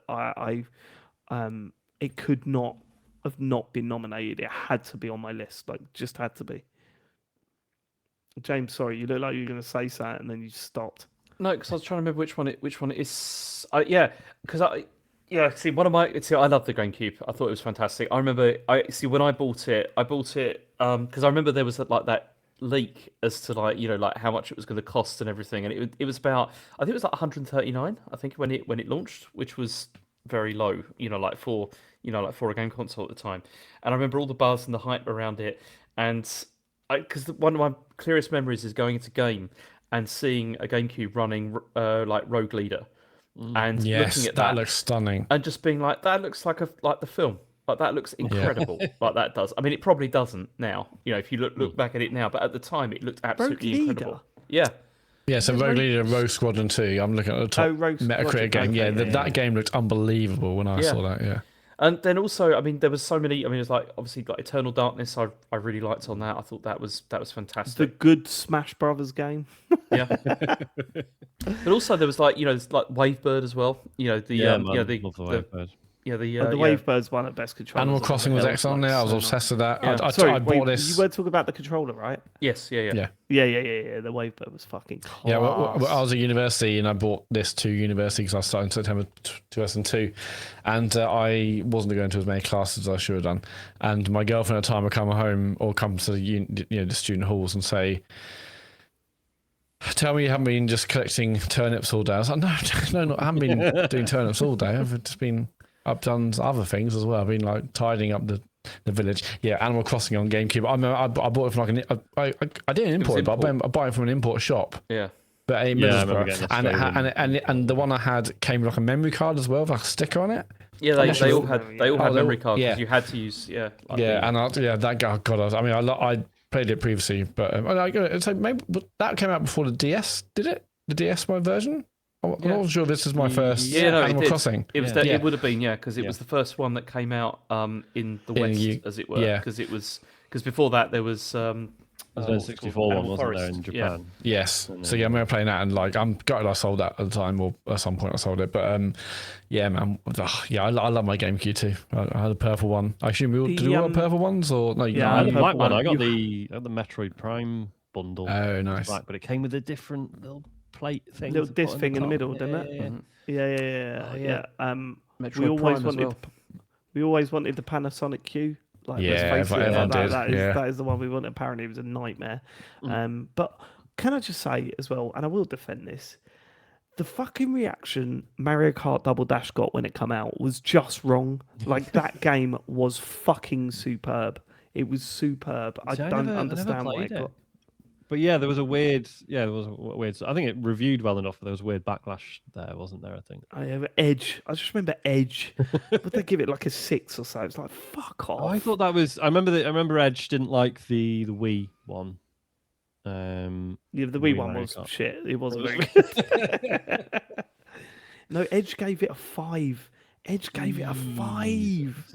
I mean, you got 87 on Metacritic, which is, it's according to Metacritic, it's a 48th highest scoring game on GameCube. Double Dash. Mario Kart isn't a racing game anymore.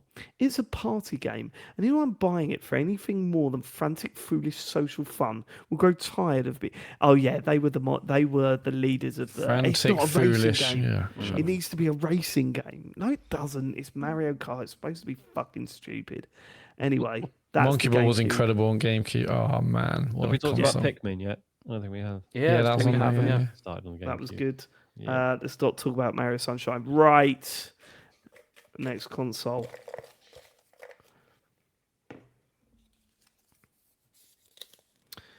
It's the PlayStation. Okay, well, before this recording, I was thinking, PlayStation. What a console! And I thought, actually, I'm not sure if I even own one, but I do remember I did own one. Sorry, what? But I must have got it quite late, and I remember that because and people will be able to date this. I remember playing Zone of the Enders. I had that at home, and it came with the Metal Gear Solid 1 demo. And I remember going to school. Is it Metal Gear Solid 2 game? Oh wow! So what am I thinking about then? Hang on. Yeah, Zone of it was Hang Metal Gear on, Solid 2. hang on. Shut the fuck up, everyone. The people that joke about you not playing games before TCGS, No, but it's PlayStation. It's like, day. but maybe I'm thinking about No, Metal yes, Gear sorry. So it was the Metal Gear Solid 2 demo came with Zone of the Enders. And Yeah, the joke was Okay. that's why loads of people. The only reason loads of people bought Zone of the Was it a Metal Gear Solid 1 demo? Because I remember like There was not a Metal Gear Solid 1 demo, I don't think. Yeah, there was. yeah, PlayStation 1 demo disc had that. All I remember is playing a Metal Gear Solid Metal Gear Solid demo and going into school the next day saying to my friends, "Oh my god, turns out games can make you feel things," because I was actually feeling like nervous with a game. So I must have played the one on for official PlayStation magazine. I don't remember when I even got the console. I mostly chose this because it was one of the very few ones, few consoles left. Did you get the console? I mean, I remember playing that thing, and I wouldn't have borrowed the console from anyone because that was insane. So, What other games do you remember playing on your PlayStation? I mean, my memory is bad. I mean, that's the thing. Like, I honestly couldn't really tell you. But I remember loving Toka Race Car Driver. That was what I like. But back in those days when I would get headaches for not blinking, mostly during racing games. Colin McRae Rally. I mean, yeah, I must have had this at home. There's no way I would have borrowed a PlayStation, but I don't have an awful lot of memory. I feel about like it. You never had one. Yeah, especially because Maybe you were a big Sega Saturn guy as well at the time, and so. I'm all I can say is I thought I had one. My memory is so bad I can't remember. Maybe I didn't. I love the owned one PlayStation. myself. I never owned one myself, but I know people adored this console. Right, like it was a massive thing. I mean, Obviously, I didn't. I constantly hated was it because huge. they killed Sega in my mind. Right, but you nominated it. So Yeah. I will. I will say anyone that is a massive fan of this is going to be fuming at how you're defending it right They now. will, but what I don't know what I can say really. I guess I didn't own one. I know I didn't get the PS1. When it was it went smaller. Redesign, yeah. Yeah, I know I didn't get one of them because I thought it looked even Yeah, but worse. Matt, you definitely can't didn't just have one. list I guess I didn't. No, I PlayStations guess I that you didn't. didn't own. But I remember specifically. I mean, did I borrow someone's PlayStation? I mean, I don't know. God, my memory's so bad. Did you I see own one one of in a the- magazine? Yeah. No, I remember playing it at home, and I wouldn't have borrowed a console. I don't think. You didn't just play the demo disc in a shop, did you? You didn't just play No. Destruction Well, Derby in a. No, I mean, Instruction Derby I have my Saturn, so no. Anyway, I love the PlayStation because it had Crash Bandicoot on it, Spyro 2, Ripto's Rage, Spyro Year the Dragon, Rayman. Oh, I love all these. Chrono Cross. You had all Yeah. week to prepare for No, but I can't. I mean, if I didn't have real passion about feelings, and actually, honestly, maybe I didn't even own a console. I'm not going to fake that. So, all I did was The greatest video games consoles of all time. Matt has voted for a watch and a console that he didn't own. yeah, but it was I was limited on what was remaining. But it did have Legacy not of true. Kain Soul Reaver. You could have chosen the Mega Drive, Matt. That would have been fine. Yeah, The I would've- PS4. Yeah. Yeah, I wish I'd done PS4 honestly, but you had one of those. yeah, I did have a PS4. Yeah, yeah, PS2. I love the PS2, but Sean Well, that's anyway. coming up. Yes. So yeah, I mean, PlayStation sold 102 million units. What a console! Can you tell us anything about its technical specifications, Matt? No, we're not doing that on this. Yeah, it had. No, I can't do that at all. Okay, what's it up against? Up against the GameCube. Okay, I mean, I can't defend it because I wasn't mega passionate about it, and honestly, I hated this. I hated this console. It's the worst thing we've ever done. But this is what I was worried about this episode before. I'm like, well, obviously things like the Saturn, Dreamcast, Xbox, I love them, and and crucially I own them. But this, a console I hated because they killed my boys. Why did you nominate it then? Because I thought, well, it's people love the PlayStation, didn't they? You've played all sorts of consoles since the podcast started. Yeah. And before, fuck you. Everyone believes you when you say like, I didn't play anything before I started the podcast, which is annoying. I'm not fucking surprised after this. But I didn't. My memory of PlayStation is hazy at best, and I don't think I own one. But Why did you nominate it? because I thought, well, it's it's the original PlayStation. Why wouldn't I? It's like One a of real the big. biggest selling consoles of all time. Yeah. You know. Well, that's why. I mean, does anyone else want to defend this? I Yeah, never had one, did so you I for your can't own really- one? Yeah. I never No, had I one didn't either. own So one, my arc sort of went, Master System, SNES, and then we got a PC, and I was a PC guy until like PS2 days. So sort of skipped out on this, See, which is a shame because someone needs to talk about it. I co-owned one with an ex-girlfriend. And Right, okay. we played that all let's the get into time. Now we're that. talking. Let's get into Listen, that. Yeah. Fans of the PlayStation 1, I am so sorry. I'm so sorry. Like I was a bit frustrated. I'm not. I never owned one, so like I don't know why it was nominated. I don't know why it was nominated. Yeah, I regret this. I should have chosen one I owned. Should have chosen the Mario Watch. You know, it's like the Yeah, I could have talked more about that. yeah. But Colin McRae Rally, fucking hell, what a game! What are we voting for? James Farley. We can't leave the discussion about PlayStation 1 there. Well, who's I got think to we say can. this fucking piece of shit console? Like, What else do we say, I mean, Sean? Wipeout, Final Fantasy. Yeah, sure. Fucking- Parade Had of the Wipeout on Rapper. Saturn. Come on, man. Vagrant Story. People, I've never played it. People love that shit. Yeah, I mean, Suikoden, Metal Gear was that Solid. one of them? Or was that on the Saturn? I can't remember. It's like there was Smackdown. Ridge Racer. Yeah. And Parappa like the Rapper. Remember him? Tekken Yeah, was I good. do. Silent Hill. Pyro the Dragon. Okay. All right. I mean, it had sure. loads of all games. the It animal had- lads. Okay. It had Okay. loads of games, but Which way you vote? Final Fantasy, Final Fantasy 7 was the big one that I remember. The Bushido Blade. That was Yeah. PS1, banger. wasn't it? That was Yeah. good. Right. Bit of Okay. bit We've niche. named them. Are you happy now? See, Final Fantasy VII was the only game that made me wish that I had a PlayStation instead of an N64. That was the one that I was like, I wish I could play why the that. fuck aren't you playing the remakes? Well, that's the thing. I mean, I've tried playing it many times since, and I didn't enjoy it. No, the remakes though. Play the remakes. All right. Yeah, okay, one day. Let's get to voting. I'm so sorry, PlayStation fans. There is a PlayStation console yet to come out that is going to get a lot of praise. Unfortunately, the original PlayStation isn't one of them, which is insane considering how much that culturally had an impact. Matt, which way are you voting? I've never been happier. Fuck PlayStation. GameCube or PlayStation? GameCube. Okay. I'm going GameCube, Sean. Just because we're gonna get so much shit for this, and I I don't don't know. give a fuck, Sean. Right, can I just say? I'm can I doing just this for my Sega boys, right? But I've got you back. Don't have a go at us then, right? Because it's clearly Matt's fault that this is getting short shrift. Why are you having a go One at of the, me? one of Why the you- best Why are you having a consoles go at me? of all time is getting shut Why are you out having a go at me? because Matt didn't even remember that he didn't own one. Go on. Well, I have this like real strong memories of playing the Metal Gear Solid You demo at remember home. that he So didn't what's own that it and about? proceeded to fabricate memories live. No. Okay, was this a Metal Gear VHS Solid- video that you The watched? Matt? Metal Gear Solid I demo feel like I'm memory in is an really episode real. of So if Would I that's Lie fake, to you?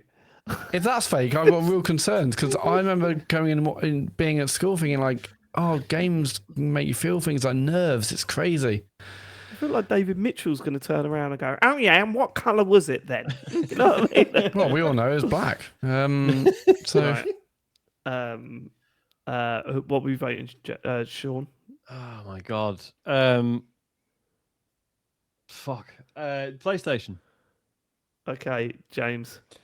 On the basis of the discussion that we've just had and the evidence placed out by you, David, and you, Matt, I'm going to have to vote for the GameCube. fuck off. All right, GameCube's for. What do you mean, fuck off? You voted against it, you idiot. yeah, look, I mean, I can we only need apologise to the PlayStation fans listening. I never liked the console, and I do apologise for this. We just need to acknowledge, like, library aside, we need to acknowledge the PlayStation's like place in history as like it was like, oh, it's the one that grown-ups are allowed to like. Do you know what I mean? Like, which is mostly Yeah. a marketing thing. The software library is really varied, but the whole stance of it was like, oh no, this one's cool for adults actually. Which I think, again, naturally the audience was aging up anyway, but it definitely had like something about it. It did. And now It's look, just Matt didn't see anything. yeah, Have I mentioned the Metal Gear Solid demo? Yeah, the one that come with the game that didn't come out for the console. No, it's PlayStation Magazine. Should we move on? This is a low point, I'll be honest with you. This is a low point. I'm on to come back for episode 501. This might be it. Oh no! Where would we get all our video game knowledge from? Right, should we go? Fuck you. Oh no, who's doing the Patreon payment stuff? Oh, this is not going to help my rep at all. It's not next out the hat. Fucking hell, mate! I've got stomach cramps. I bet I'll be one of mine.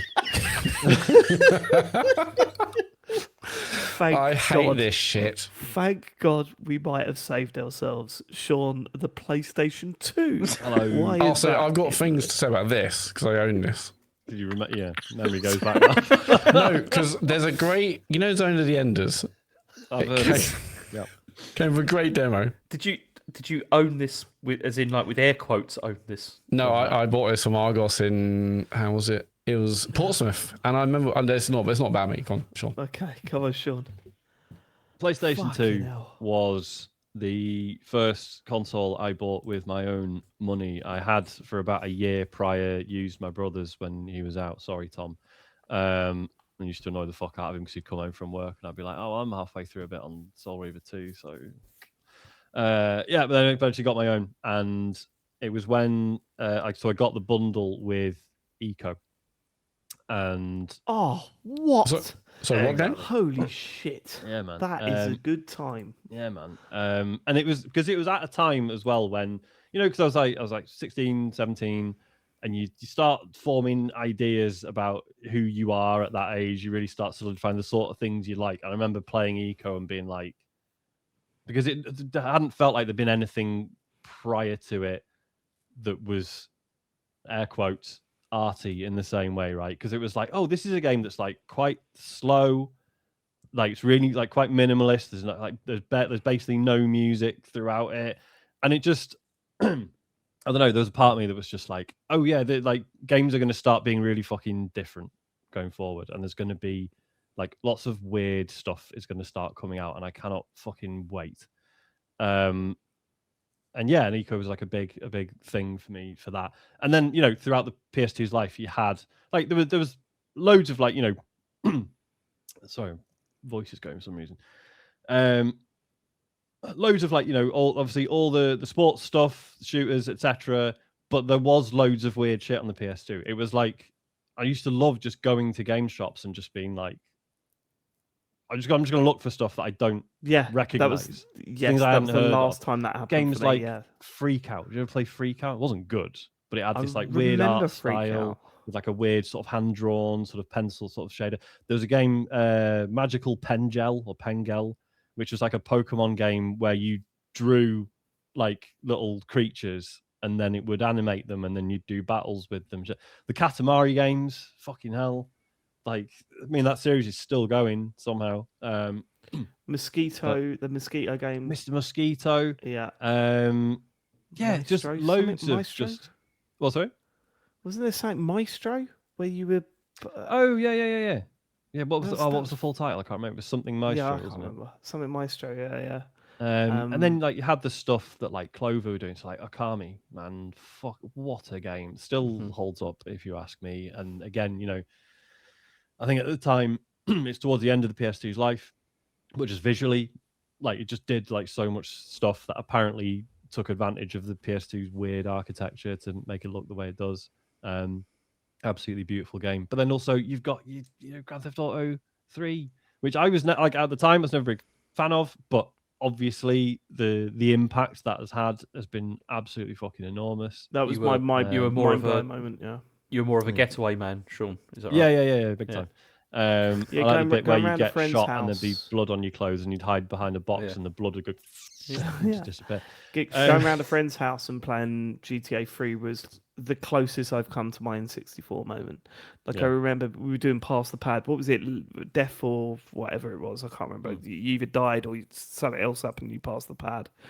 And I just remember thinking, oh my God, this isn't a game where I'm trying to do something that I'm supposed to be doing. This is a game where literally the first time I felt a sandbox game, like an open world. Oh my God, I can go and do whatever I want. I could drive up on the pavement and I'll get in trouble for that, but that's part of the story. Like, fucking GTA 3 was fucking mad. That was. I remember I there got was. that. Go on. Sorry, Matt. Go ahead. I was just going to. I remember there's one specific kind of barrel roll, like a wooden ramp you can go on, and me and my friend Ashley would just go like, over and over and over again. Like you'd basically do a barrel over a lake, go around, like keep driving around, go back to the jump window over and over and over again. It's just, what a game. Yeah. Yeah, I got my PS2 with like GTA 3, and because I didn't even know what it was like actually at the time, like, and when I was in the shop I was like gonna pick up the PS2 and the guy was just like I was like, can you recommend me something? And he was like, this is pretty popular at the moment. And so then I got that and brought it home, and I was like, this is it was a shock. You know that new sound you've been looking for?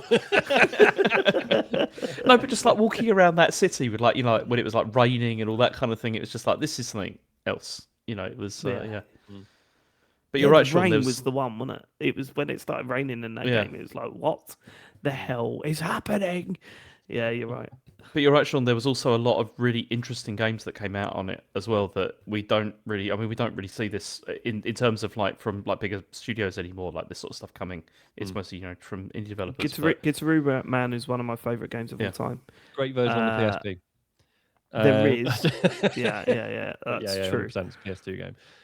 Metal Gear Solid 2 and 3. Unbelievable games. Burnout 3. Yeah. Well, I was going to say, I got Time Splitters on launch. Like that's the first time. Yeah, Time Splitters was bloody fantastic. See, it's interesting because for me, Time Splitters 2 was a GameCube game, as far as I was concerned. Oh no, so I was a Time Splitters fan. Like I was a massive fan of Time Splitters on the PS2. But we knew it was tiny and people weren't really playing it. And then I remember them announcing Time Splitters 2. And I think it's the most excited I've ever been for a game. I would buy every magazine that mentioned Time Splitters 2.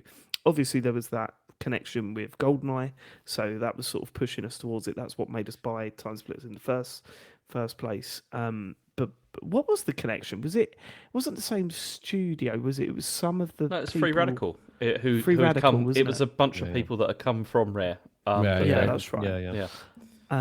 And I remember reading up on Time Splitters 2, and it went from this small first-person shooter that sort of was a little bit fun to what looked like this huge epic game. And it was massive. Like there was so many sides to Time Splitters 2. But what this did for me, and more than any other console, well, no. So the N64 got the ball rolling, but this made console gaming even more sociable for me. So you had Time Splitters 2, you also had the iLink cable, so you could have 8-player Time Splitters 2, 4 people on each screen with this like USB cable, and people like we were all like, I was around Blake's house and we would run the cable underneath the sofa and just think like every time someone got up, it was like, whoa, don't, because like there was these USB cables plugged into each console, easily pop out and completely ruin our game. But also you had Pro Evolution Soccer, the fact that you could stick in 2 multi-taps, and there was only 2 controller ports for the PS2. But if you got these multi-taps, they plugged into a controller thing, and then you put 4 into 1. So you could put 2 multi-taps in and play 8-player Pro Evolution Soccer. That was mind-blowing for us. We used to do 4-on-4, obviously, but then every now and then we'd do 7-on-1. And when the team of 7 scored, the noise in poor old Blake's flat, like his mum must have just been fucking get these kids out of it because they are being a nightmare. Like tell them to go out to the pub or something. They do it with nothing.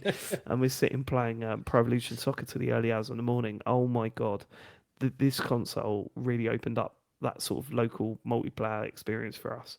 And yeah, I love the PlayStation 2 to death. Also think it's a gorgeous looking console still. I really do love the design of it. I mean, yeah, because I remember even the stand was nice. yeah, look because when they cool. first showed it, everyone was like, "Oh, it looks ugly," and then we grew to love it. Yes, Which I think is definitely. why when like the PS5 was revealed, we were like, "Well, maybe we'll get used to it." I think No, The attention no, to detail, no, the fact you can no. rotate the PlayStation sign, it's like Yes. just they did well with it. Yeah, I absolutely. mean, also the DVD player thing was a big deal as well. I think. Huge deal. Massive, yeah, yeah. absolutely. Yeah, totally. Yeah, the fact that you can Um, watch DVDs on that thing made a massive difference to it. Shadow of the Colossus. Yes. Fucking hell, man! Well, I Like the didn't fact play that that till even later. yeah, that was right at the end of the PS2's life, I think, wasn't it? But yeah, like I was talking to Isaac about it the other day, and it's I mean, obviously he's very young, but being able to explain to him, it's like, yeah, well, there was this game where you're killing these big monsters, but then every time you did it, you were like, I'm not sure I should be doing this actually. Yeah. Like that was a big deal. Yeah, beautiful game. I used to have so I had a swap tool. Anyone have a PS2 swap tool? No, what was it? It was fucking barbaric.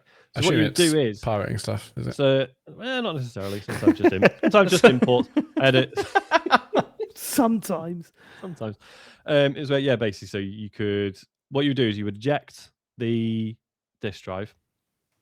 And then there was a couple of screws, so you'd unscrew the sort of front panel bit, right? So that it was even when there was a game in, it was the front of it was open. And what you'd do is you'd put a swap disc in, and PS2 would load it up and be like, right.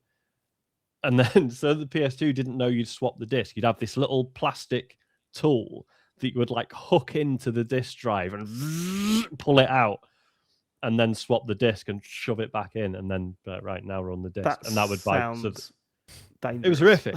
It never felt good. But it was initially, so it was the only way you could play because Shadow of the Colossus came out in America way before it did here. So I had a NTSC copy and then finished that. And then when they released it in the UK, it had like way nicer box art. I was like, I'll buy a second copy then because I was ill in the head. But so yeah, just lot of incredibly fond memories of the PS2. I think I did have the network adapter, but I can't remember what for. I also put a hard drive in it, and then was like, "Oh, I haven't done that." Yeah, you could put pirated stuff on it, but it was just that by that point, it was like, well, I've kind of played everything I want to play on the PS2 at this point. So I had the network bothered. adapter because I bought it with SOCOM because obviously because SOCOM came with it, and I played that online a bit.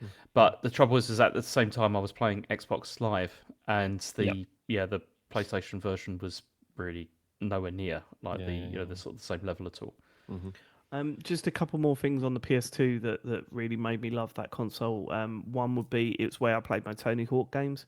So I have brilliant memories of my first girlfriend buying me Tony Hawk's 3 on the PS2 and me just sitting there for fucking hours on end playing that game. Like I loved it. The Guitar Hero games, playing those on that when that first started. Kicking off, but most importantly, SingStar. So my brother-in-law still has a PS2 hooked up to his telly, because we play SingStar when we go. SingStar Rocks was amazing, wasn't it? Quite regularly, yeah. Amazing. Like Amplitude came out on this as well. Yeah, right? Frequency and Amplitude. Bangers. Yeah. Two incredible games, but like for me, SingStar, Guitar Hero, just unreal. What a console!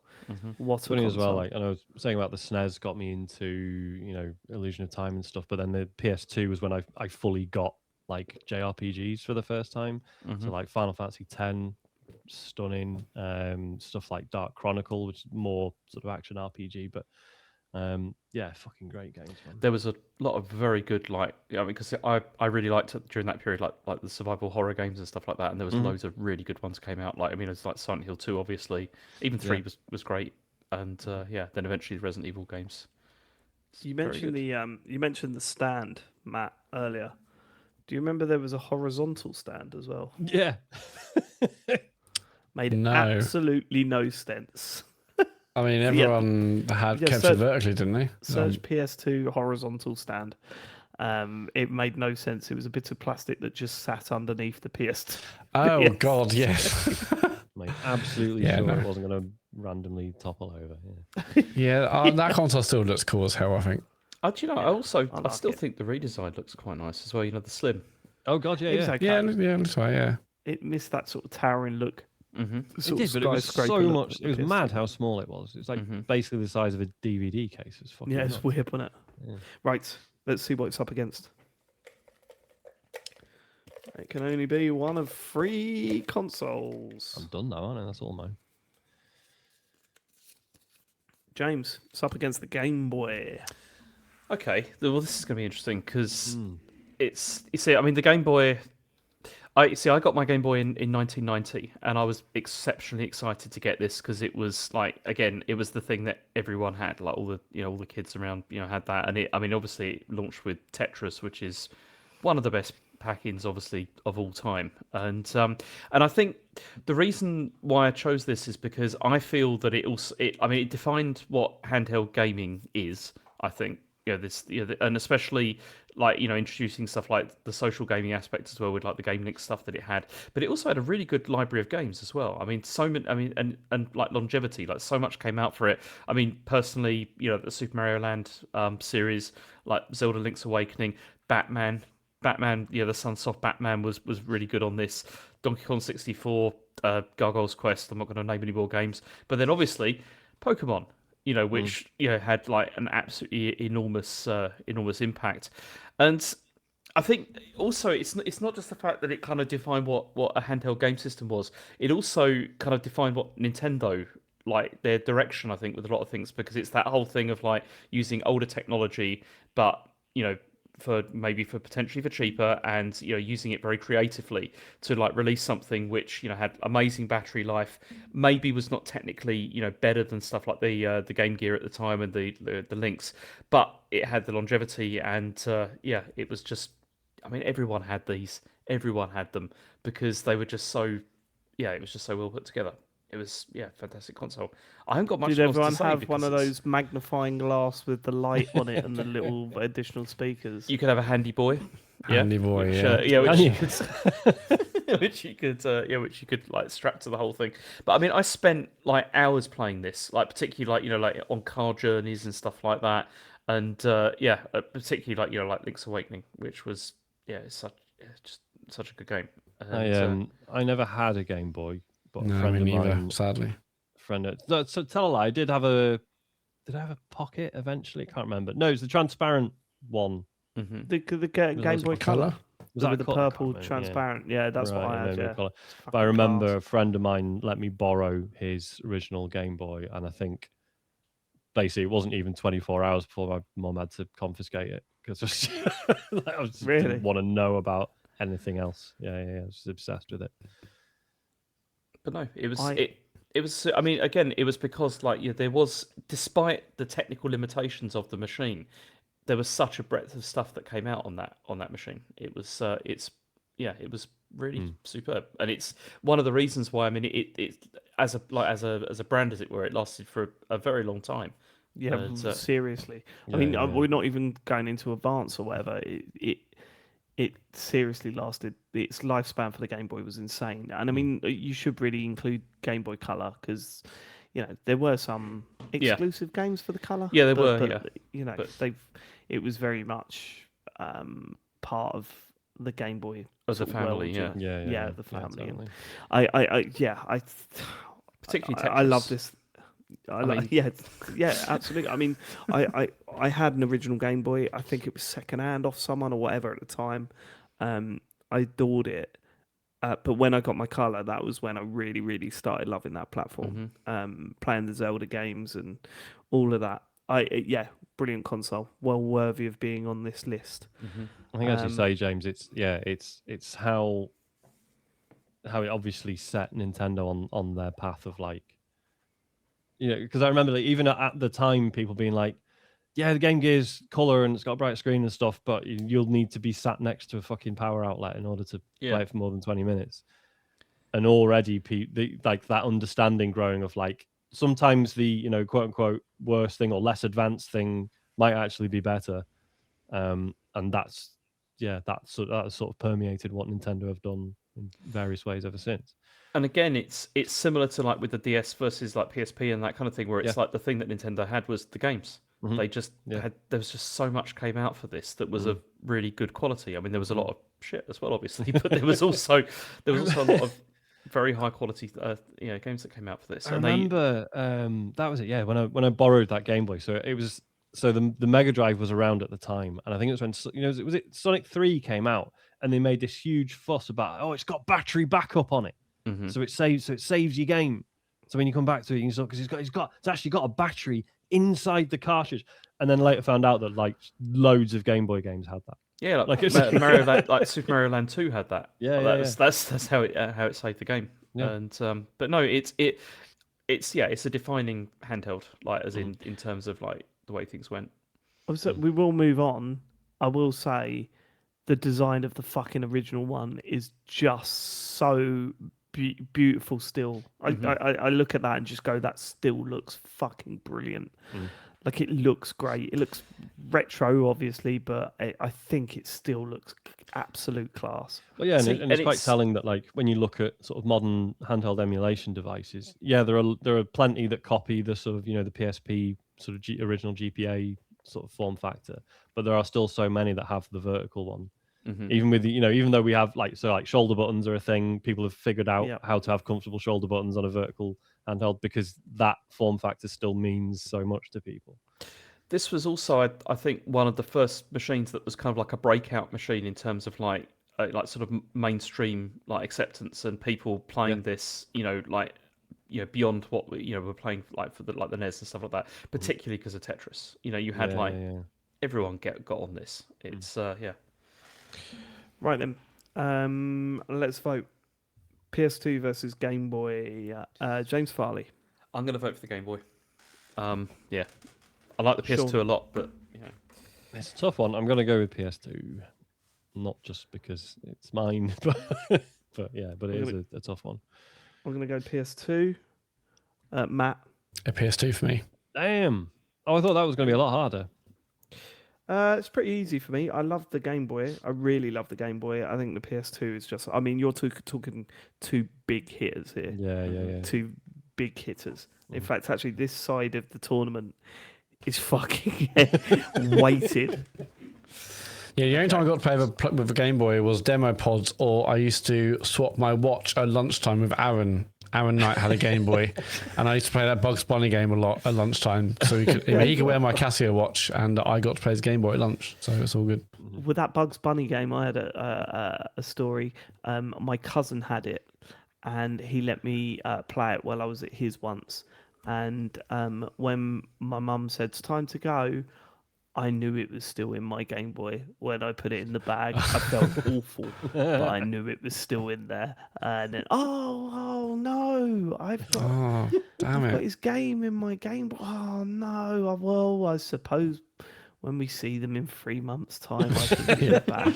Yeah, I love that Bugs Bunny game. It was very good. Okay, are we all good to continue? I'm fine. Yeah. Yep. Cool. Right, let's do the last two out the pot then. The last two? Wow. Last two, yeah. And it is Matt's Xbox, original Xbox. Now, did you own one of these, Matt? I did, yes. Just the PlayStation was a bit weird, actually, John. Yeah, so, I mean, my overriding memory of this was basically playing Halo LAN before I went to university. There was like three. I mean, there's loads of us who went. So me and a guy called Ben, who was in the same college class, both going to the same university at Teesside, and I remember me and him and loads of other people that he knew bringing their Xboxes together and playing Halo, and it basically being like an incredible experience where we're. Because I heard about LAN parties, I guess, with like PC, but actually getting to experience it ourselves with console was just something else completely different. And just like the idea of we can play this game on Legendary, and it's like so much harder, and like the enemies, the brutes are like the AIs. I mean, do we call it AI in those days? Maybe not, but the enemies, they're like real. It's like someone's actually controlling them. It's crazy the kind of strategies that they're doing to try and get around you. And Halo is still the defining game for me when I think about Xbox. But there were so many more that I loved. I mean, I've done mention this on the show, but when I was playing Xbox Live, this is when it first, I guess it was when it first came out. I was at university, and I bumped into someone playing MotoGP that I knew. It's like Matt Morley, who I mentioned on this pod before. His brother, his fucking weak. Well, not enough, but like his brother was called like Rat Dog or something online, and I was playing MotoGP, and I was like, oh, Rat Dog, and yeah, it turns out it was his brother. I mean, obviously not loads of people playing Xbox Live and maybe playing the MotoGP at the time, but yeah, like the fact that the community was so small at the time that I managed to bump into someone was absolutely crazy. It was brilliant. Just while we're talking about that, it was brilliant that when Xbox Live first came out, we bought it straight away. And it was 40 quid or whatever for the starter pack, and you got a demo disc and the headset. I remember putting the headset on for the first time playing Unreal Championship and going, oh my god, there are people fucking talk. What the fuck? They can hear me from another country. Shouted at me because I shot them in a game. Like, it blew my mind, even though I had played online games before. I played online games on PC quite a bit. Playing this, it was different. And again, we say this time and time again, in this period for Xbox Live, everyone moved on to the next game. Yeah. And that was exciting. Return to Castle Wolfenstein, when that come out, it was like, shit, this is mad. And then another game would come out. Like Rainbow Six Rainbow came Six. Out. Yeah. And it was Ghost like, Recon. oh my God, yeah. It wild, absolutely wild. Like, some of my best memories are from playing online Xbox games. It's, 360 was brilliant and made it more mainstream and made it more acceptable to be playing online console games. Like the Xbox, that period where it felt like you were paving the way was magical. There was nothing better than like Black Arrow. Do you remember Rainbow Six Black Arrow when that came out? I do. And Presidio, was that the map Presidio, that we loved? Yeah. I remember I remember getting that when it came out, and I played it because, again, I was at university at the time, and I played it all day and then played it all evening and then into the early hours of the morning. And then I remember going to bed and I could still hear people's voices in my head. Because of, like, seeing the gun icons as you close your eyes and stuff. It was so good. That was so good. Yeah, I played a bit online, but I started uni in 2002, so I didn't play as much as I probably would have if I was still at home. I mean, I don't know. I guess had other things to do, but I still remember playing games like Project Gotham Racing 2 and loving them, and Max Payne.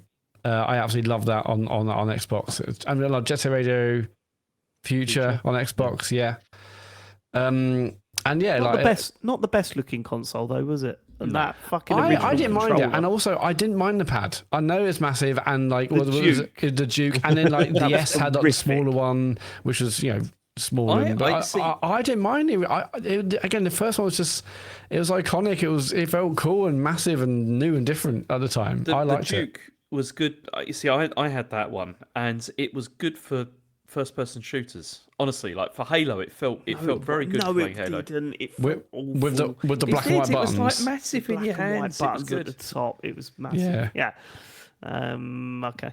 I think the pad was terrible. I think the thing looked terrible. I really loved that console. But yeah, you cannot say that original thing was good to play with. I'll never forget, because my friend who was again, I was at Brit School when I got my first Xbox, and it was my friend Dom, who I love to pieces and I still speak to every now and then. He was the Dreamcast guy. He was the one that got us all round together and said, no, 90-minute soccer is as good as what you're playing on PlayStation. And we were like, no, it's not. He had the Xbox and we all had GameCubes, I think. That's where we went, or I can't remember, or PlayStation 2s. And he was like, no, you've got to play the Xbox. And I never forget, we all read Edge, and Edge had a front cover that said RIP Xbox, and it had like a medical from last week X-ray of an Xbox, right? And I remember bringing that in and laughing at him and saying, you bought the wrong one, you bought the shit one. And then I don't know what happened, but we all went over his once and we played Halo multiplayer, and that week we all went and got Xboxes. we like traded in. I must have traded in my GameCube, I think, and all the games that I had for it, to get an Xbox, because playing Halo 1 for the first time in multiplayer made me go, I need one of these things instantly. I need it now. Yeah, that was. What was It that was- open map? Was it was it called Blood Gulch? Was that a big Halo? Yeah, that was one Yeah, of the- Yeah. all of those, all of them. We love Bloody hell, yeah. doing that big. There was also all the BioWare RPGs that came out on it as well, which were Yeah, like Knights of the KOTOR and Yeah. other things. I mean, I I remember remember playing that at mates because I was quite late to the original Xbox, I think, because I got one just to have it modded by, was it Yoda on Rollmuck? I had a Yoda. Yeah, Oh my god, you got a Yeah, Yoda yeah. box as well? Yeah, I got one of Yeah. those. Yeah. But yeah, so previously, yeah, I'd been around at a mate's and yeah, like just pulled an all nighter on at his house on Knights of the Old Republic. Such a good game. I remember the guy in Blockbuster going, like, you've rented this morning. There's no way you've completed this today, is it? And I was, yeah, I have. Yeah, can I get this one now, because I was just burning them onto my Yoda box. Like, yeah, that was absolute class. That. This Burnout 3 or Burnout Revenge? Was that the same? I remember playing Burnout 3 the most on it. Yeah, Yeah. that was. Was I that think the was last better one than- before Paradise? Yeah, these were all pre. Yeah, because Paradise was I never got on 360. with Paradise as much as everyone else did. It was good, but I miss the older kind of point-to-point Burnout ones. And yeah, Burnout 3 or Burnout Revenge or whatever, whichever one it was I remember loving that so bloody much. Revenge was the one that was the first one that had online play. I think Burnout 3 did. But yeah, because I remember that. I think that was my first online play on a console experience. But it was Burnout Revenge. All right, good Yeah, one to do. great. Yeah, it's just an games. amazing console. And like looking, doing a bit of research and looking back at some of the old games, it makes me sad about where Xbox is today. Like again, like the 360 and stuff. Yeah. But again, it's because Yeah. they at that time they were establishing like a strong like identity of like what the console was and everything, which they carried on then also with the 360. And I think don't they think they killed- started with this though. Like I just genuinely don't. I think the Xbox feels like they didn't know quite what they were getting into, and the 360 was when it clicked for them. I think, do Yeah. you know what I mean? Look, I loved my Xbox, and I think the online stuff was a revelation. But there's definitely that feeling of Xbox. It certainly felt like, why are these PC people trying to get involved in our video game scene? It was crazy it- hearing Microsoft are joining the console. I was like, what? Microsoft? Yeah. The Even though Office I was a guys? PC gamer at the time. Like, I was before the N64. I was a massive PC gamer. I was playing like Unreal Tournament online and all that sort of stuff. Yeah, this was great. Midtown Madness too. Sorry, go on. Oh, Midtown Madness, yes. sorry, sure. No, I was going to say and you might argue this doesn't count, but just in terms of my Xbox memories, because it was modded, it was like, yeah, you could pirate stuff, but also it was the fact that like it was little things. Like I remember when E3 conferences first started being broadcast, and you would need a PC, you need a web browser, right, to be able to watch them, or a real player, one of those. Yeah, and I remember like figuring out the first year I figured out that like I could get like the GameSpot, like the full URL for the live video and send it over to my Xbox. And that was like my first experience of like mates in the living room all sitting around watching E3 conferences together. Oh, via your Xbox? Fucking magic. Yeah. Oh. Yeah, it's proper good. Wow. Yeah, Right loved then. it. Let's see what's up against. Well, we know what it's up against, don't we? It's my console. It's the Nintendo Switch. The Nintendo Switch it's fucking great, isn't it? I mean, it came out shortly after we started this podcast. You could go back and listen to our live reactions to that console. The fact that when it launched, we were like, who wants this thing? There's not enough good games out for it, and then there's not enough like games coming out for it, and then The Legend of Zelda: Breath of the Wild fucking came out and blew us all away. It's the most recent console on this list, I think. Yeah. Yep. But I think what's really important to remember with the Nintendo Switch is where Nintendo were at the time. Like, they were in trouble. This was their last roll of the dice, I think, before they went away. Like, genuinely, I believe that. Could be wrong. I don't know the industry that well. Certainly in terms of like home consoles, like because I mean maybe the handheld stuff was still holding up, But the in terms of home consoles, it was in a bad way. But you got to remember they brought out the Wii, massively successful, but for a very short period. Like the tail off with the Wii, towards the end of that life wasn't that great. The Wii U was a complete disaster. Look, James and I know that they had fucking excellent games.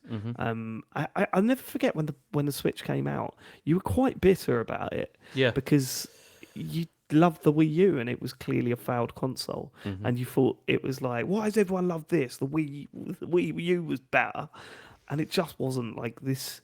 The Switch was fucking genius, really. The idea of having a home console and a portable console in one is really important. The fact that it's all running off the same device meant that you didn't have to worry about where your saves were or downloads or any of that stuff, syncing issues, any of that.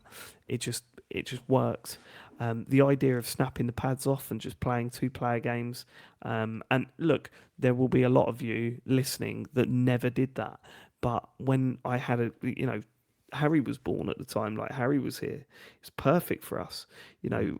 Out of the box, we could play two-player games. We didn't have to worry about getting another controller. We could just have if we were out somewhere, we could take the Switch, set it up in tabletop mode with that dreadful stand that the original one came with, and then play a short game of Mario Kart with. Like, it's not the best way to play those games, of course it isn't, but the fact that it's possible is really important, I think. But then you start looking at the games that are on that machine, and it's insane when you think about it. Legend of Zelda Breath of the Wild and Super Mario Odyssey came out in the same year. The same year? Yeah. Like, that is fucking wild. You've got, one of the best, as I understand it, the only Animal Crossing game that I got into it was came out on that. Mario Kart 8 Deluxe was okay, a game that was on the Wii U that we felt should have had more praise because we were fans of that, James. It was a better version of that. It felt brilliant, and they took it to another level on the Switch. Oh man, it just had so much, and it still does. Like, there are games still coming out for it, obviously, even though the Switch 2 is here. I think the Switch 2 has been massively underwhelming since it's launched. But it's no surprise that there are still Switch games that are coming out and fucking knocking it out of the park. But also the massive embrace of like indie stuff as well that came. So important, wasn't it? Because it felt like the Vita had that. And then it had to step back and go, all right, it's time now. It's time for a new console to take that mantle of the place to play indie games. And the Switch had that for a very, very long time. Like most of the games that I played, like there's so many games that I could think of, even from big games like Balatro to games you probably never heard of, like Horace. Like I had so much fun playing indie games on that console. I absolutely loved it. And I think this absolutely does sit up there. I know people would argue that it's recency biased. Not for me. I think this fully deserves to be up there as one of the best consoles of all time. I don't think it is recency bias, though, is it? Because it's been out for long enough. Yeah, it has, but it's still. Well, I think I'm very conscious. This is probably the most recent console we've got on this list. None of the current gen consoles are on there, and the PS4 and the Xbox One isn't on there either. The Switch absolutely should be on this list, and also all the stuff like Labo as well. This has been like Nintendo have been pretty experimental, with the Switch. Really, there was a lot of really interesting stuff, and that's one of the reasons why I think with the Switch 2, people are feeling a bit sort of let down. So far is that there hasn't been that level yet of of any of anything. That fucking cardboard piano was class. Yeah, I stand by it. It was class. No, totally. And I think, I know we've said this on the main show, but how many people are copying what the Switch does? Like the fact that we now have the Steam Deck and the Xbox handhelds, etc., to the Portal to an extent is an answer to what the Switch does. Do you know what I mean? like it's once again it's Nintendo doing something that's enough of a shift that it's got everyone else going, well, shit, what's our answer to this? Even the rumours of PS6 of there being handheld, and obviously Sony have done Vita, etc., and PSP in the past, but the idea of maybe the next PlayStation console is a hybrid, like that makes total sense, I think, for now. Yeah. Right then, what are we voting for? Nintendo Switch or Xbox? Let's go with Sean Bell. I'm voting for the Nintendo Switch. Matt Murray. And go Xbox. James? I'll also go with the Switch, I'm afraid. Because I own millions of them. So. See, this is pathetic. I'm voting Xbox, but I'll move to Switch. And I'll tell you why. What does that mean? Sweet. I'll tell you what it means. I have fonder memories of the Xbox because that was my era. That was like getting into online games, playing fucking whacked with James Farley, playing Ghost Recon. Like that was my sort of adult gaming. The Switch is the console that I played with my kids, and that introduced them to gaming and stuff. I think personally, for me only, I would vote Xbox, but I'm so on the line that I'm not even going to drag it out into Willie will only. No, I will change to the Switch because I love that console as well, but it's for my personal gaming life. The Xbox is more important. The Switch is a better console overall, I think. So we'll go with Switch. Yeah, that makes Right sense. then, we're getting into quarterfinal territory. That's round one. Round one over. I do actually need a wee. Sorry. Should we stop for a second then? Yep. I'll be right back. So we're halfway through now. 3.5 hours in. And this bit goes quick. Yeah, we'll be all right. I used to. Probably. Alright, I'm going to do the same. No worries. Who's in the chat? I don't need a wee. So who's still here? Bearing in mind, so for anyone watching this on YouTube after the fact, it's now 5 to midnight. It's a school night. It's been a bank holiday Monday, but obviously most people are back to work tomorrow. Hello Phil, hello Ben. Hey, and Grey Dragon Claw and Moomin Biscuit. Goddamn. To be clear, I appreciate. I don't expect everyone to like keep chatting throughout. I know that the nice thing about having a stream on is like maybe you'll say hi and chat a bit to begin with, and then you just kind of have it on in the background, and that's fine. So yeah, no, I'm glad to see how many of you have stuck with this. I think it's been very. I don't think people are going to be as mad at us as I thought they might be. Obviously, the PlayStation 1 stuff, it's pretty wild. But yeah, apart from that, hello James. Hey. The PlayStation bit was mental. Yeah, that was. I love that. That was brilliant. I feel like I think the original Xbox chat was nicer than I was expecting as well. I love that console. It really reminds me of James. I think about James a lot when I think about that console. Yeah, we played it a lot. It was that console meant a lot to me as well because it was when that was the first time I played San Andreas was on that, and it was great. I'm talking about you and my friendship with you, and you're talking about San Andreas. Yeah. Fine. Yeah. Sad. It's time for the quarterfinals. We've got some great lineups here. We've lost some big hitters, but it's time for our first quarterfinal matchup. It's the SNES versus the Game Boy Advance. I don't know. I don't know. See, can I say what I'd go with that? Go on then. I probably would go with the SNES, honestly, over the Game Boy Advance.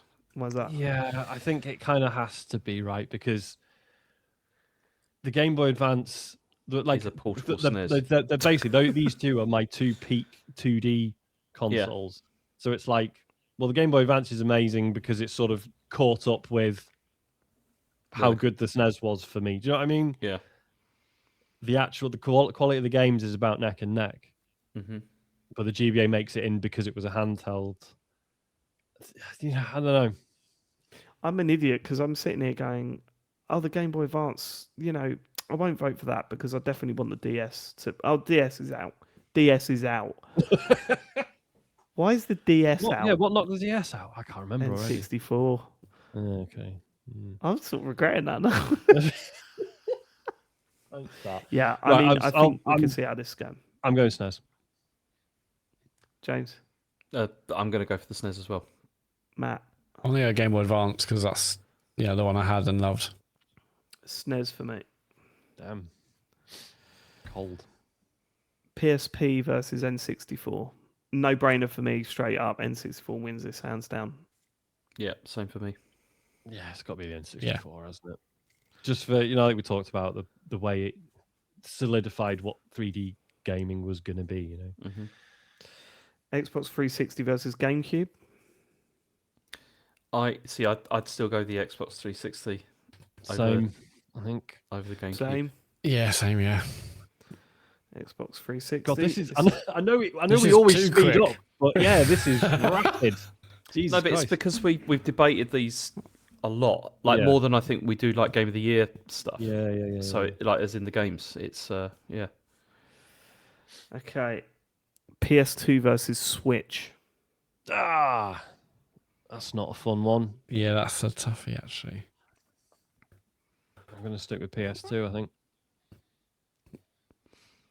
As good as the James? Switch is, it almost feels like too close to like. It's too. Yeah, like if this was 10 years in the future, where we can properly take a look and have a think about where it fits in the pantheon, that'd be easy. But right now, it's been enough time. It yeah, has. I mean, we know it's a great console, but nostalgia in me thinks, I don't know. I'm going for the Switch because I just think so much good stuff has come out on that. It's also. I mean, I know the PS2 also like redefined things as it were, but I think the Switch has for this for now. It's yeah. I'm voting PS2. It's 2-1 to PS2. Matt? Yeah, I mean, my heart says PS2. Like, my head's probably Switch, but I think I'll go PS2 on this. Damn. Like, I think about core memories, growing up with gaming. Like, yeah, the PS2 is such a big moment. Nostalgia is a strong thing. Mm. Okay, we're at the Obviously, I acknowledge the semi-finals. Switch is a great one, but I will say this, Sean. I know we've been going, wow, breeze through that was really easy. I'm looking at semi-finals now, and you might not have been following it. They're horrific. These are horrific. This is insane. So let's start with the first one: the SNES versus the N64. So I thought that was 2-2. Was that what happened there? Yeah. Yeah. No. You went PS2. I went PS2. And these two went Switch. No, I went PS2. Sean went Oh, PS2. okay. Oh, okay then. Yeah. Okay. Oh. So it's Listen. PS2. Trust the host. Yeah, Yeah, that's I what I'm thought- doing here. Well, it says 2-1. I was like, okay, I'll make it 2-2. Yeah. No, you didn't. SNES versus N64. This is such an insane semi-final. Yeah, this is brutal. See, for that I would still go with the SNES, mostly because of the breadth of the library that it had over the N64.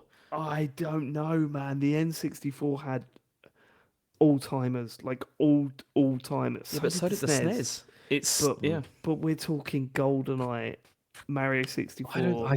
GoldenEye doesn't hold up though. Yeah, but No, no, it yeah, doesn't. but that doesn't matter.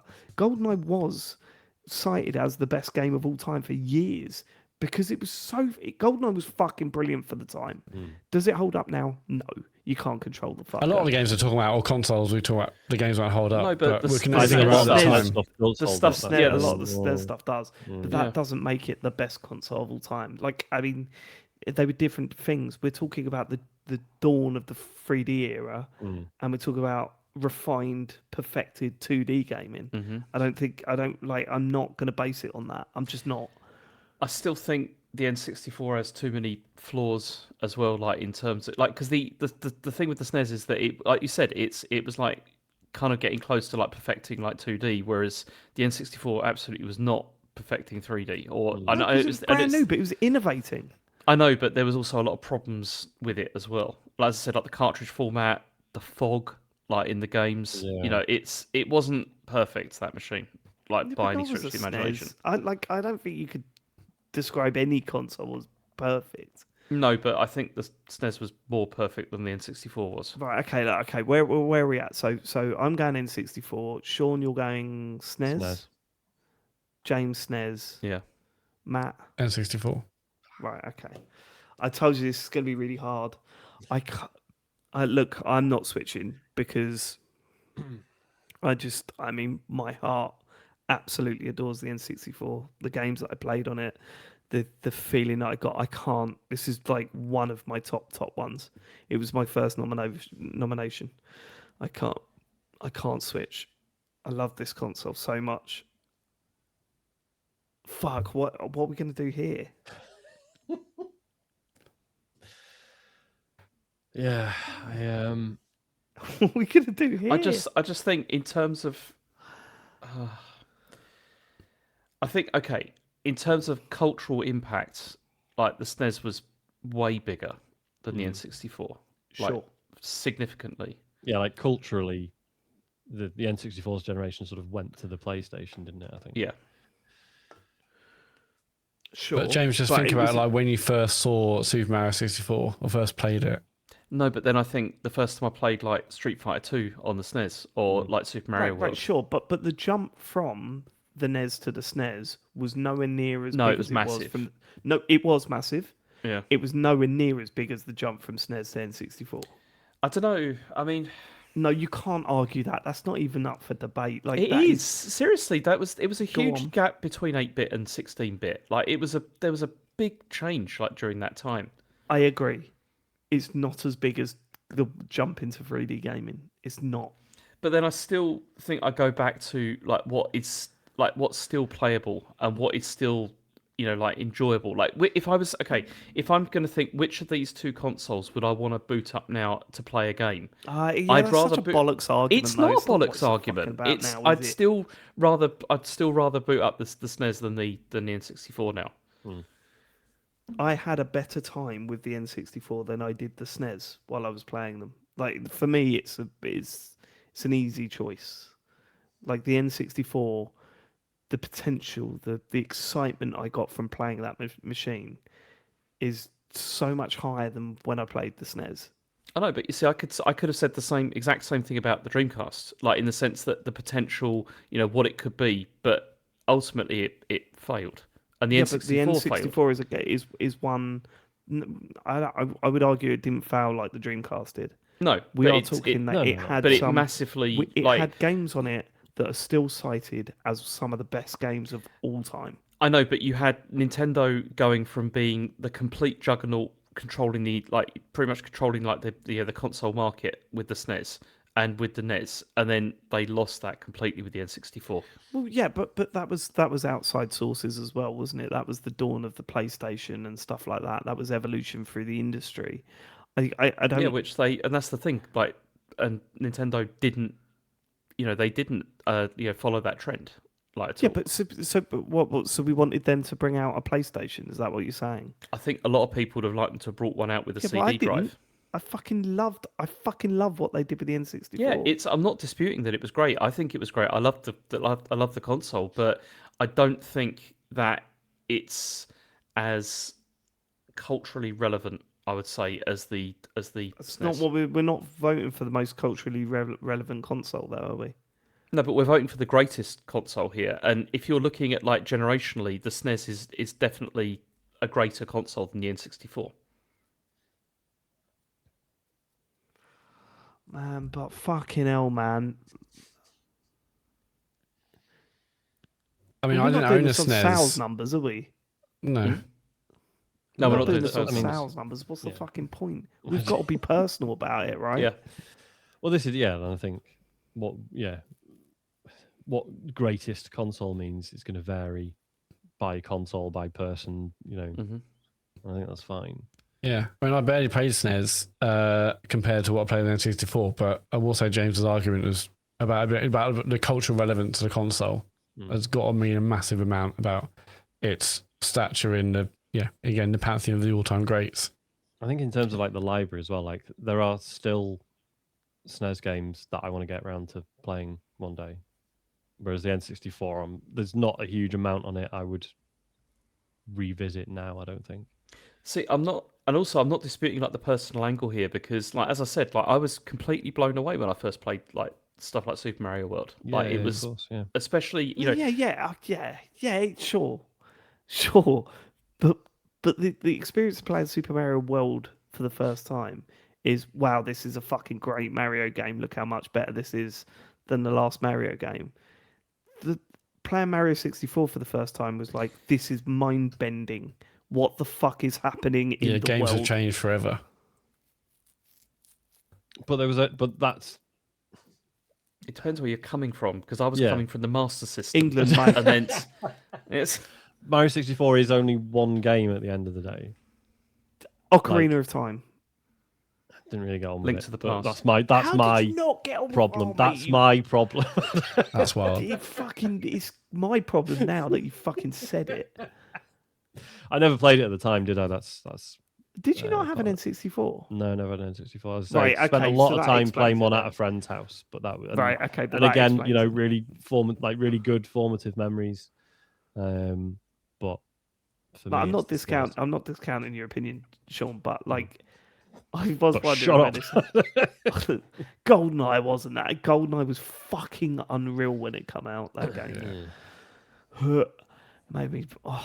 Makes me feel sick how much I loved that when it come out. Banjo Kazooie and Wave Race and Diddy Kong Racing. Diddy Kong Racing, Matt. yeah, but again, Feels Link like to the Past, Perfect Dark. Street Fighter 2. You know, all of these games, these were also massive deals when they came out. It's just that, yeah. Yeah, I don't know what to do. I don't know what to do. I don't want to change. I mean, James's argument about this and the SNES being more culturally relevant it might be enough for me to. Really?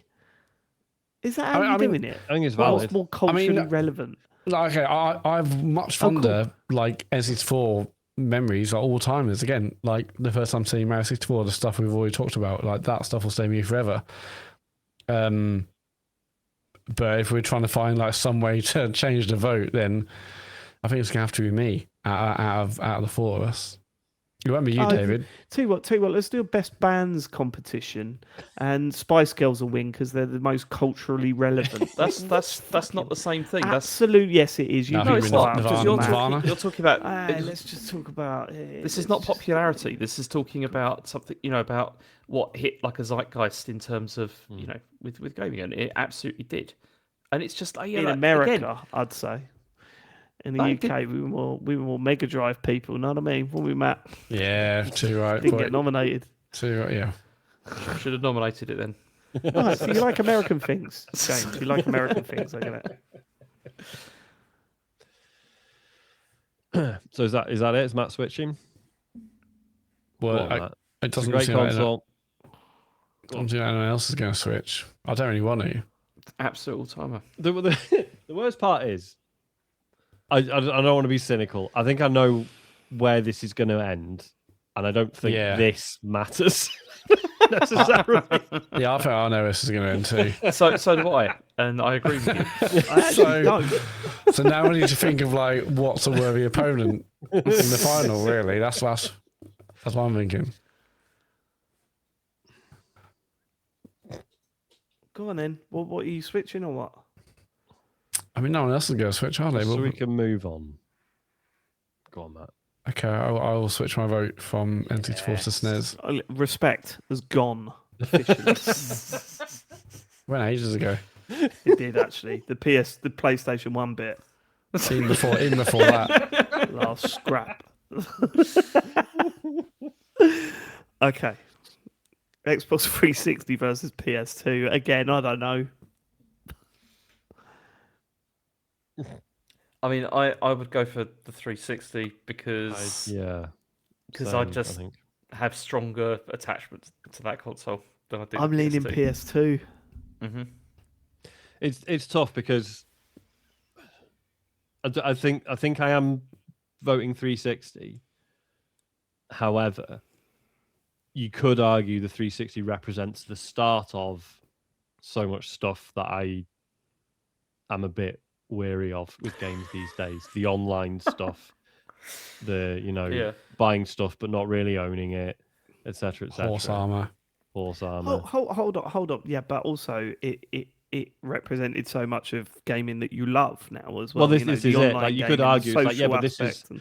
like it may have been the start of all those things that I'm now not so keen on, but also this was the bit where those things were good, and it all seemed like a good idea. I think I'm going 360.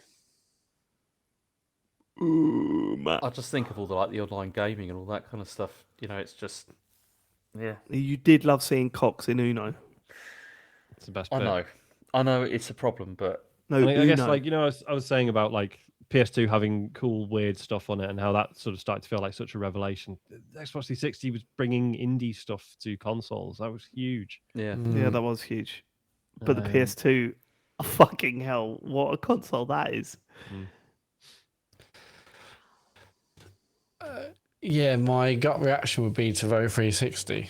Oh my god, what the fuck? I'm getting bad. Really? What are you doing? Yeah, I think my vote would be 360, yeah. Shit. Do you remember how mad it felt like when you first got a 360 and how it was just like, oh, I can just download like about 20 demos and just buy a bunch of stuff. And it felt huge being able to do that. I don't like the PS2 going out. I really, really, really don't like the PS2 going out. I mean, me neither, but I think this is the one I would see it go out against. You know what I mean? I didn't. I genuinely thought the PS2 was going to take this. Okay. We've reached our final, ladies and gentlemen. It is the Super Nintendo Entertainment System versus the Xbox 360 by Microsoft. A great company we all like. Here we go. Are we ready? James Farley, please vote. This is very difficult. This is not the matchup I would have wanted, honestly, because it's. You shouldn't have voted for both of them then in the semis, should you twat? I mean, yeah, if it had been N64 versus 360, it'd be an easy one. But this is a bit more difficult now. Why are you hating on the N64 now? Not hating on it. I love that console. I think it's great, but I also know that it has a lot of flaws, and it was not. Yeah, all of them do. Go on. I think I'm gonna have to go with the Xbox 360. Sean Bell. It is difficult. I think I'm going Xbox as well, which is mad. I'm surprised. And yeah, so am I. I'm surprised at both of you, actually. I thought both of you would be hardcore snares. Sean wants to go to bed. No, Matt Murray. I'm good. I'm all right. I'm awake. I'm fine. Matt Murray. Yeah, 360 for me. I would have voted 360. Shit. Clean Whitewash sweep in the final. for the Xbox 360. I mean, it's funny because people accused us of being like Xbox fanboys. This is my particular winner from the start. As soon as James picked it, as soon as James picked it, I was like 360s. Yeah, I just think culturally, the library, the online stuff. I think it's just, I thought it was a slam dunk from day one. I thought the PS2 would have taken it. Actually, I genuinely thought the PS2 was up for it. But here we are. Xbox 360 officially named the greatest video game console of all time. Remember that one that broke a week after buying it and you had to wrap it into a towel? We think that's the greatest video game console of all time. Listen, they sorted it out. They did. It's fine. Yeah. I will say this. Weeks. This is episode 500. And I just want to say, I absolutely adore recording this podcast with Matt, James, and Sean. You know, 3 of my best mates. I get to sit down once a week and talk bollocks about video games, and for it to last 500 official episodes is mind blowing to me. But also not mind blowing because I think, you know, as successful as this podcast has been, you know, all the support that we've had on Patreon, the amount of people that have bought tickets to see our live show this year, all of that, like that's all very successful. Genuinely still think we'd be doing this podcast if it was free, like 3 people listening. I love talking about video games with you 3, and to get to this point in our podcasting life is like a real achievement and a real honor, and I've loved being part of it. So thanks, guys. Like, yeah, what a better way to celebrate episode 500 by feeling a bit dirty about naming the greatest video game console of all time. Yeah, no, 100%. Like I these days, I try and when it comes to creative stuff, I try and worry less about whether or not the thing I've made is any good, and more about whether or not the thing I've made was good for me to have done it. Do you know what I mean? And I feel like this show is both always. Like it's, do you know what I mean? Like it is. I'm both really proud of what we do, and also like it is of enormous benefit to me, like mentally as well. So yeah, another 500, lads. Yeah. Another 500, yeah. Why not? Put them in the can. Yeah, I mean, like 500 is a lot. I mean, like, but 10 years, you know, I said, I mean, like, 10 years feels more, but and that what an achievement that is. It's been wild when you bonkers. think of like all the things that have happened. Well, since we've been doing this, it's Yeah. just, it's kind of crazy. We podcast for a global pandemic. What the fuck? What the actual fuck? But yeah, but just to echo what Sean said, yeah, I mean, like, I'm immensely proud of what we've done and what we do every week. I'm feel honoured to be part of it. It's amazing that people listen to it and look forward to it, and you know, spend their Monday evenings. It's 12:30 as we speak. There's you know, people still watching us record this. It's a real honour to be able to do it and to do it with you 3 amazing guys every week. It's awesome. So thank you everyone listening, who's in the Discord, who, as Dave said, come to a live show, come to previous live shows. It's a real genuine honour to be able to do this and for people to enjoy it as much as we enjoy doing it, and as much as it helps us. Hopefully, I know it helps other people as well. So thank you to everyone who listens and is a part of it. I mean, I also like doing this, and you guys are okay.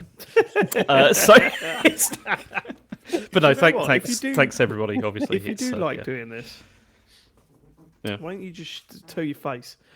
Thank you so much for living it, everybody. I will not be on the podcast next week. Millwall are in the playoffs, so I'm going to that. But I'm sure it will be an all right show. We will catch you on the next one. We hope you have a lovely week. Take care, everybody. Goodbye. Bye-bye. Bye. Goodbye.